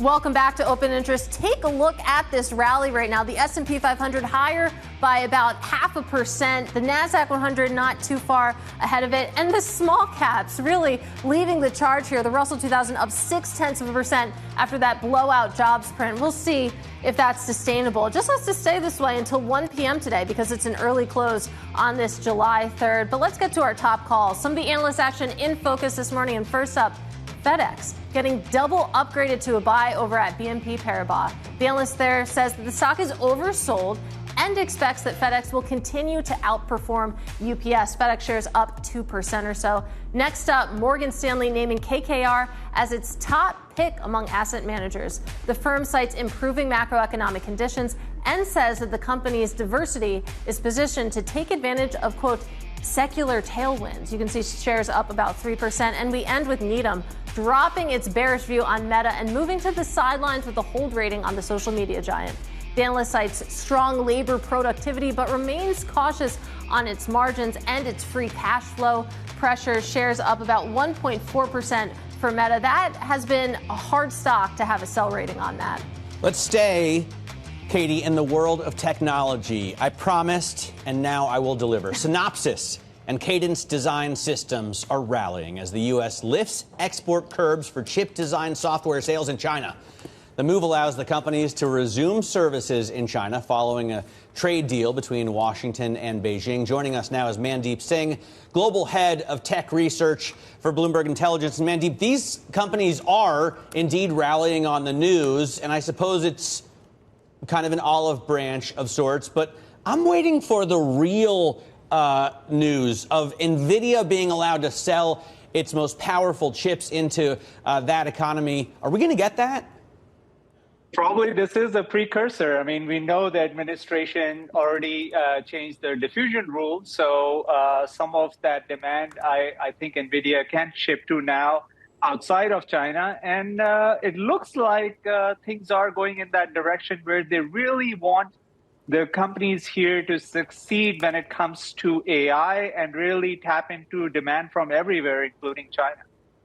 And I'm curious, I mean, with that in mind, how much does this matter for, you think about Synopsys and Cadence rallying in a big way today, but we know that trade policy is very fluid, especially when it comes to the U.S.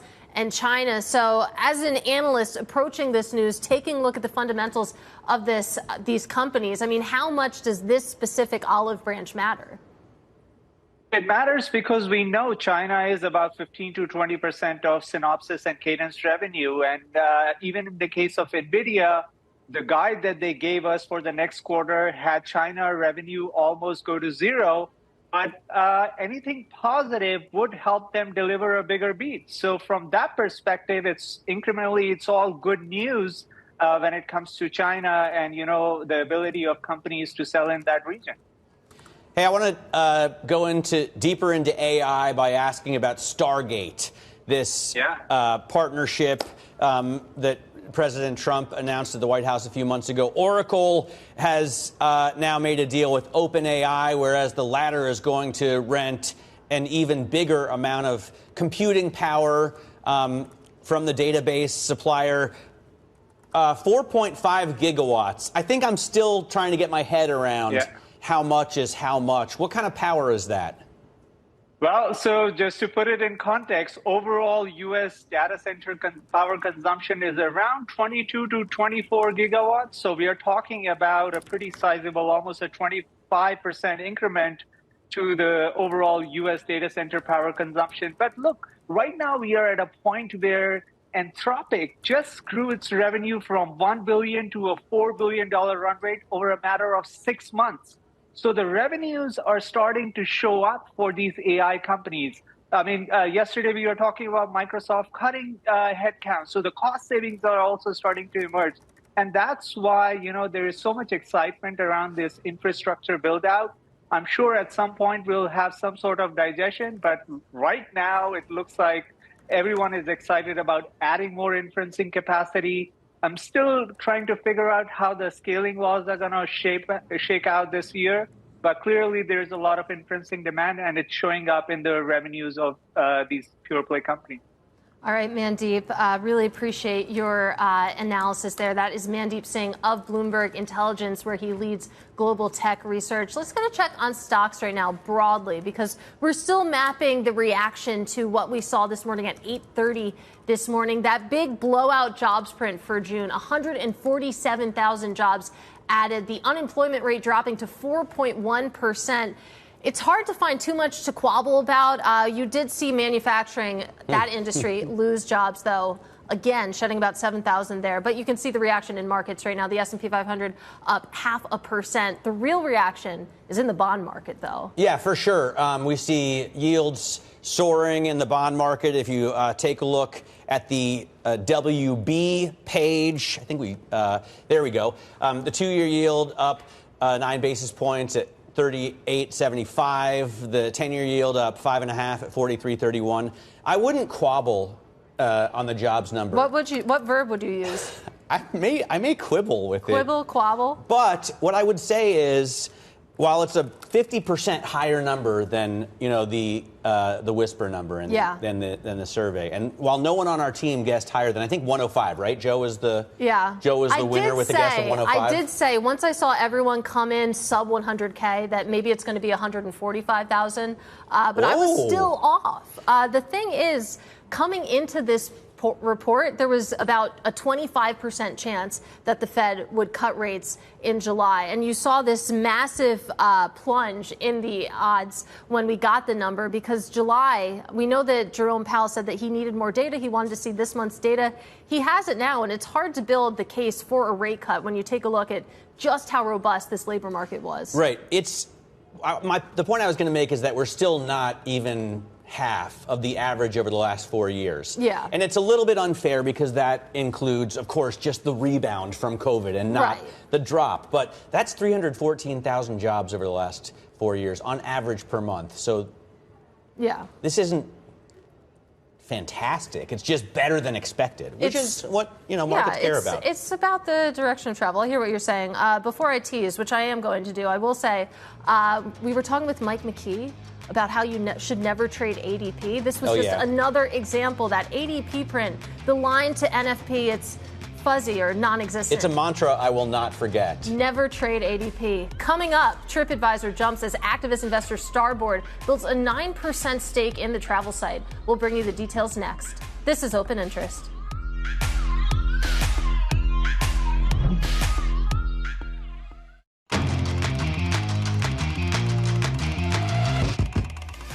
Welcome back to Open Interest. We're keeping a close eye on shares of TripAdvisor. The stock on the rise as activist investor Starboard builds a 9% stake in the travel site. Bloomberg Deals reporter Crystal Seed joins us now for more. And it kind of makes sense that you would see such a pop when you consider how TripAdvisor has performed in the stock market over the past couple of years. Yeah, it's down about 10% in the past 12 months. And today, this pop came from Starboard taking a significant stake. And this company, it has the background as a review site, and it's really trying to transition into a booking site, trying to get that revenue that Airbnb, like Booking.com or Expedia has, but so far it's lacking its peer. We don't know exactly what Starboard's thesis is, but it's definitely saying that it's undervalued. But there are other booking sites like Airbnb, Booking.com. Stiff competition. Isn't that a crowded field? It is a crowded field. Also, if you remember, TripAdvisor actually got spun out of Expedia in 2011. So it used to be a more consolidated space, and now it's gotten a little bit more crowded. What is also interesting is all of these companies are trying to get into the experience space at the same time. So Airbnb has launched their experiences or like themed houses, the same way that TripAdvisor has its own arms doing a similar business. And those actually are some of the biggest growth driver in the company. Right. So we're kind of probably just seeing that this transition of travel is becoming more experiential. The younger people are looking for new experiences versus sitting on a beach and going to a nice branded hotel. I don't know, that sounds kind of nice. But Crystal, we only have about 30 seconds left. We don't know necessarily the details of what Starboard is planning to do, but what is their typical playbook when it comes to these activist situations? How I look at it is that this is Starboard going back to its core. So it has gone after a really, really large cap like the Pfizer, like the Becton Dickinson of the world. And what Starboard has traditionally been really good at is like the smaller cap consumer facing companies, like what they did at Papa John's, where Jeff Smith at Starboard became the chairman. So we could well see something like this. I've been using HipCamp. Have you? You know what that is? No. Crystal? No. What's that? So you use it like Airbnb, but it's for camping sites. Oh, you have been camping a So lot. if you want to go camping, I've been bringing my daughters camping. It's intense. It is intense. Yeah. Good one. Thank you. Crystal C. From the Deals team, thanks very much for covering this story. Coming up in the next hour, Julia Coronado on that surprise jobs beat and the changes that we've seen to the tax bill overnight. Plus, we're going to talk to Stu Leonard Jr. on food costs ahead of this 4th of July weekend and the CEO of State Street Investment Management.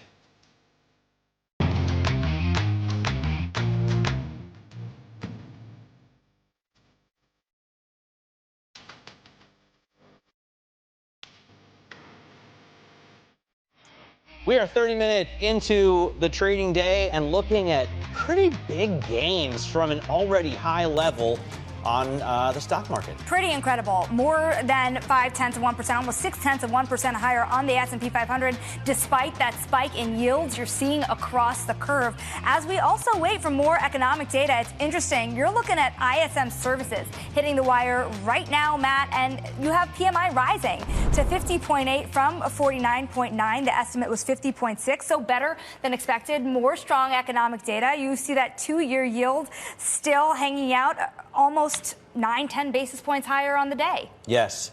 I'm Matt Miller. I'm You're Shanali Bassick. Good morning.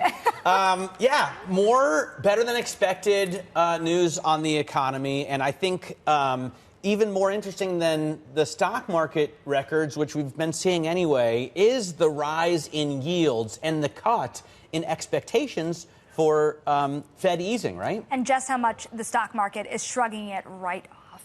Yeah, absolutely. Let's get to that jobs report that I hope you didn't miss. But if you did, a 50% beat basically on the consensus. We saw 147,000 jobs added last month. I think the consensus was for 105. The whisper number last I checked was for 96. Last hour, we spoke with the White House Council of Economic Advisors Chairman Stephen Myron.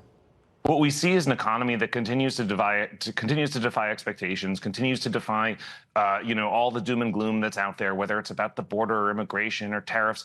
This labor market continues to power ahead. There were tons of predictions that there'd be a disaster in the labor market because of the border policies, and nothing could be further from the truth. The economy continues to create jobs, and if you look at the details of the jobs, all of the job gains since the president took office are due to native-born Americans, and there's actually been a decline in foreign-born workers, which means that all of the benefits of the expanding economy are accruing to Americans instead of migrants. And we are now going to bring in Julia Coronado, president and founder of Macro Policy Perspectives. A little more from that interview with Myron, with my colleagues. He had pierced the Fed for being fixated on a small change in policy, a 10% tariff, versus what he sees as disinflationary forces behind more of the administration's actions. Do you buy that line? So I noticed that he didn't emphasize that more than half of the jobs this month came from state and local governments. So look, it's a solid job market. It's still holding on, but we do see plenty of evidence of the uncertainty plaguing private sector employers. There's just a narrowing base of hiring. We've had these big three sectors: private education and healthcare, leisure and hospitality, state and local governments, accounting for more than all of the hiring over the last 4 months. Is that sustainable, is the question. So, I don't dismiss this report at all. It shows that the labor market is resilient, but saying that it is super strong is definitely an overstatement. We see falling participation. Wage growth is definitely cooling. Consumers' assessments of the labor market have deteriorated. So, it's a fine picture. It's resilient, I think, is the right word to use. But, I don't think it's necessarily some big growth story. Definitely it is, hiring has slowed. GDP growth has slowed. Some of that is from a reduction in labor supply. So, immigrants do power jobs and create GDP, and we are seeing the evidence that tailwind has become a headwind. So, Julia, if you were on the board of the Federal Reserve, would you be pushing for a cut at the next meeting? I think it's July 30th, right? So, inflation has really cooled down substantially, and it doesn't look like tariffs are going to have the outsized effect we would have expected on April 3rd. Would you be pushing for the Fed to get a little bit more easy now? Oh, absolutely not. I mean, there's no evidence that, first of all, it's way too early to conclude that we've seen the bulk of the tariff effect. These effects take a quarter to 2 quarters to show through to consumer prices. So, yes, the inflation data has been benign. We've seen actually signs of the cyclical weakness in weak travel prices, weak airfares and hotel rates, reflecting weakening demand. And that's been offsetting some pressure on goods prices. But most of that effect still lies ahead. And we don't know what it'll be. We don't know whether it'll be strong or weak. We just don't know. Meanwhile, the unemployment rate's at 4.1%. What is the rush to cool or to lower rates? There's, resilience equals patience as far as the Fed is concerned. You can see why there would be a patient approach at this juncture in the economy. The market is still pricing in at least 2 rate cuts this year, Julia. So if you have an administration that is saying that they don't believe the tariffs are inflationary, then what is even the administration's point in cutting rates at this point? I guess I need the circle to be squared a little bit. Yeah, that's the great way to frame the question. If the economy is in fact fine and you're bullish, and look at the stock market, I mean, why would you be cutting rates with the stock market at the highs and the unemployment rate, at your long run estimate of equilibrium? There's just no reason. If you're bullish the outlook, then we're back to the same story we were at last year, where maybe the neutral rate is higher.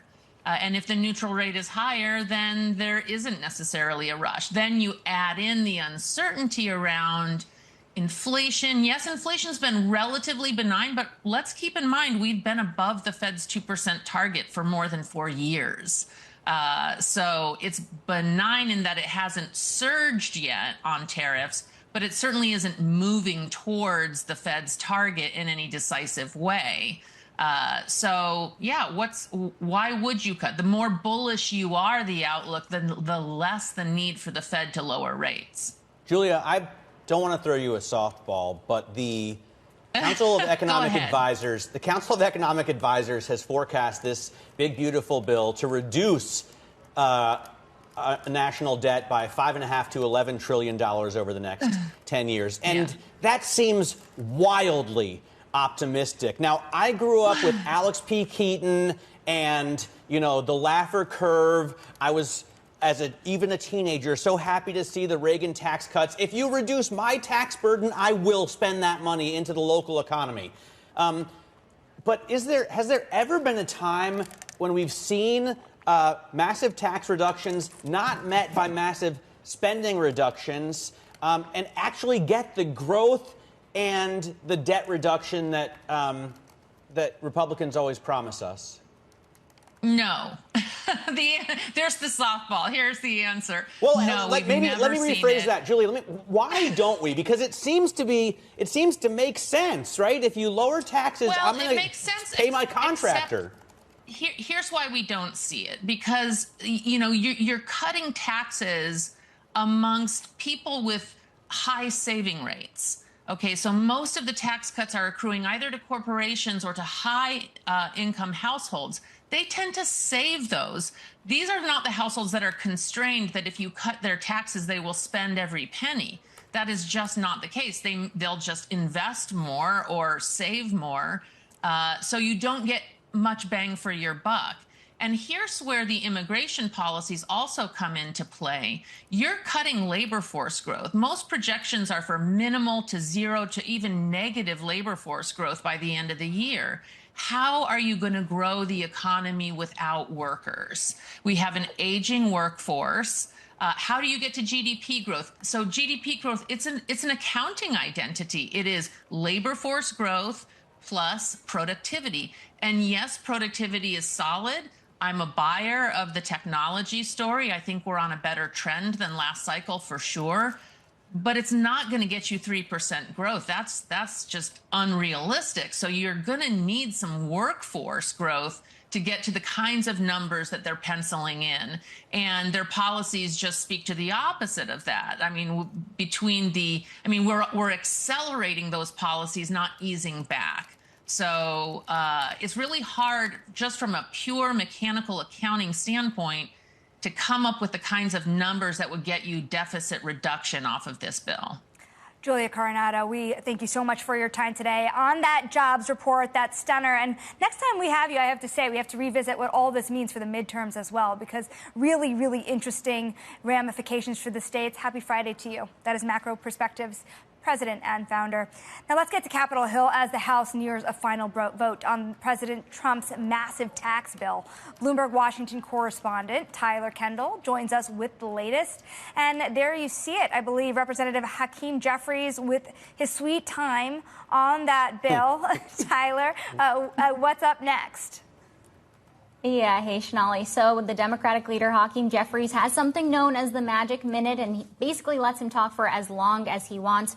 He started at 4:53 a.m. Eastern. We crunched the numbers so that you didn't have to. If he wants to break the record here, that means he would talk until 1:26 p.m. Eastern. So perhaps we could be in here for the long haul, although he could stop before then, because once he does stop speaking, we are expecting that vote on finalized passage. And at the moment, it feels like delaying the inevitable, because it does appear that House Speaker Mike Johnson was able to get enough members on board that they are poised to pass this reconciliation package. Once that vote starts, we're going to be looking for that key number, 217 votes. And according to the procedure vote that we saw this morning, it does seem like all of those holdout members, when it came to those fiscal hawks, those House Freedom Caucus members, were able to get on board with this package. And we have some new reporting this morning from Bloomberg News that, of course, President Trump was instrumental in this. He made calls. He had the members up to the White House. But then we heard from Steve Scalise telling Bloomberg on the Hill that one of the pivotal parts of this is that they have been promised that a second reconciliation package is open. That's an option for down the line. We have been watching in the recent days whether or not the White House would promise some sort of executive orders or commitments to legislation that could ultimately get these fiscal hawks concerns offset to get to their vote. The other thing quickly, Shanali and Matt, that we're watching is it appears that President Trump has also promised to make sure that there is strict enforcement of some of these priorities, including the phase out of those clean energy tax credits. It's our understanding that was a really big sticking point, and having the president's assurance helped to push this vote to the number ultimately needed. Tyler, I have always been so fascinated by the ability of congressmen and senators to deliver these hours-long speeches, filibusters that go on for double-digit hours. How do they do it? Like, does he have multiple books from which to read? And who wants to sit there? I could barely make it through 3 hours of F1 the movie, and I love Brad Pitt. How do people sit there and watch this? He's been talking for 5 hours now. Well, just be lucky that you're not our Washington correspondent who has been sitting here and watching it for the last 5 hours. He has these binders. Now, really, the premise of this is he's not talking to his tired colleagues, who we should say have been in session for more than 24 hours. He's trying to talk to voters. He's trying to make a point here, which is that he's outlining what Democrats' arguments are going to be going into the midterms when it comes to their criticism of this big, beautiful bill. I believe he's on his third binder. The first binder had to do with stories around Medicaid. The second had to do with the Supplemental Nutrition Assistance Program, and I believe that's still the topic that we are on at the moment. And he's basically trying to make the case when it comes to those spending cuts and how that's going to impact Americans and their coverage. And actually, Matt and Shanali, the one Republican that we did see vote against this rule was Brian Fitzpatrick. He represents a swing district, a district that actually President Trump lost in 2024. And it's our understanding that he voted against this because of his concerns when it does come to Medicaid. All right, Tyler, thanks very much I guess for you, it's a brief respite talking to us, right? Now you have to go back and watch Hakeem Jeffries for the next 3 or 4 hours. Tyler Kendall in Washington. We're going to continue to monitor the developments on Capitol Hill for you as well, but we will do it through Tyler. So Shanali and I are not going to sit and watch and listen to all of that. The sweet time speech. But listen, I'm actually already moving on to trade deals as well. That July 9th deadline is right around the corner, and soon the market will be focusing on that as well.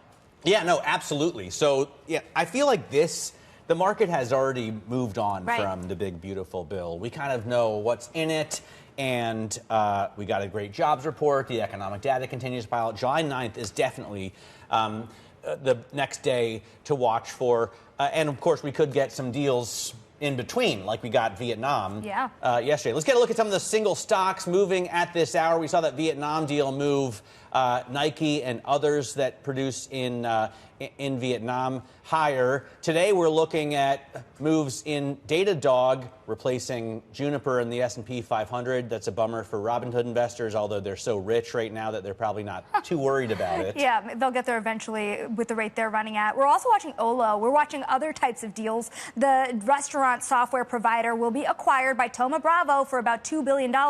Everyone's watching Thoma Bravo. You and I know this. They're the ones that are spending the big money this year.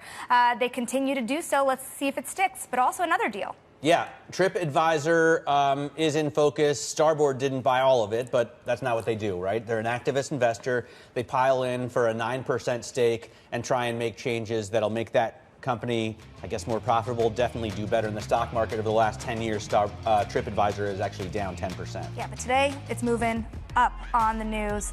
And coming up next, we're going to talk about more hedge funds. It was a chaotic first half of the year. We're going to take a look at the hedge funds that rode the volatility, extended their gains, and therefore have that dry powder for second half of the year. That's next in the Wall Street Beat. This is Bloomberg Open Interest.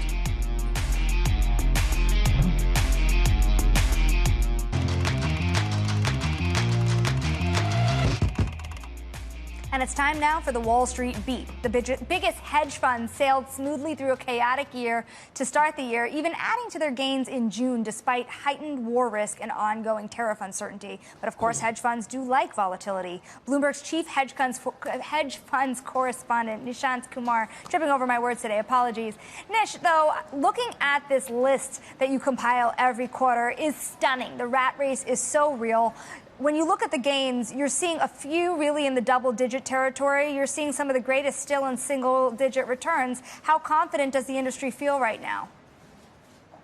Very confident. If you put things in context, I mean, the returns may feel like boring, but it has come during a period when you have seen S&P 500 collapse 20% and then recover quickly to touch all-time high. So there is a value to this boring and stable return in an investor's portfolio. This is exactly the role of a hedge fund in a broader portfolio, to dampen the volatility and still make enough money to make their investors happy. When you look across the different styles, Nish, and round up from your vast experience, who's doing well this year, what are the strategies that are doing best? So top performing strategies are, of course, equity led, and within equities, quant equity has done well. Some of the market neutral hedge funds have done very, very well. And also, like the credit long short people have done reasonably well. So we are seeing some double digit numbers in there. The only kind of hedge funds that haven't done well are the trend followers, and they are down like big double digits. And obviously, this choppy market, very sharp moves in the market hasn't helped them. So that's explainable. But the equities and AI-driven funds and market-neutral quant equity has been the story of the past 6 months. Nishant, I've got to ask you, it's interesting, by the way, I've got to say, funny to see the quants finally back up. It's been a tough run, but now it's where a lot of people are pouring a lot of money into talent. But there are sad stories, too. There are tough stories out there. What exactly is happening with Brevin Howard? This is one of the most storied funds, particularly in macro, yet we've reported that they're facing an $850 million degree of redemptions by this August. What's going on? Yes, absolutely. So $850 million in redemption requests by August, and they have already seen a net $1 billion flow out from two of their main hedge funds. The story here is what has been happening in the multi-strat world. Brevin Howard is trying to push its clients to sign up for longer-term share classes so that they could not pull all their money out for the next 2 years. And that's an effort to gain stable asset base. All the multi-strat hedge funds have done that, and they have achieved that. It's really necessary for any multi-strat to have that stable asset base so that they are not facing sudden withdrawal of capital. And that's the step Brevin Howard is taking right now. Of course, many investors don't like that, so they are pulling their money out. And that's why we are seeing these redemptions from Brevin Howard. Nishant, thank you so very much for your reporting. Looking forward to your next scoop. That is Bloomberg's Nishant Kumar. And still ahead, speaking of scoops, we have an exclusive interview coming up with Yixin Hung. She's the CEO of State Street Investment Management. She's going to discuss the firm's global ambitions and strategy under her leadership and all the partnership deals they're striking. This is Bloomberg Open Interest.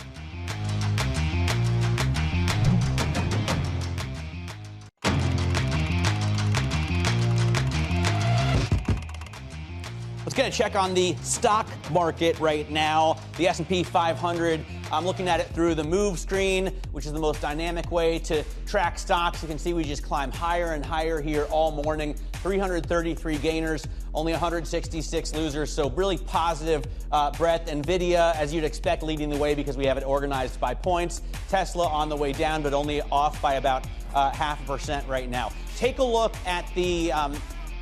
Wait, can we take a look at this? Yes. Sorry, it was flashing for a second, so I didn't know if I should walk over or hang back there. This is the sectors here on the day. Tech stocks are the biggest gainers. You do have financials and industrials at the top as well. This is how it would look if we had a year-to-date picture as well. So these are the leaders, really, although I think comm services would maybe replace techs. In terms of the losers, real estate, consumer staples, and healthcare, these are defensive stocks. So when they're losing, that's really bullish. These markets, bullish, bullish, bullish. That is Matt teasing my show, of course, bullish. Of course, you can find it on Bloomberg.com. But coming up next, we're going to talk more about how exuberant people really are. We are looking at S&P 500 on its second week of gains, but do consumers feel the same way? We're going to talk about price fluctuations heading into the 4th of July weekend with Stu Leonard Jr., the CEO of Stu Leonard's. This is Bloomberg Open Interest.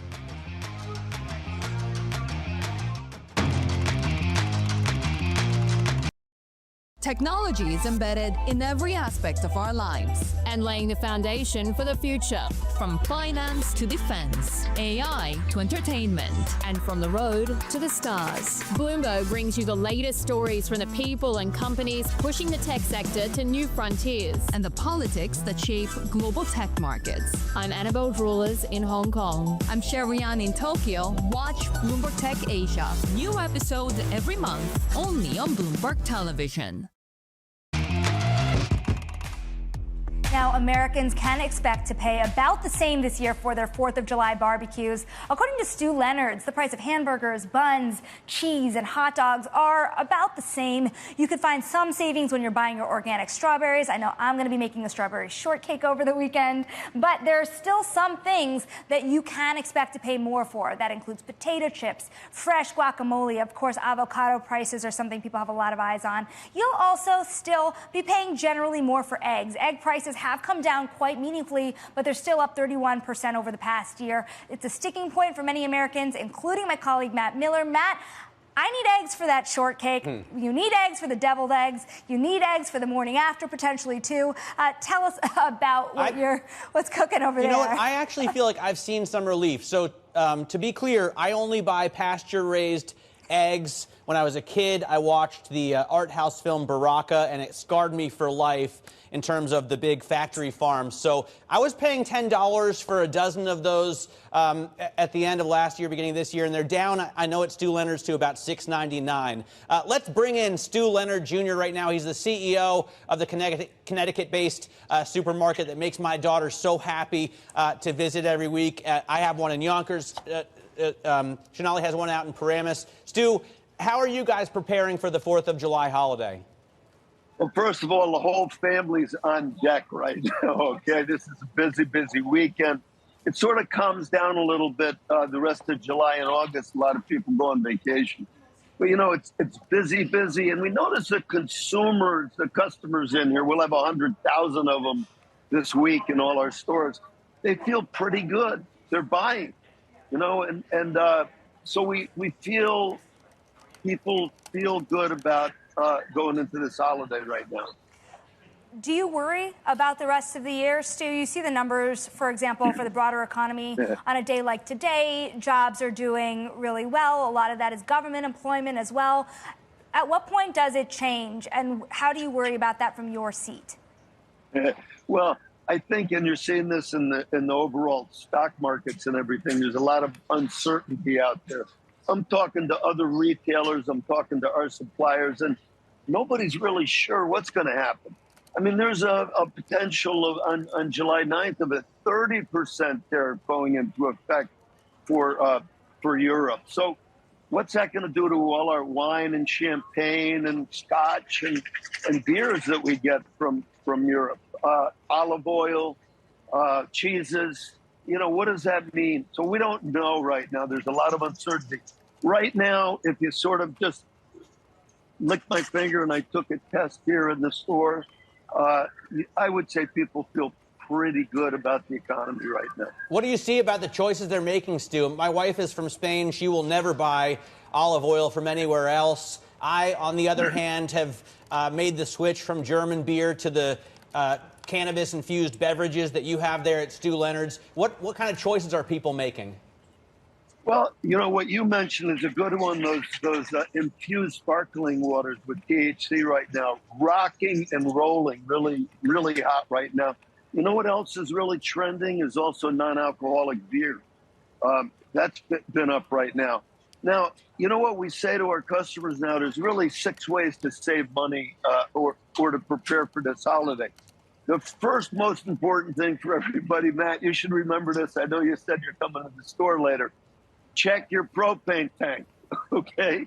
The worst thing is you got your burgers or something ready to go and there's no propane. Second thing, we got a lot of specials going on this week.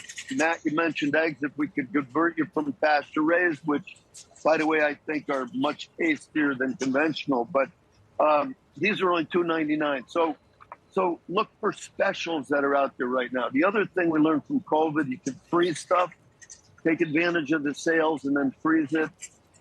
Do it yourself. You know, we have these you can get this all cut up. We have people that have to do that. Same with guacamole. Cut the watermelon yourself. You'll save some money. And the last tip there is to walk away from our demos that we have, because we're trying to entice you to taste the product and buy it. That's one extra item in your cart. It's going to cost you a little bit more. But those are some tips for saving money. Don't freak out over the prices. They're about the same as last year, as you mentioned earlier. It's only $10 a head, basically, on average for each person. It's a lot less than a restaurant. It's a good point to do it yourself when you come to things like the watermelon or the guacamole. And maybe part of the problem is, you know, the avocados at Stu Leonard's have to sing. So it's not just, they don't just have to taste good, they have to be on key. And I've got to say, I'm totally guilty for sending my significant other out to get another propane tank every holiday, Stu. I do want to ask you about something else that's happening here in New York City. As somebody who owns a major grocery store chain, you have a mayoral candidate here, Zohran Mamdani, considering a plan to establish publicly owned grocery stores. Of course, this plan is a pilot plan, and of course, he has to win the election in order for any of this to take place. But what do you think of that plan?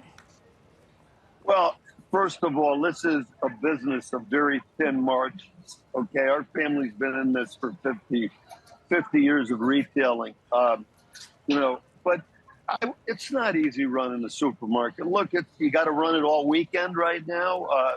We don't get the weekend off like you would.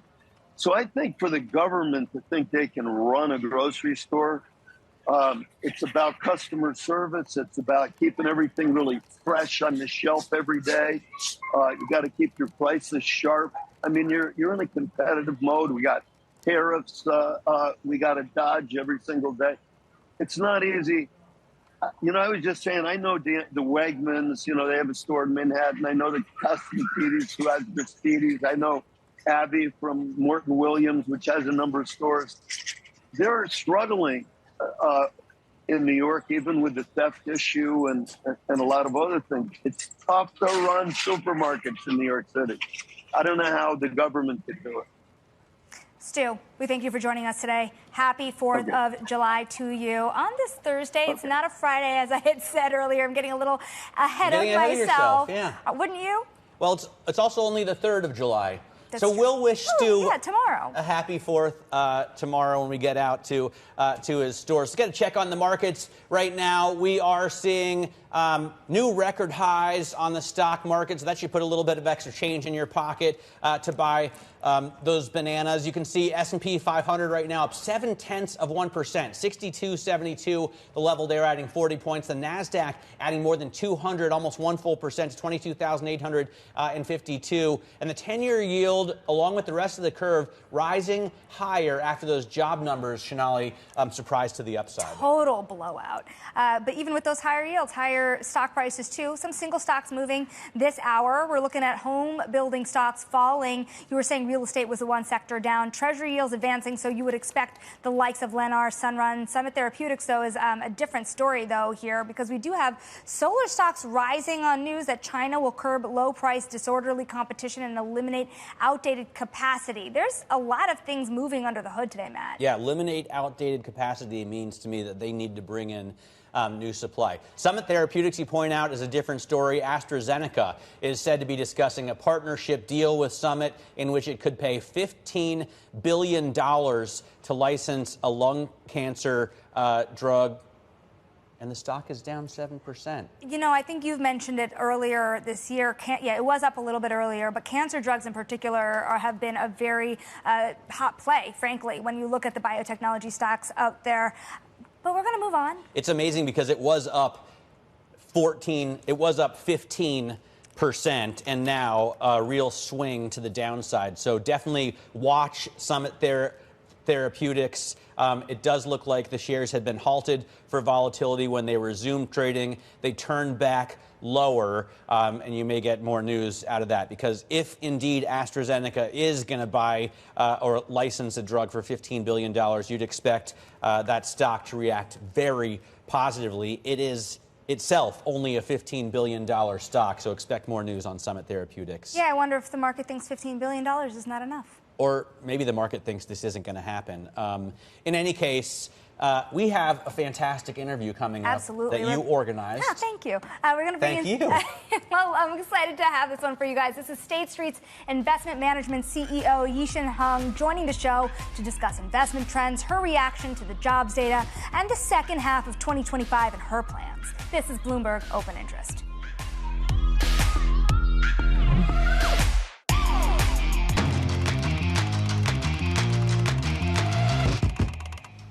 Now, traders are betting that the Fed will not cut rates in July, as that June jobs report blew past expectations for a second month in a row. Changes the picture of the economy a little bit for traders who are betting for less. Let's discuss this all, the state of the economy and markets, with State Street Investment Management CEO Yishin Hung. What do you feel about the economy right now? There are a lot of people who are still in this wait-and-see mode, but the data keeps surprising. Do you think that you can kind of get ready to tell your clients to take some more money out of cash at this point and start putting into riskier equities, or do you think there's still too much uncertainty? You know, we actually see investors moving into risk assets. You know, as one of the largest ETF providers, we're seeing enormous movement into ETFs broadly. You have the largest ETF. We do. Certainly the oldest, most storied That's right. ETF in the world. And that is hitting all-time highs today as we speak. Yep. But we're seeing that movement into whether it's equities in the U.S., outside the U.S., even bond ETFs. So that feeling of confidence, improved investor sentiment is coming through loud and clear. And it's been such a change from the first half of this year where the watchword was all about uncertainty.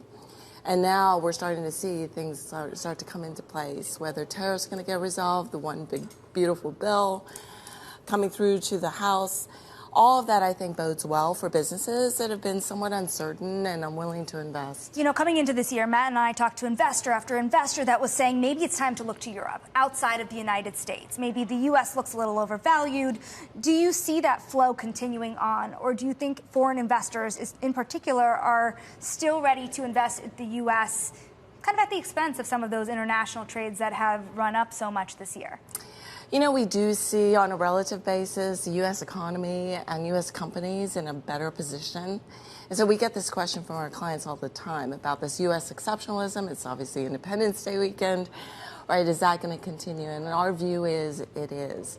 And then with improved sentiment, we just see the back half of the year as being a really good one for the equity markets. What about private markets? You have obviously made a foray already into private credit with one ETF. You filed for a second ETF in collaboration with Apollo. But I haven't really seen the demand for those products. Do you see it coming? Is it just not here yet? We do see tremendous demand. And I think with some of the changes that SEC Chair Atkins has put out in terms of creating the environment for greater convergence of private to public, that is going to continue to build as we move into the back half of this year. And for us, we're very excited about this because there's so much value in the private credit, private equity markets, and making that available to everyday investors is something that we've been all about at State Street Investment Management. And so we're excited for, you know, this, the first of those ETFs, the second of those, and bringing that exposure to clients. You have said in the past that you're looking to buy a private credit firm or buy a stake in one. So I'm just wondering how the search is going. It's going well, but, you know, at the same time, we are also looking at both product innovation, which you spoke to, and areas where we can partner with other firms. Despite our size, we're nearly $5 trillion in total assets. We're really strong in what we do, whether that's index for large institutions or ETFs, and partnering with best-in-class firms like Apollo, like Bridgewater, like Blackstone. Are you in talks with all three of those? No, we're not in talks in terms of product co-creation, but more along those lines. Well, yeah, Apollo, Bridgewater, it certainly has struck the attention of a lot of Wall Street, the inclination of you to step out and partner with these other managers. What does this mean for the types of products that retail investors really want to buy? Because these have tended to be high-fee products that were just for really large institutional wealthy investors. Can they be, frankly, watered down a little bit to make it more attractive to the retail investor? We're seeing interesting pockets. I mean, I talked about ETFs, and making those available. But the retirement arena is a big part of our business. It represents about a quarter of our assets. And we've been first to market to launch a target date fund that has a 10% exposure to private equity, private real estate, and credit. And this sort of barbelling of index for large river categories, if you will, and then saving that risk budget in return for those components is a really good way for individual investors to gain access in a cost-efficient way. Which, by the way, I think it's so interesting that, you know, if you're a teacher or a police officer in a lot of states, your CalPERS or your TIAA CREF, they're getting in on private for you. But for me or Shonali, we can't have access to those alternative investment assets in our 401ks. That's right. When are we going to be able to buy an asset like your ETF for our 401ks? Well, we'll see on the ETF side, right? There's a number of applications in with the SEC for ETF share classes, mutual fund share classes, in our case, off of our ETFs. I think that will facilitate more of that exposure in retirement plans. But this target date fund that we have called Index Plus is available today. We're in market with that and have seen a lot of good interest. So hopefully not in the not too distant future.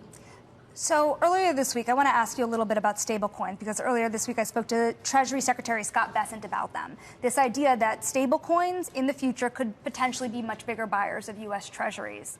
How do you see the stablecoin universe playing out versus the money market universe, and how it might change the Treasury market? Well, we actually think the development of stablecoin is beneficial for the Treasury market because it is backed by Treasury bills. And so the demand, we think, will actually outstrip supply.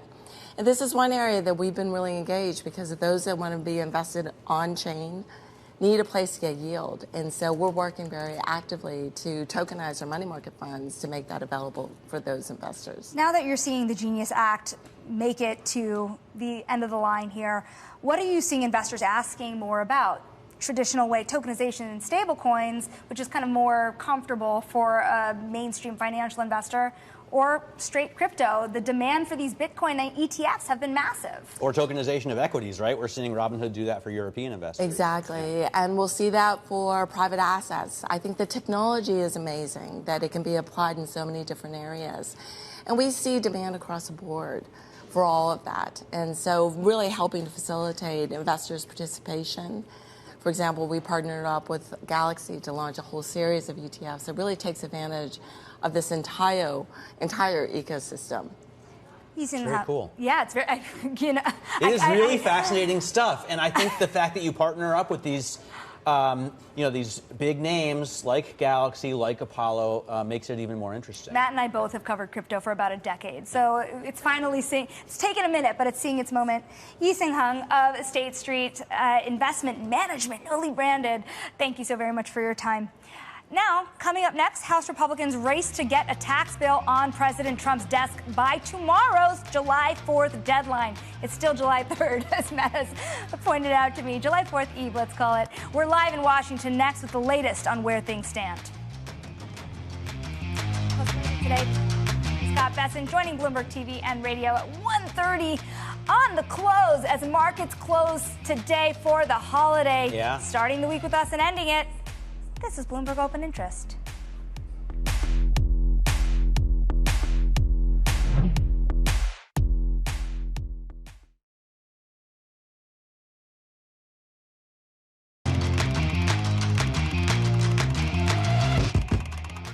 Why did debate begin at 3:28 a.m. in the morning? Republicans are once again, which has been the case, Mr. Speaker, through every step of this journey, tried to jam this bill through the House of Representatives under cover of darkness.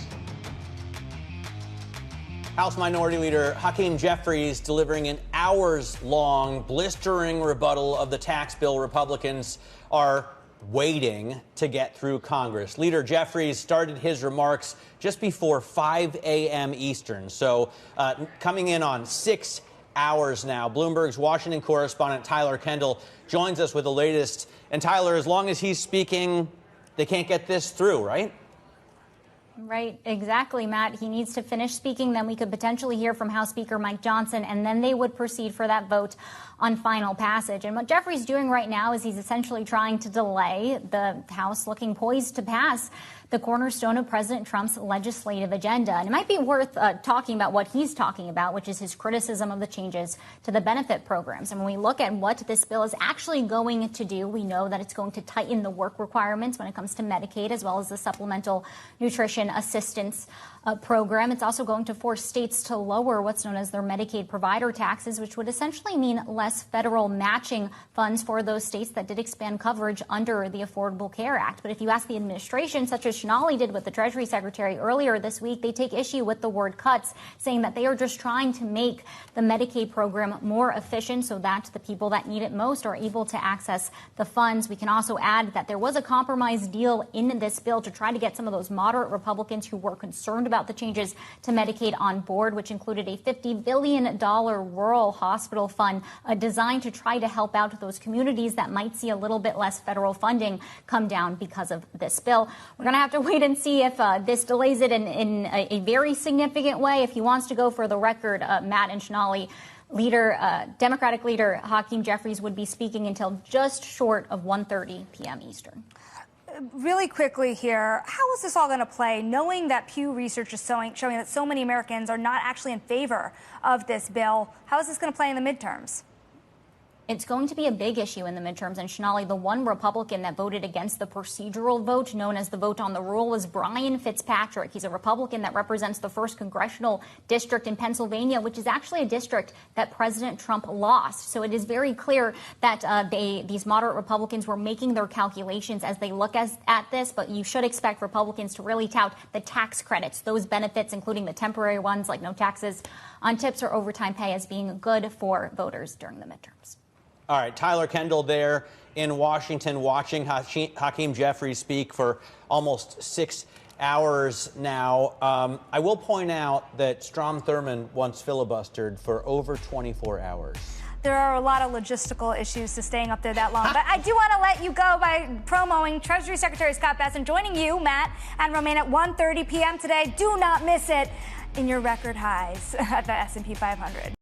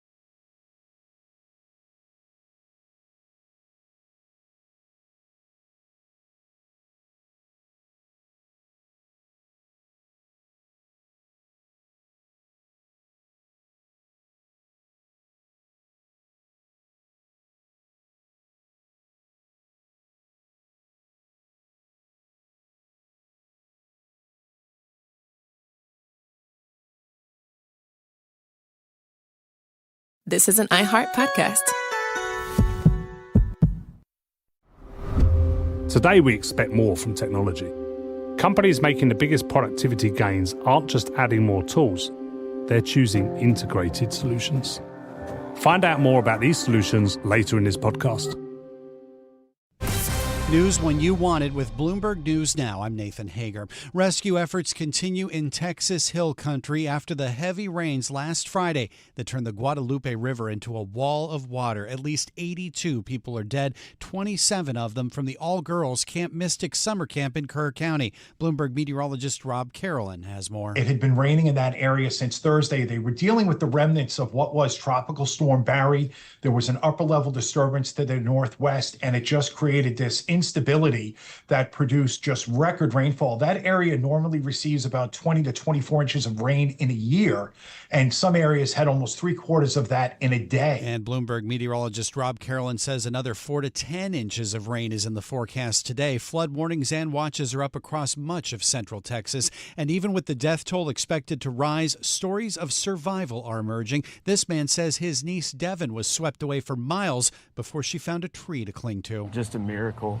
I mean, the fact that they were able to find her and get her help and keep her calm, and then caring for her after as well. We're extremely grateful. He spoke to ABC News. The scope of the disaster is raising questions about what more could have been done. Bloomberg's Laura Davison has more on that from Washington. It's not clear at all that the National Weather Service failed to perform their duties here, but questions about their partnership with state and local authorities to make sure people were informed. This came on very quickly overnight. A lot of people camping along the riverbed there, as well as a girls' camp that was there that was very devastatingly affected.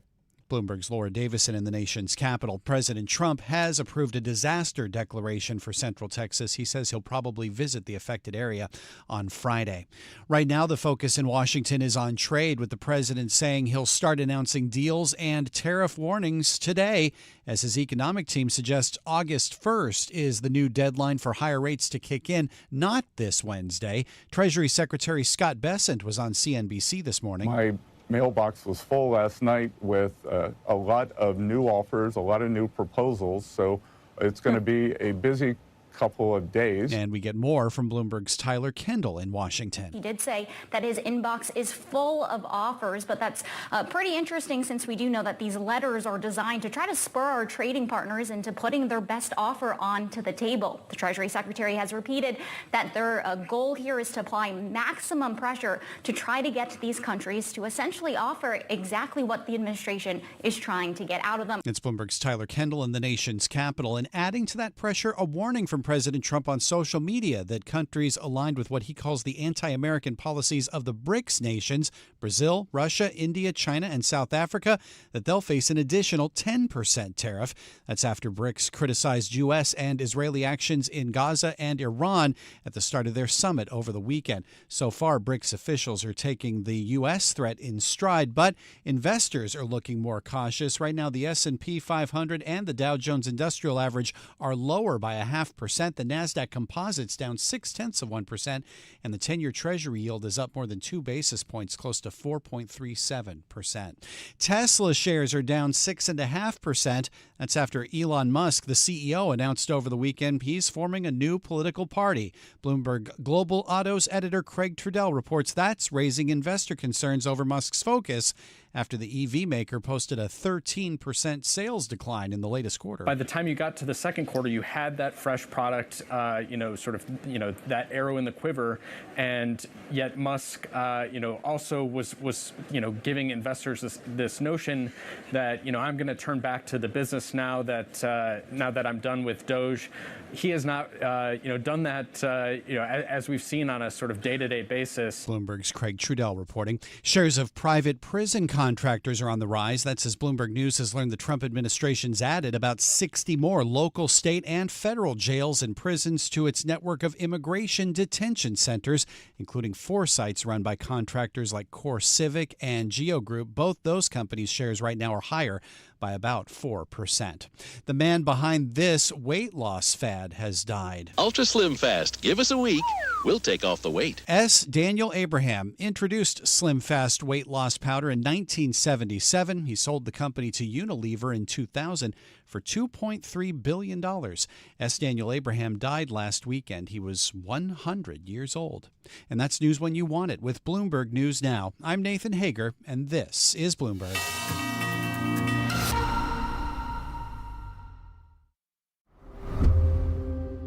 Remember when a single technology glitch could bring an entire workday to a standstill? I'm Mark Banfield, Chief Commercial Officer at TeamViewer. Today, most technical issues are recurring. If you know the patterns, these issues can be remediated before they impact your business. One major UK retailer discovered a single point of sale outage cost them around $1 million in lost sales during a single lunchtime. Now, using TeamViewer's digital workplace platform, the same company is able to identify and fix those issues before they even happen. But proactive troubleshooting isn't just about the incremental improvements. It's about fundamentally reimagining how work happens for everyone. And the companies that move first get competitive advantages in terms of efficiency, productivity, and innovation. To find out more, visit bloomberg.com/TeamViewer. The data that matters for your investments. The entire auto sector is higher today. And analysis on the companies making news on Wall Street. Tesla's been a stock that's been in focus. Shares have really been all over the map this morning. Listen to the Stock Movers Report from Bloomberg. Let's talk about some other decliners. It's your short audio report on the day's winners and losers in the stock market. Second biggest driver in terms of points for the S&P 500. Subscribe to the Stock Movers Report on Apple Podcasts, Spotify, or wherever you listen. This is an iHeart podcast.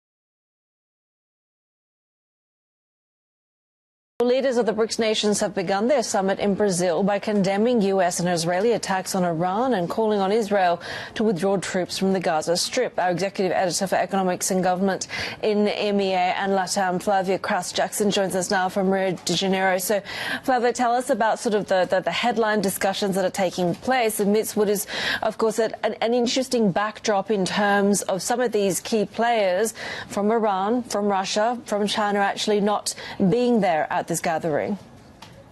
Yeah, it's quite an unusual BRICS in many ways, right? Because two of the big acronyms in that grouping are not here. President Xi's not here, and of course Putin isn't here either. So that makes it, in a way, quite an unusual, understated affair. And then, of course, you have, in the form of Lula, a very punchy host. He's obviously here, very warm, being with Modi, who's the star of the show, really, and he's going to be treated to a state visit later. But Lula really marches to the beat of his own drum. He's not afraid to say controversial things. And of course, in the backdrop, you have the tariffs that are about to come down, and certainly tomorrow we'll see some of these deals, if they come into shape, especially the one with India. We'll be able to get some real life reactions here in Rio. And of course, on the geopolitics, the BRICS have really stood apart as presenting themselves as a sort of alternative to the US order, and ironically as defenders of multilateral institutions. So it's quite interesting really to sort of see in the family picture Russia and Iran sort of relegated to the margins, and also the kind of language that they're using to condemn some of the actions in the Middle East. Yeah, it will really not play well for President Trump, that, of course, is meeting with Prime Minister Benjamin Netanyahu on Monday at the White House. No, of course not. And I mean, I think what's been very interesting to see is that Lula and Trump could not be further apart. But somewhat unusually, Trump has not picked a fight with Lula and vice versa. Certainly, Brazil hasn't been caught in the crosshairs of the trade war. And Lula himself has said some pretty contrarian things about Israel that in the past, certainly when he said it in the G20 context, drew a lot of condemnation. But here he's very much more with like-minded individuals. It's obviously the G20, the BRICS aspires to be very much like the G20, but hasn't quite lived up to the promise, even though it represents 49% of the population and has certainly doubled in size. But one thing, for example, that we noticed is that for 2 years ago, when Saudi Arabia and several other countries were invited, essentially doubling the size of the BRICS to 11, countries like Saudi Arabia specifically are still equivocating and not entirely sure that this is a club that they want to be a member of. Chinese Premier Li Qiang saying that BRICS countries should champion the peaceful resolution of international disputes. How well has Beijing really driven the BRICS nations in order to gain more global clout, not to mention expand the grouping as well? Well, I mean, obviously those are interesting words, but the fact that they're not spoken by Xi in this setting in a way kind of doesn't pack as much of a punch. And I think suddenly there's a sort of perception that China really maintains always the same position. It doesn't really want to tip the balance in any specific way. When it's come to the conflict in Ukraine, it's very much given backing to Russia. When it comes to Iran, another ally in the Middle East, it hasn't actually done very much to help that ally. So those positions are very much consistent with how China has sort of essentially positioned itself geopolitically. It uses words, but it doesn't really follow through with actions.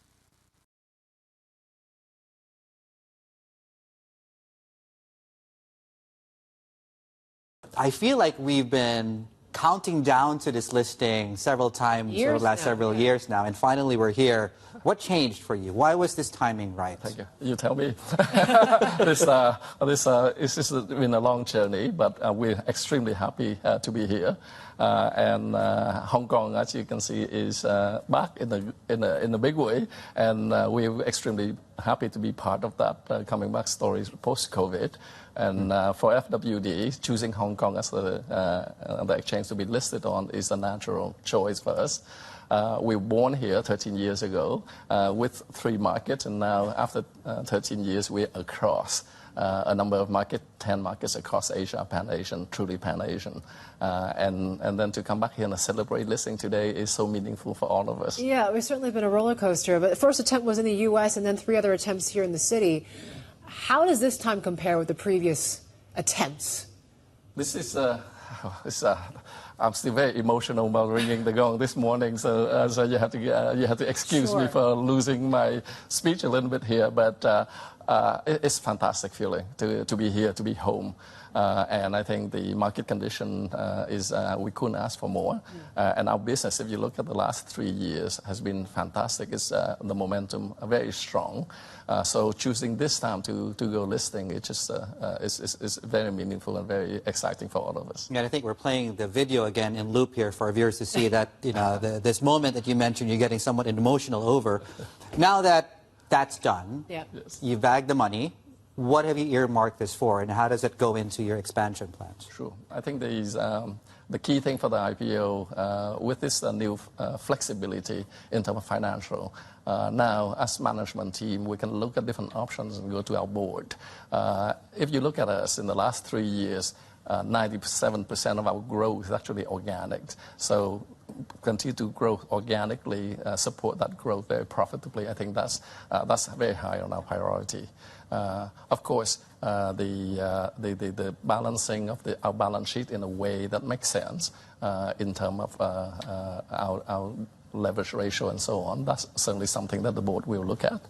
And of course, the last but not least is if there's opportunity for us to add into our scale, either in the markets that we are already operating in to get to that leadership position. Yeah, you mentioned Pan-Asia. You have a strategic focus in Hong Kong and Japan and Southeast Asia. Is the plan now to further deepen your presence in those markets, or are you looking elsewhere? I think when we set out, we want to build a Pan-Asian, as you mentioned, and the market that we chose to operate in, we're pretty much in. Of course, the exception, we would love to get into China eventually. But in Southeast Asia, on the key markets, if you look at on the populous markets of ASEAN, we're already in. There's a few smaller markets that we have a lot less interest. So the key for us going forward is how to deepen our presence and how to get into the leadership position across these markets. At the moment, we are in the top 2 in several markets, including Thailand, we're number 2, Indonesia, we're number 2. Philippines, depending on what month you look at, will be number 1 or number 2. so that sort of leadership in each of the markets is important, and we will focus on that. And you mentioned organic. You also somewhat alluded to you're looking at potentially non-organic options. Would you be open to M&A? Like which specific assets might you be considering if you want to solidify and not a month-to-month look at your leadership position? That question I will defer to my board. But we continue to look at the opportunity that makes sense. Because, as you know, life insurance is a scale business. Right. And we continue to build that organically. But if there are opportunities that can give us additional scale that makes sense, we certainly go back to the board and make the case for that. Because that's helped us to get to that leadership position again. You mentioned China. FWD, currently you don't have a direct business in mainland China, unlike some of your rivals like AIA, like Prudential. What are some of the plans in place right now? I mean, do you have a plan in place in terms of the strategic focus in mainland? Thank you. And we do have a rep office in China since 2014. Okay. So we certainly continue to study the market. And over the past years, we look at several opportunities. But for us, China and the same with across Asia, we prepare to walk away from opportunities that does not make financial sense. And that's always have to be the way we do business to deliver the right return to our shareholders. I mean, is it accurate to describe it that China is not that urgent for you? Yeah. I think just by the tone. One of the key things for us is we headquarter here in Hong Kong. Okay. And Hong Kong, the proximity to southern China with the connectivity into Greater Bay Area, we're in great position to tap into the whole ecosystem of life insurance in China. And as you can see, the whole industry, life insurance, in the past years post-COVID, have benefited greatly from the connectivity to southern China. And we are very fortunate to be in that position. So we will continue to push really hard here in Hong Kong. Okay. I was looking at the investment side of things. I mean, obviously, there's a lot of talk of your asset allocation plans. What sort of strategies are you looking at right now? Has there been any changes of late? As we go prepare to go public, of course, we are a life insurance company with a long-term promise to our customers. We're talking about 30, 40 years promise here. Right. So the allocation for asset, the liability matching between our policy that we sold and the asset that we invest, we have to be very careful and we have to manage our risk very tightly.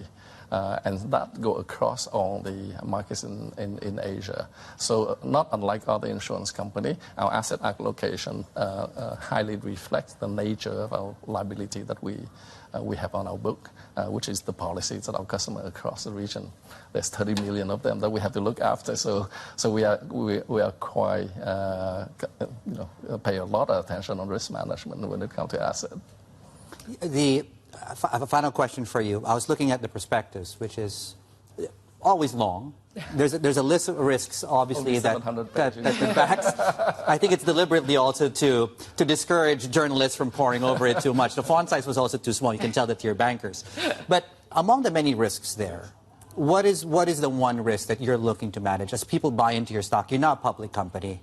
What do you think people should be paying attention to there? I think when people ask me what I lose sleep at night over managing a group like FWD, I think for us, the geographic expansion, the hard work in building distribution, the investment in digital and tech that carry out the operation efficiently, all those things, execution, and we can focus and we can deliver. Underlying all of that is the people. And that's one of the reasons why we basically headquartered here in Hong Kong is that very important element of human resources. I think if we don't have the right people, it's going to be very hard to deliver the promise that we have with our customers. And that's why we're very happy today to be ringing the bell here in Hong Kong. This is the best place in Asia to build a pan-Asian insurance group.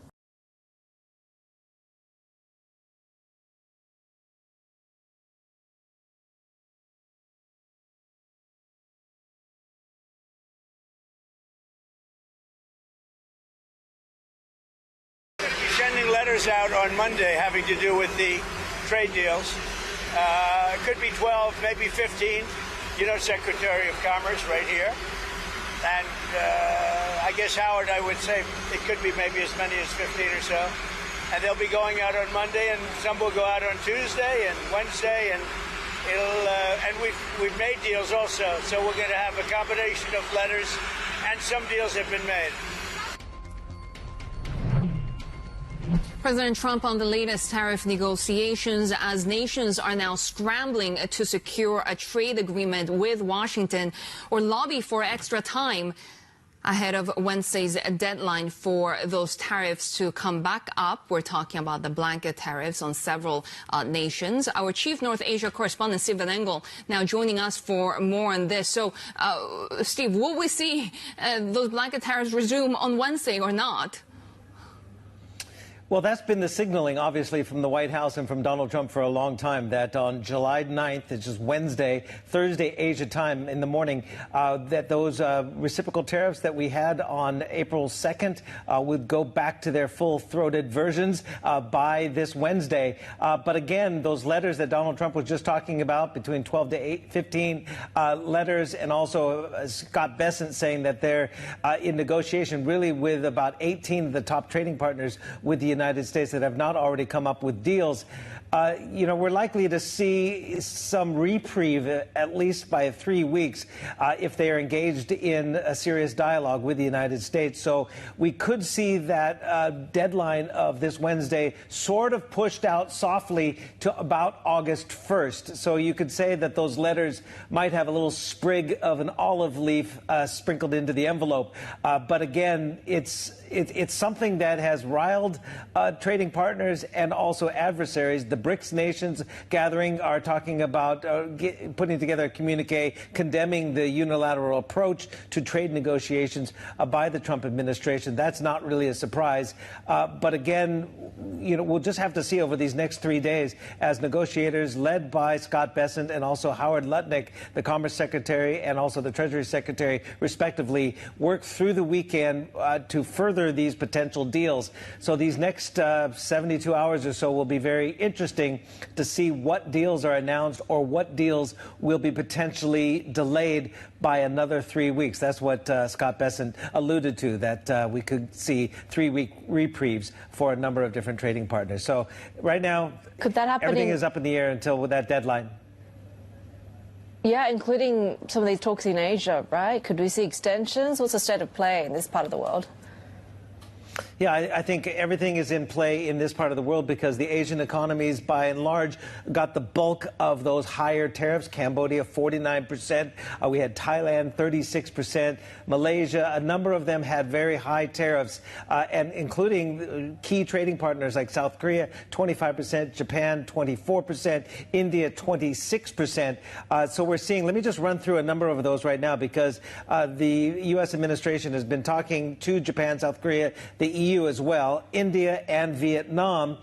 South Korea and Japan, they're quite concerned, no doubt, about the auto tariffs. India is as well. We had Indian officials late last week alluding that they might stand firm on some of these and have reciprocal measures of their own because of the automobile tariffs and the automobile parts. And again, the sectoral tariffs on steel and aluminum are, you know, sticking points for the countries like South Korea, Japan, and India. We see the Japanese Prime Minister late last week, Ishiba, saying Japan is prepared for all possible tariff scenarios. They're ready to stand firm and defend its interests.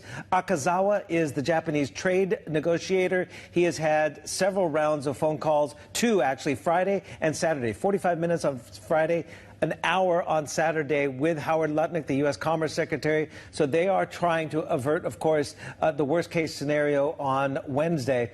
Then we have, let's run through some of these Southeast Asian nations quickly. Cambodia. The government on Friday, they're saying it had agreed to a framework agreement with the United States, and some sort of announcement is imminent. Again, Cambodia has that 49%. They sell a lot of textiles and footwear to the United States. Indonesia signals confidence it's close to signing a quote-unquote bold agreement with the United States spanning critical minerals, energy, defense cooperation, and market access. And then Thailand, despite its obvious prime minister turmoil right now in Bangkok, it's making a last-ditch effort to avoid those 36% tariffs with offers of greater market access for U.S. Farm and industrial goods and more purchases of U.S. energies and possibly also Boeing jets. So there's lots to cover, a lot of time still left to be had before Wednesday's deadline imposed, obviously, by the White House.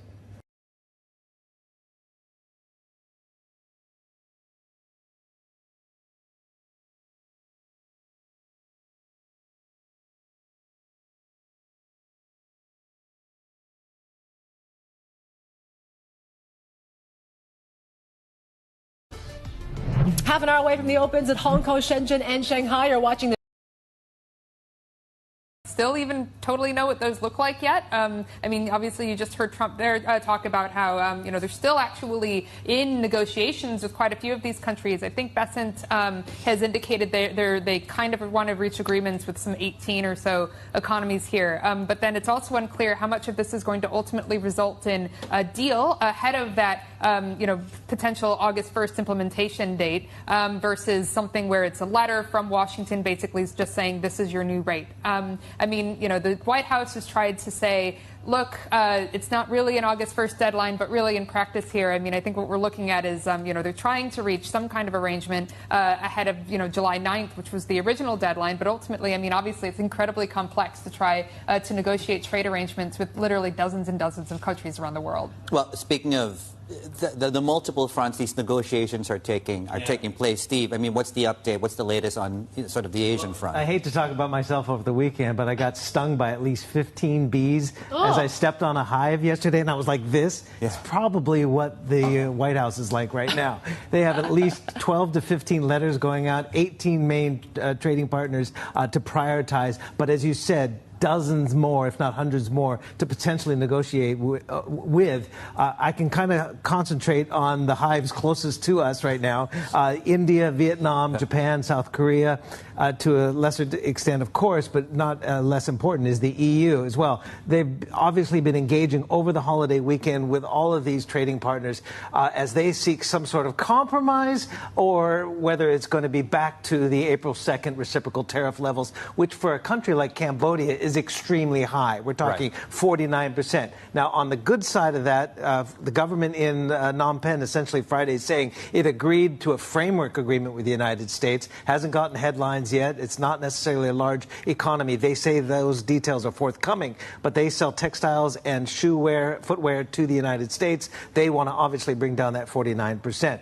Indonesia signaled its confidence. It's close to a bold agreement with the United States for critical minerals, energy, defense cooperation, market access. And Thailand is another one. Before we can talk later about South Korea and Japan, Thailand has that 36% tariff looming over its head. It's made a last-ditch effort to avoid those tariffs with offers of greater market access for U.S. farm and industrial goods and more purchases of U.S. energy and maybe even Boeing jets. There's, literally quite a few dozen bees circling around right now.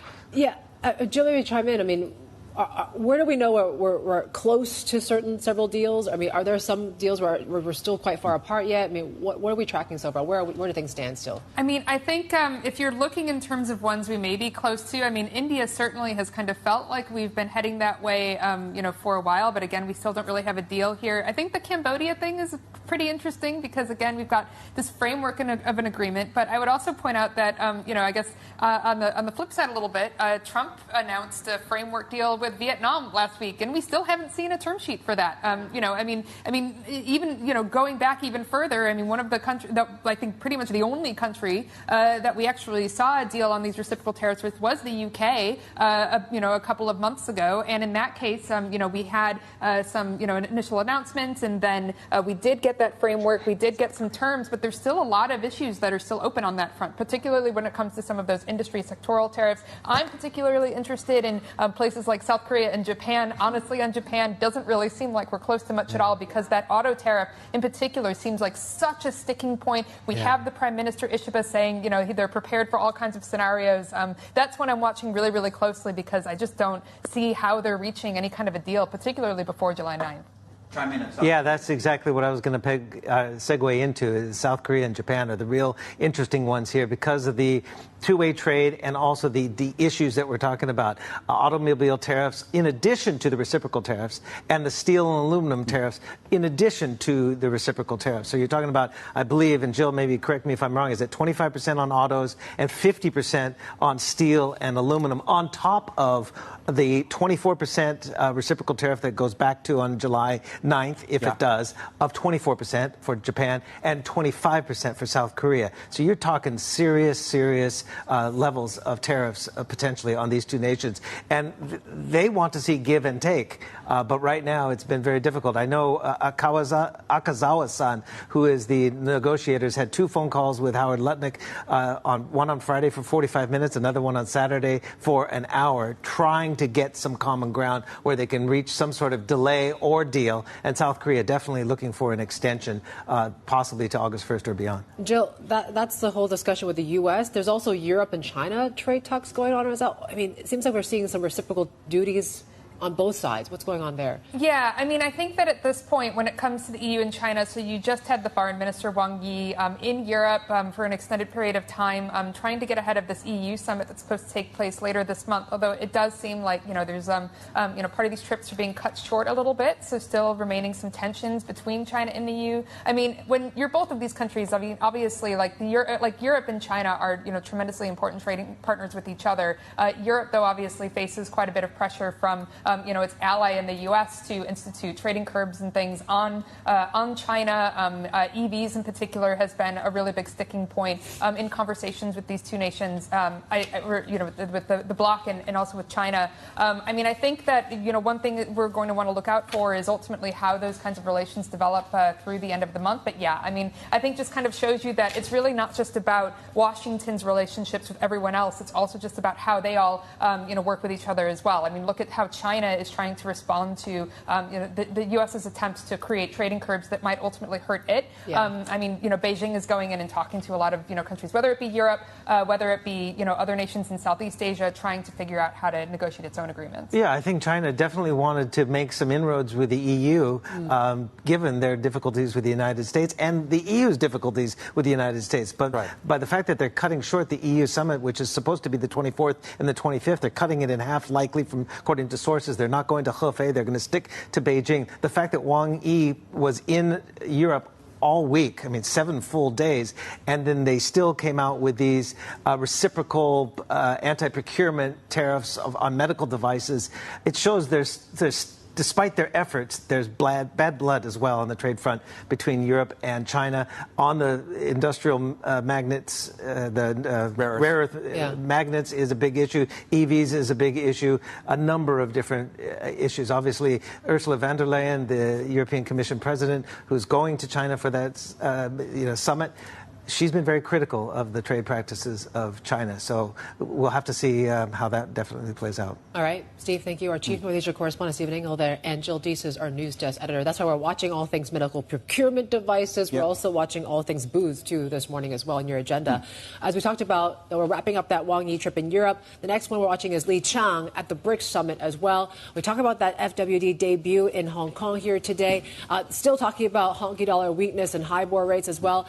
On the flip side, also, we're talking about repo rates that are falling in China and sectors. We mentioned medical devices. We mentioned booze energy as well, just given the surprise move from OPEC over the weekend, Dave. Yeah, there we go. Lots to pay attention to as we make our way into the Monday session. 19 minutes away. Coming up as well here, the head of investment advisory and advisor at SEBI is joining us to talk about market strategy and really what the key assumptions are as we make our way into the second half of this year. And speaking of this listing today, FWD, the CEO, joins us in the next hour of the China Show. Counting down to the open of trade, 18 minutes now away. Futures are doing this amidst a hot and extremely humid Hong Kong Monday morning. This is the China Show. Good morning.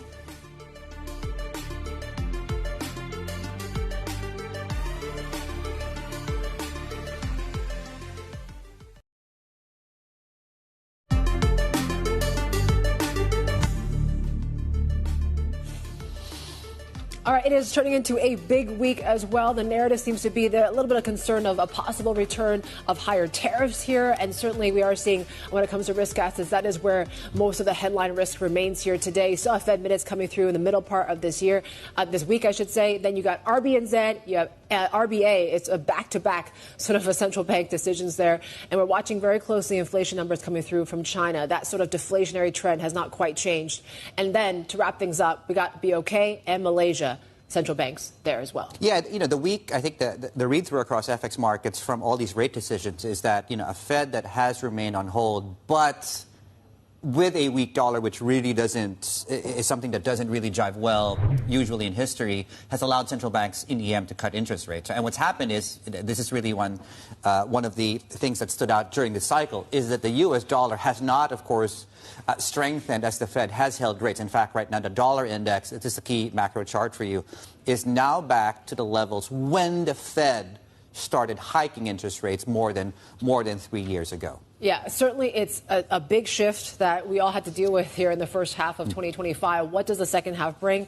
Let's bring in Ritesh Ganeriwal, head of investment and advisory at investment platform SEBI. He joins us live from Singapore this morning. Ritesh, it's great to have you. One of the themes that you've been tracking, of course, is this global rotation and the weakening of the dollar. What does that, what's in store for the second half then? Are we likely to see this leadership continue?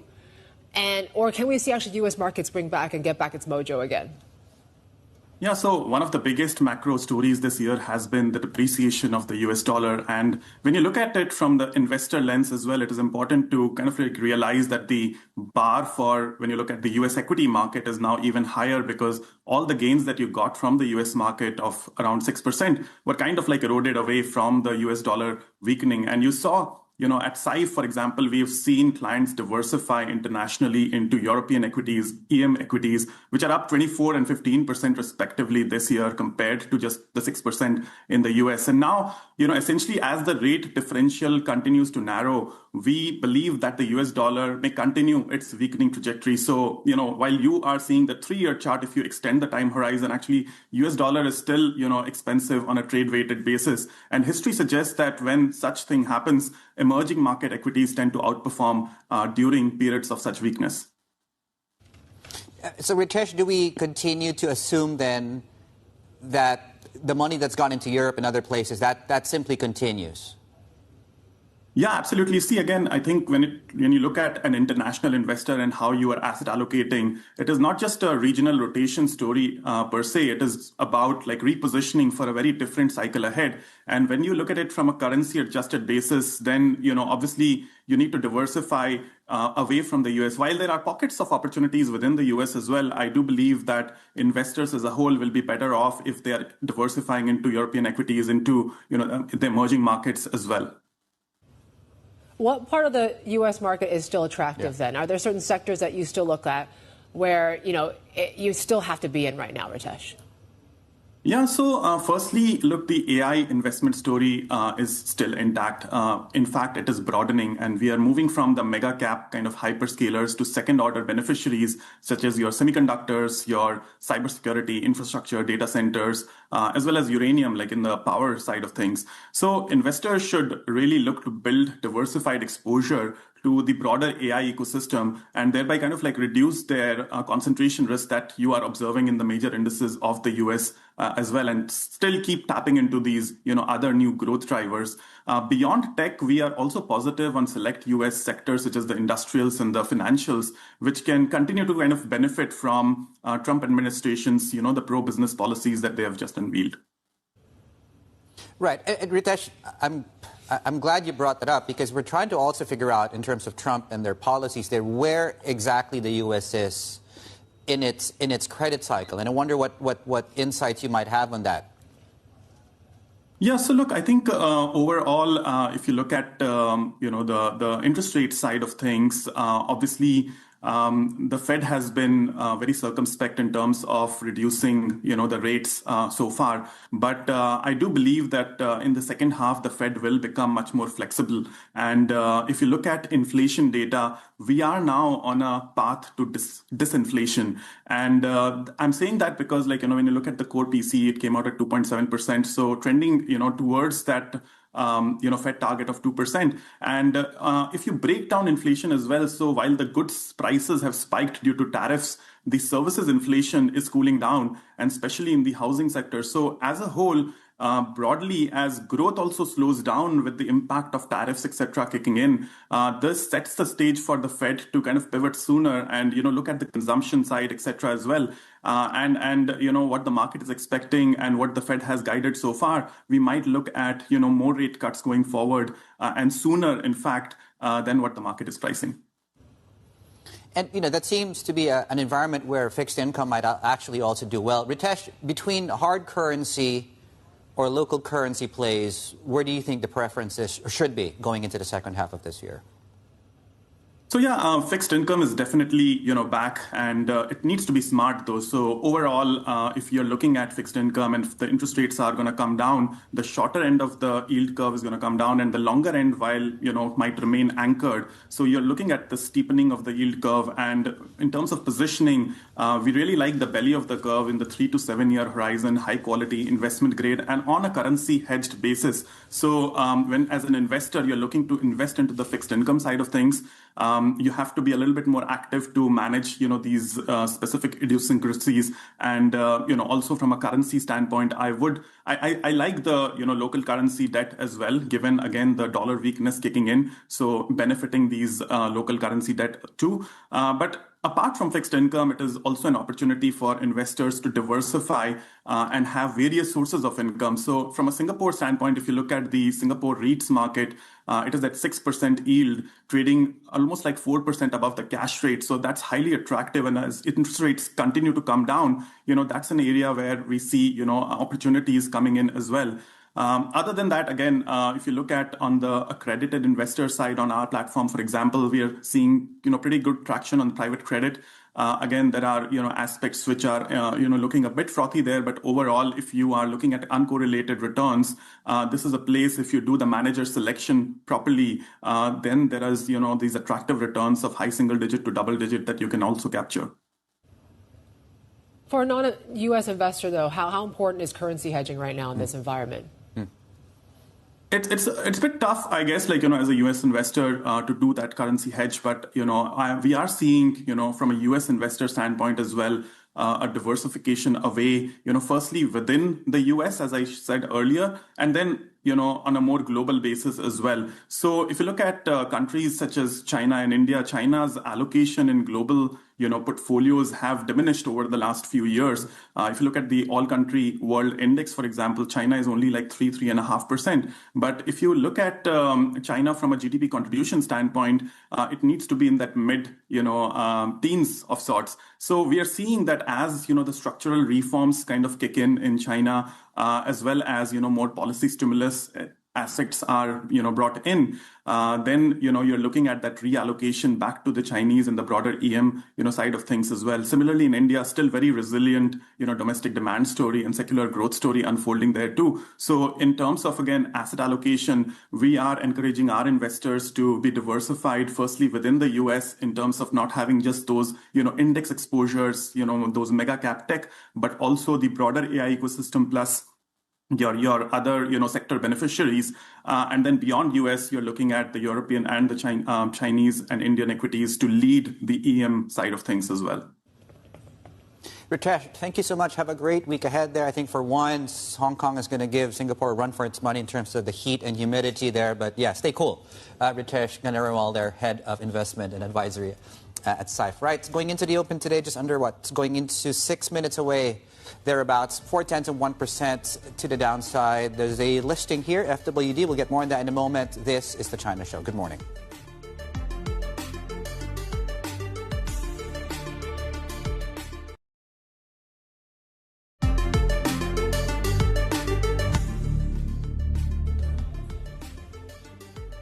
Welcome back to the show. You're looking at some live pictures coming through as well. This is almost a daily exercise of ours, given how, oh, there we go, on your screens right now. And for those in Hong Kong, you probably recognize the faces on the stage right now. Finally, FWD is listing here in Hong Kong. Quite a substantial amount of money, 38 bucks a pop.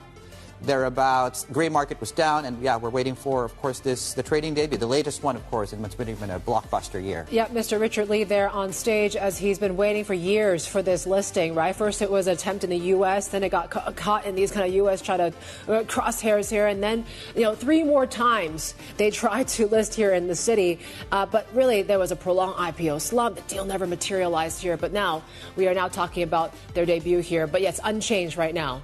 We're at 38 bucks right now, Dave. Yeah, there we go. Bonnie Chan, of course, who heads the exchange here. Plenty more ahead, including, of course, Min Min, our China correspondent, is there at the exchange. The open is just ahead.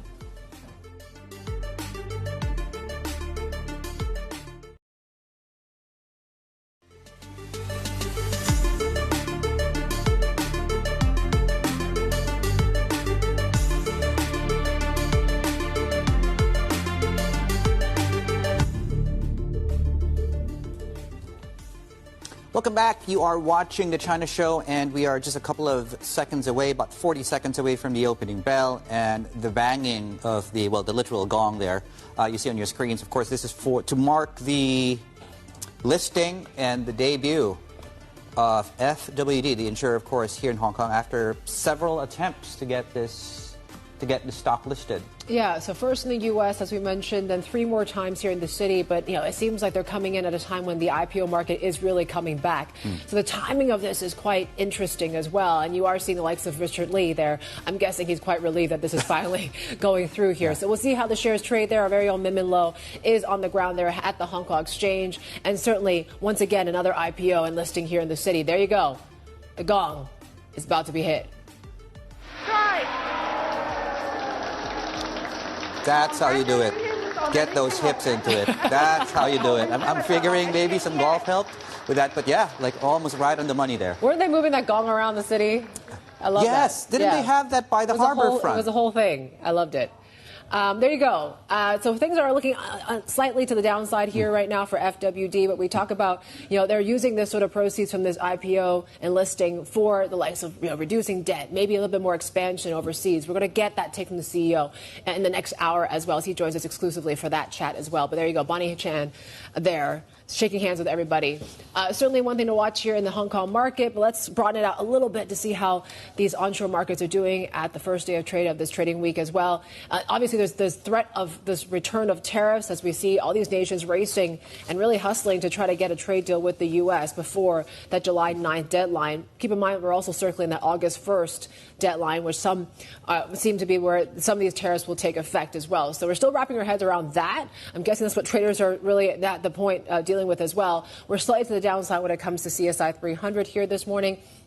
Now, obviously watching what goes on in the Shanghai crude there, following what we saw in the drop in WTI and Brent this morning on the back of that OPEC Plus hike when it comes to output there, and really kind of adding to the concerns about maybe swelling supply in the back half of this year or the like. There you go. Then we're taking a look at when it comes to some of the big names as well. Not a whole lot of in terms of trends here this morning, but let's flip the boards, and we're watching very closely Hong Kong. Goldman had a pretty interesting line talking a little bit more about dividends, right? So they're saying Chinese firm dividends may rise 10% to 3 trillion yuan this year. So that whole income play is still very much there. And they've been tracking over 4,300 companies in the A-share, H-share, and ADR markets. And they're saying, look, this is still a play, and focus on old China companies new China companies as well, but maybe more so the old China companies. Take a look when it comes to Hong Kong. There you go. We're seeing 8 shares down about a third of 1%. HS Tech is on offer here this morning. Hong Kong dollar still very much trading on the weak end of that trading band at 784.99. And we are seeing a bit of flat renminbi right now. Keep in mind Xiaomi. We're going to talk a little bit more about that. Of course, on the back of that SUV launch last week, and certainly the comparisons on really what this means and how they were able to deliver an SUV as well. We've got that deep dive coming up in our next hour as well. But there you go. Alibaba is down some 2%, interestingly enough. Meituan also down some 3%. Let's take a look at some of these chip stocks as well. We talked about a little bit more about what's going on with what the U.S. is doing. So they're playing these AI chip curves on Malaysia, on Thailand, over some of the concerns there as well. So some of these Chinese chip stocks are actually doing quite well here today. And then we're watching oil, given just the surprise move from OPEC over the weekend here. So we are likely to see some of these energy players, there you go, heading lower here this morning, Dave. Okay, if I could ask our producers, I know we haven't planned this, to get Meituan shares back up, please, 3690. And Yvonne just mentioned the open, they're down about 3%. The reason I think we should be paying attention to the stock, well, for one, I think this is really the competition story. Number two, on a share price basis, the last time we traded at 117 on Meituan stock, it's now completely erased all the gains, not just from when the PBOC came out with a briefing in late September, but all the way back to the start of that month. Meituan, there we go. We've now taken out 117 a pop. We're down 3.5%, call it 3.25% there on shares of the platform company. More on that in a moment there. And certainly it is indicative and symptomatic, of course, of the broader conversations around competition and in the new areas of that. Right. We'll table that for now. We'll talk about this big listing here in Hong Kong and cross it over now to Min Min Lo, our China correspondent there at the Hong Kong Exchange. And Min Min, yeah, the stock is opening low. Yes, a little bit flat at the open today, but it was trading even lower in the grey market, 6.6% down, and it's recovered a little bit. I think you can hear the cheers and the clapping around me, a lot of exuberance here. It's certainly a very big day for FWD, 4 years in the making. And of course, the attention is not just on the interest from retail investors, it's the institutional investors that FWD has managed to secure, including a Japanese life insurer as well as a unit of the Abu Dhabi Sovereign Wealth Fund, which speaks to the Hong Kong government's ability to attract international capital here. That was what Fred Ma, the chairman, was saying on stage earlier as well, given that this is a company that actually doesn't have a presence in the Middle East. It's a pan-Asian company. Richard Lee, the son of billionaire tycoon Li Ka-shing, was here as well. He continues to be the controlling shareholder, holding on to 66% of the shares. And our Bloomberg intelligence teams believes that there is still potential for the valuation multiple to increase, given the price today. The price to book value ratio is just 0.9 times, so quite low compared to some other insurance giants like Prudential and AIA. Min Min, talk about the twists and turns. It's been a 4-year journey to get to this moment. What's the timing? Why do you think FWD is choosing to list now? Yeah, it's a long time in the making. They first applied to list in the U.S. in 2021 in the private market, citing the size and the fluidity, the liquidity of the U.S. market at the time. But it was stalled because U.S. regulators were concerned about the risks of Beijing's overreach over Hong Kong companies. So then half a year later, FWD shifted strategy and chose to list in Hong Kong instead. But that was in 2022. You remember the economy was badly hit after COVID. The capital markets were not doing very well. It drove valuation down. And then the company decided to delay the IPO, and it wasn't until earlier this year when there was a re-rating of Hong Kong capital markets that we started to see this rebound in deals and IPOs in this city, and that could be why the company is choosing to also list now, taking advantage of the more favorable market conditions.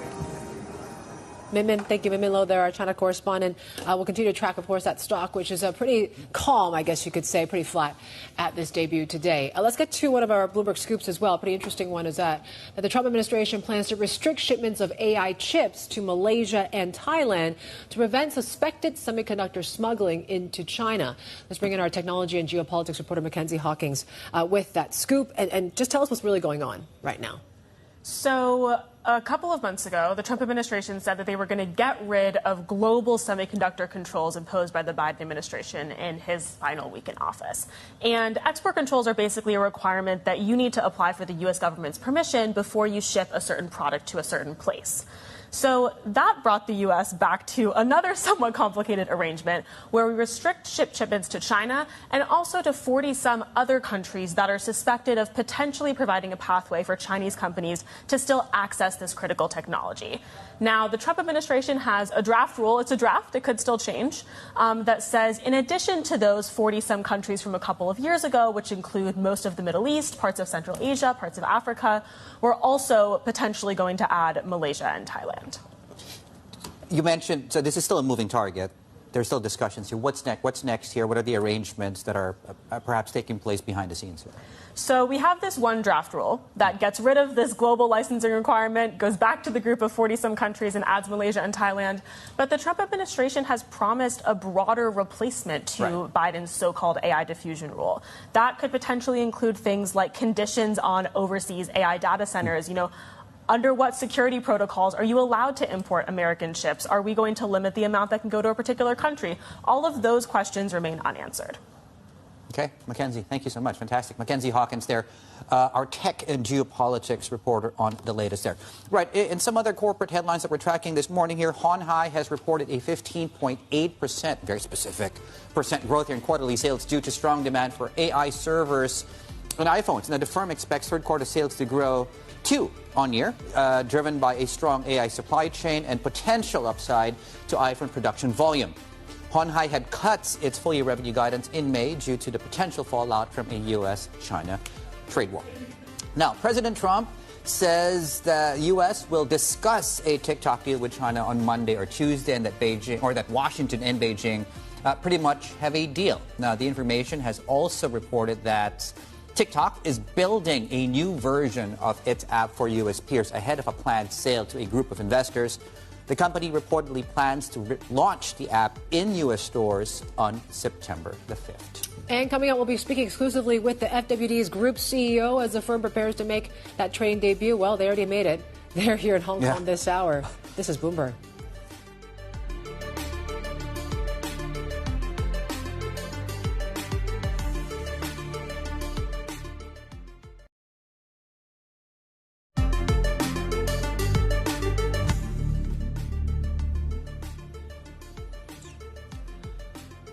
Well, China and the European Union have reportedly completed the technical portion of EV talks. Now, it's according to a social media account affiliated with state media. Now, both sides are trying to hammer out an agreement after the EU imposed steep tariffs on Chinese EV imports last year.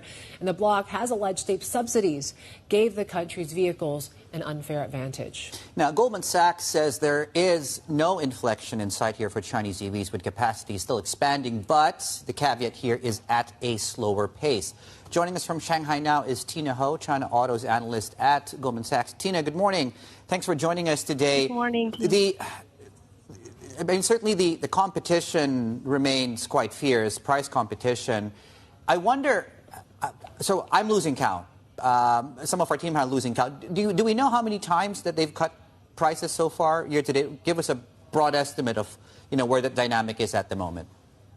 Right. So I think basically around every month there is around 10 models that's cutting price in terms of newly launched models or facelift models. And then also every month there are 10 new models launched in the market. So I don't blame you if you lose count or anyone lose count on that. Can you tell us a little bit? I mean, it seems like officials are trying to crack down on this right now and really try to at least end these price wars. Have things slowed down since then? Right. So what we saw is that at the end of May, the government has came out and then urged the industry to stop the very aggressive price competition, the price cut. And then it has been very effective, actually. So we track actually around 200 models dealer discount on a weekly basis, including about 130 EV models and 70 ICE models. Since the end of May, we actually saw the dealer discount actually stabilizing or or even narrowing for majority of these models. So as you can see, everyone is listening to the government. That being said, that doesn't mean there isn't any price competition in the market because there are also other ways to implement the price competition. And then what we have observed in the market is through new model launches as well as through the facelift model launches. So we have seen with these new models, they are still coming in the market at very competitive pricing or at a lower price versus like last year's version. Okay, so Tina, if the current measures are working near term, and I think you mentioned the broader economics still favor competition, do you expect the government guidance to become even more strict? Yeah, I think that's definitely a key to watch. Will the government putting like further stricter control on these new model launches or on the facelift model launches? I think one, it will be not easy to implement because that would probably mean that you need to have a sort of price approval mechanism for every one of these new single launches. And is this interfering with the market too much? Because that's too specific. But we do understand that at the same time, there are the lower tier of the market or the laggards that are really struggling to survive in the market and maintain profitability. So that has implication to the job security and then headcount reduction implications for these companies. So I think the government really need to strike a balance between the development of the EV space as well as the overall employment as well as consumer confidence in the market. What about when it comes to subsidies? Because it seems like those kind of cash for clunkers programs and all these things to boost consumption did, in fact, support a lot of what we saw in the sales volume for the first half of this year. There's expectation that that sort of impact is going to fade as we get closer to the end of the year. Is that your assumption now, Tina?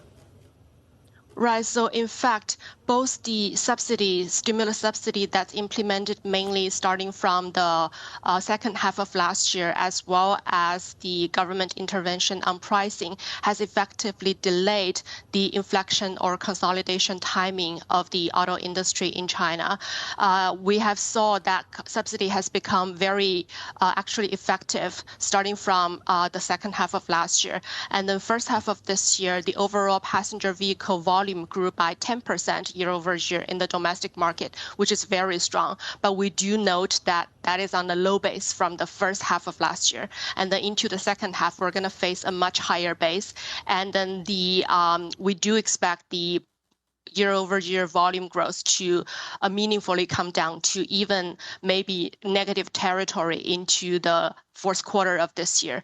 So by that time, it's very important to see whether government, they want to add more subsidy to boost further growth for the market, or are they willing to accept a negative growth into, let's say, the fourth quarter of this year? And Tina, how then in that operating environment do OEMs manage their own cost curves? What are you seeing as far as dynamics there between maybe some of the top players and the rest of the group? Yeah. So compared now with around 1 year ago, we actually see the cost curve among the top group as well as the bottom group started to steepen even further, i.e. the top players, they become more competitive in terms of both their volume, their cost, as well as their profitability, whereas the laggards, they are facing even more challenge. And then actually some of these laggards are SOEs with foreign JVs who are mainly exposed to the ICE vehicles. So they are the ones that are struggling. So we can understand why the government want to step in a little bit and then help with the employment and the overall stability of these SOE companies as well. Tina, I was going to get your investment thesis here. You have a buy rating when it comes to BYD, a sell when it comes to SAIC. Can you tell us a bit more about the thinking behind those calls? Right. I think from a top-down perspective, we're number one looking at the overall volume growth, whereas for BYD, I think not just for the domestic market, the story going forward for BYD will be mainly more focused on the export overseas market expansion, which we have seen so far this year is growing at over 100% year over year.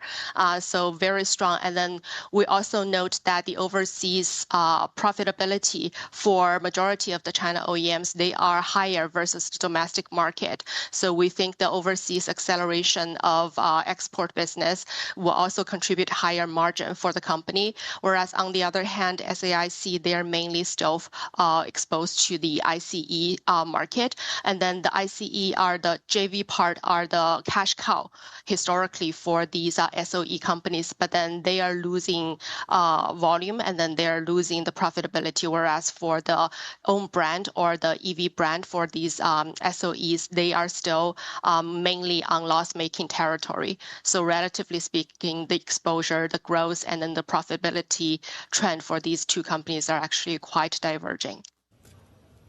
Tina, thank you. Tina Ho there, China Autos analyst at Goldman Sachs, joining us from Shanghai this morning. Take a look when it comes to how these markets are doing. We are on a bit of the back foot here when it comes to equities here onshore and here in Hong Kong. MSCI China, Hang Seng is down about 0.7%. Tech seems to be dragging that lower here this morning. And onshore looking a little bit, relatively speaking, better, but still seeing some downside there. Plenty more ahead. This is Bloomberg.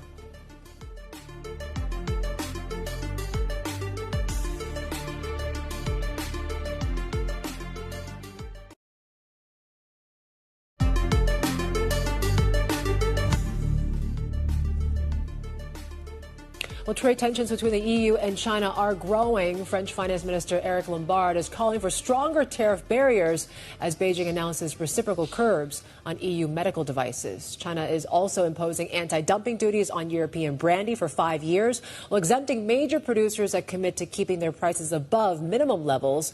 But the French industry minister told us exclusively this should not be seen as a victory. It is too early to talk about the impact because we need to assess the overall impact for the cognac industry.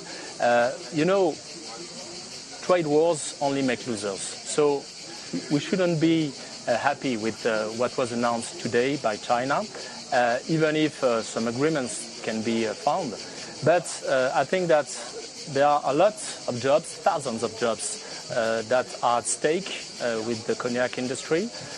Many parliamentaries, many MPs talk to me about what happens in their constituency with cognac.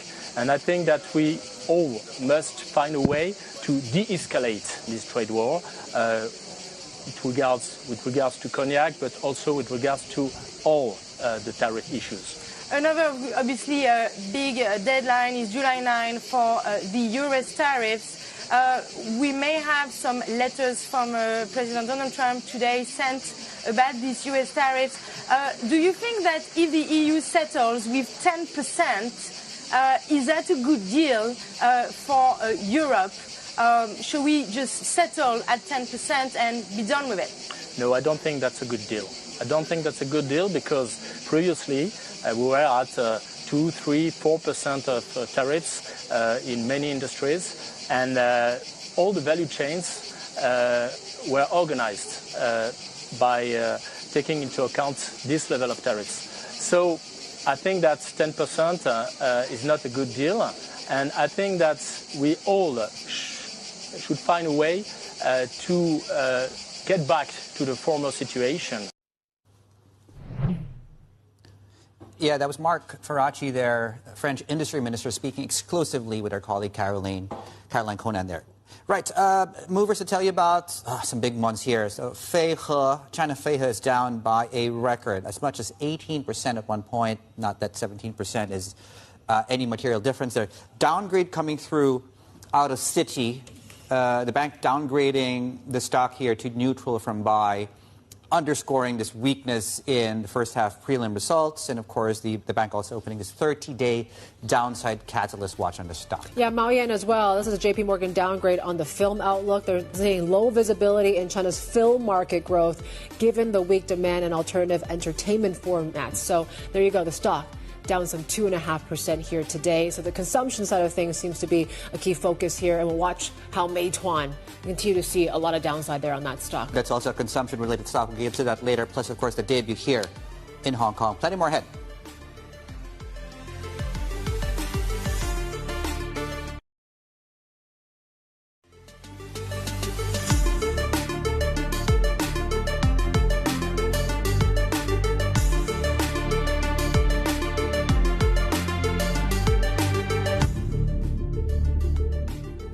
Welcome back to the China Show. Here's a look at the CSI 300 a half hour into the session, and we are seeing when it comes to a little bit pressure when it comes to equities here this morning. You're seeing a little bit more pronounced of a down day in offshore, and MSCI China is down about 0.5%. But really, there's a lot of angst when it comes to tariffs. That certainly is now returning to the fray.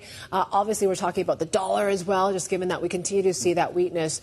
And, we'll see, right? I mean, certainly we're waiting for these tariff deadlines. We're just 2 days away from the official one, but, there's a lot of moving parts and moving targets and moving deadlines as well. I am genuinely confused with, we keep jumping from deadline to deadline, and it seems like a never-ending cycle of what's the next thing to watch because we don't know if we're going to hit. And the deadline they keep moving the goalposts on this until maybe they get a favorable outcome as it pertains to trade. And it's happening at so many fronts that there's actually now a bottleneck, really. How much really conversations can you as trade officials actually have with multiple trade partners, right? For everything from Cambodia all the way to China, all the way to different parts of the world, Korea and China, everything in between. Meanwhile, that's taking place against, you have the several central bank decisions this week. Yvonne is pointing out the dollar story. When you look at the China story, inflation's coming out. I haven't seen myself in vision for a long time. I guess it's time to do that. Okay. Not yet. You got to talk about repo rates first. Oh, yeah, I was about to say. The reason I brought up central banks is because, where you are with local currency rates, right? So we have inflation coming out of China this week, and markets seem to be getting ahead of what seems to be a low inflation environment still. So this one in particular, actually updated in the last hour, has now fallen to the lowest level in 2 years. FX markets are also looking at the dollar has now completely reversed all the gains, to Yvonne's point, since when the Fed started hiking interest rates. Yeah, so you got to wonder, right? What else is in store for this dollar downtrend, right? When you have the market continuing to price in Fed rate cuts, does that mean that the dollar still has further to go? But that jobs report on Friday was quite telling as well, that we're still talking about a very strong labor market in some ways, or at least resilient labor market. And that sort of priced out a lot of possibility of maybe Fed rate cuts as early as July, and maybe putting us more in line with what the dots and what the Fed has been saying all along. It's hard to, I was reading the note coming out of Eric Robertson and Stan Chart over the weekend. They put out that SMS, a fantastic, really, scene setter for the week. And I think one of the assumptions they're making, one question they asked is, does the dollar remain negatively correlated to risk assets? And they actually think the market is underpricing. They think dollar rates are still quite too low. So they think actually that moves up. And that's going to be the pain trade, I guess. But yeah, it's hard to figure out where we are in the cycle, right? They also mentioned it's not enough to kind of boost a sustained recovery in the dollar. So even if rates come up.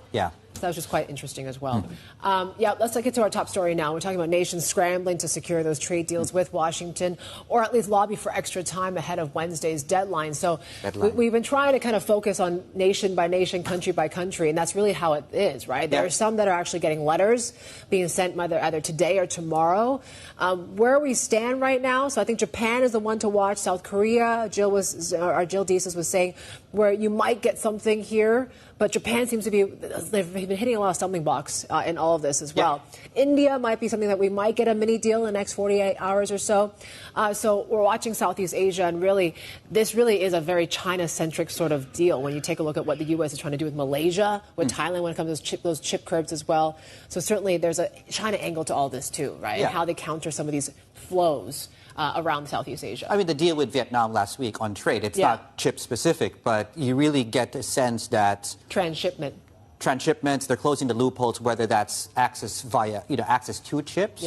Or access of, transshipped goods, of course, going into the U.S. So a lot of this really comes down to, yes, there are many fronts, but, at some point it comes down to what does the relationship look like between the U.S. and China? And that, of course, there's a framework that we understand, of course, has been agreed on, but how that actually looks. In fact, one of the other top stories I should call attention to right now on the Bloomberg terminal, I think it was out on Friday, an advisor, I think, to the foreign ministry, Chinese foreign ministry, had said that time is actually running out if the two leaders, Chinese President Xi Jinping and President Donald Trump, are to actually meet this year. Time's running out on that, I think, is the other thing altogether. So, but yes, that's just to say it's a complicated and very fluid issue out there. And meanwhile, the dollar has acted like not a haven. In fact, we were just pointing this out. At 97 on the dollar index, we're now back to the levels when the Fed started hiking interest rates more than 3 years ago. Yeah, and U.S. policy volatility, that really has spurred demand for fixed income assets and EM currencies as well, right? You take a look at how money managers look for alternatives to, of course, dollar assets. This chart shows the performance of bonds and local currencies versus their dollar-denominated peers. And you are seeing, there is that kind of outperformance that we're seeing when it comes to local currency EM bonds. Take a look at LatAm, for example. That certainly is the beneficiary and the destination a lot of these foreign investors are looking at here right now. Let's bring in Ala Bashiri, head of emerging market debt at BNP Paribas Asset Management. She joins us now from Singapore. It's great to have you. Maybe I'll get your take on just, before you get to your EM outlook, your move and your call on the dollar. For one thing, Standchart was saying U.S. rates are too low across the curve. Do you agree with that sort of view? And what does that mean for your overall view of the dollar moving forward? Hello, good morning. Thank you for having me. Hi. Our view is that we will continue to see a dollar weaker on the margin throughout the rest of this year, on the back of the tariff talks that still continue. We do expect that there is going to be an extension to the talks, given the breadth of the discussions that need to take place across multiple countries. As a result of this dollar weaker for the rest of the year, we are more positive on local currency bonds and FX across emerging markets, where they do stand to benefit from this weaker dollar moving forward. And just in terms of, David here, by the way, in terms of the local currency plays that you mentioned, across that entire complex, to help us understand where valuations are, which look the most attractive, and where might sort of the spreads be looking a bit tight at the moment there? Well, on the local currency, we do find that jurisdictions in LATAM, for example, in Brazil, Mexico, Colombia, and even in Asia across India and Indonesia, valuations are attractive where the real rates are elevated, and you do have good external buffers and an improving growth story across those jurisdictions. We also find that there is value in the dollar part of these EM jurisdictions, where the risk reward is very attractive, with a backdrop of very strong fundamentals across some of these emerging market economies. How are you, as a firm, looking at the return to tariffs potentially, right? If we start to see higher tariff rates than what we've been dealing with during this truce and negotiation period, should I expect spreads to start widening out? How do you think this is all going to play out?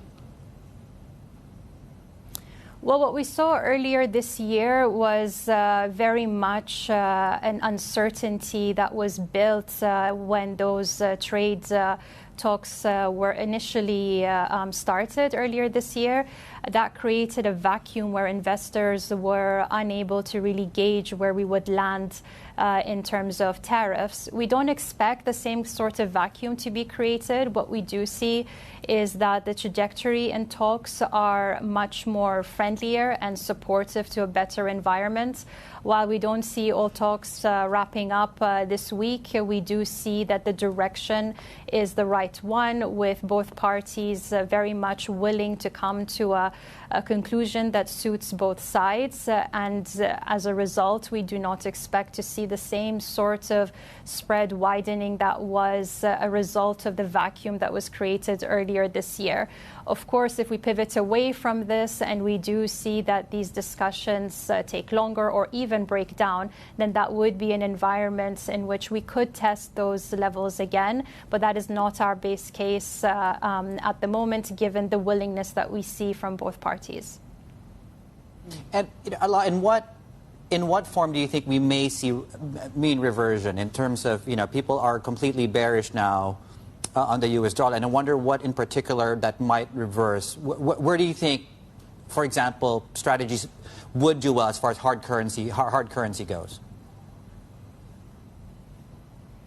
Well, in hard currency, we are more comfortable with allocating to duration. Of course, we think that selectivity is absolutely key for investors throughout this process. So when we do take comfort in taking a longer duration positioning, it is very much on a selective basis. For example, we do like the longer duration parts of the curve in Latin America, across Brazil, Mexico, and Colombia, where we do see that the risk reward is more attractive, and we do see room for the central banks to ease moving forward. And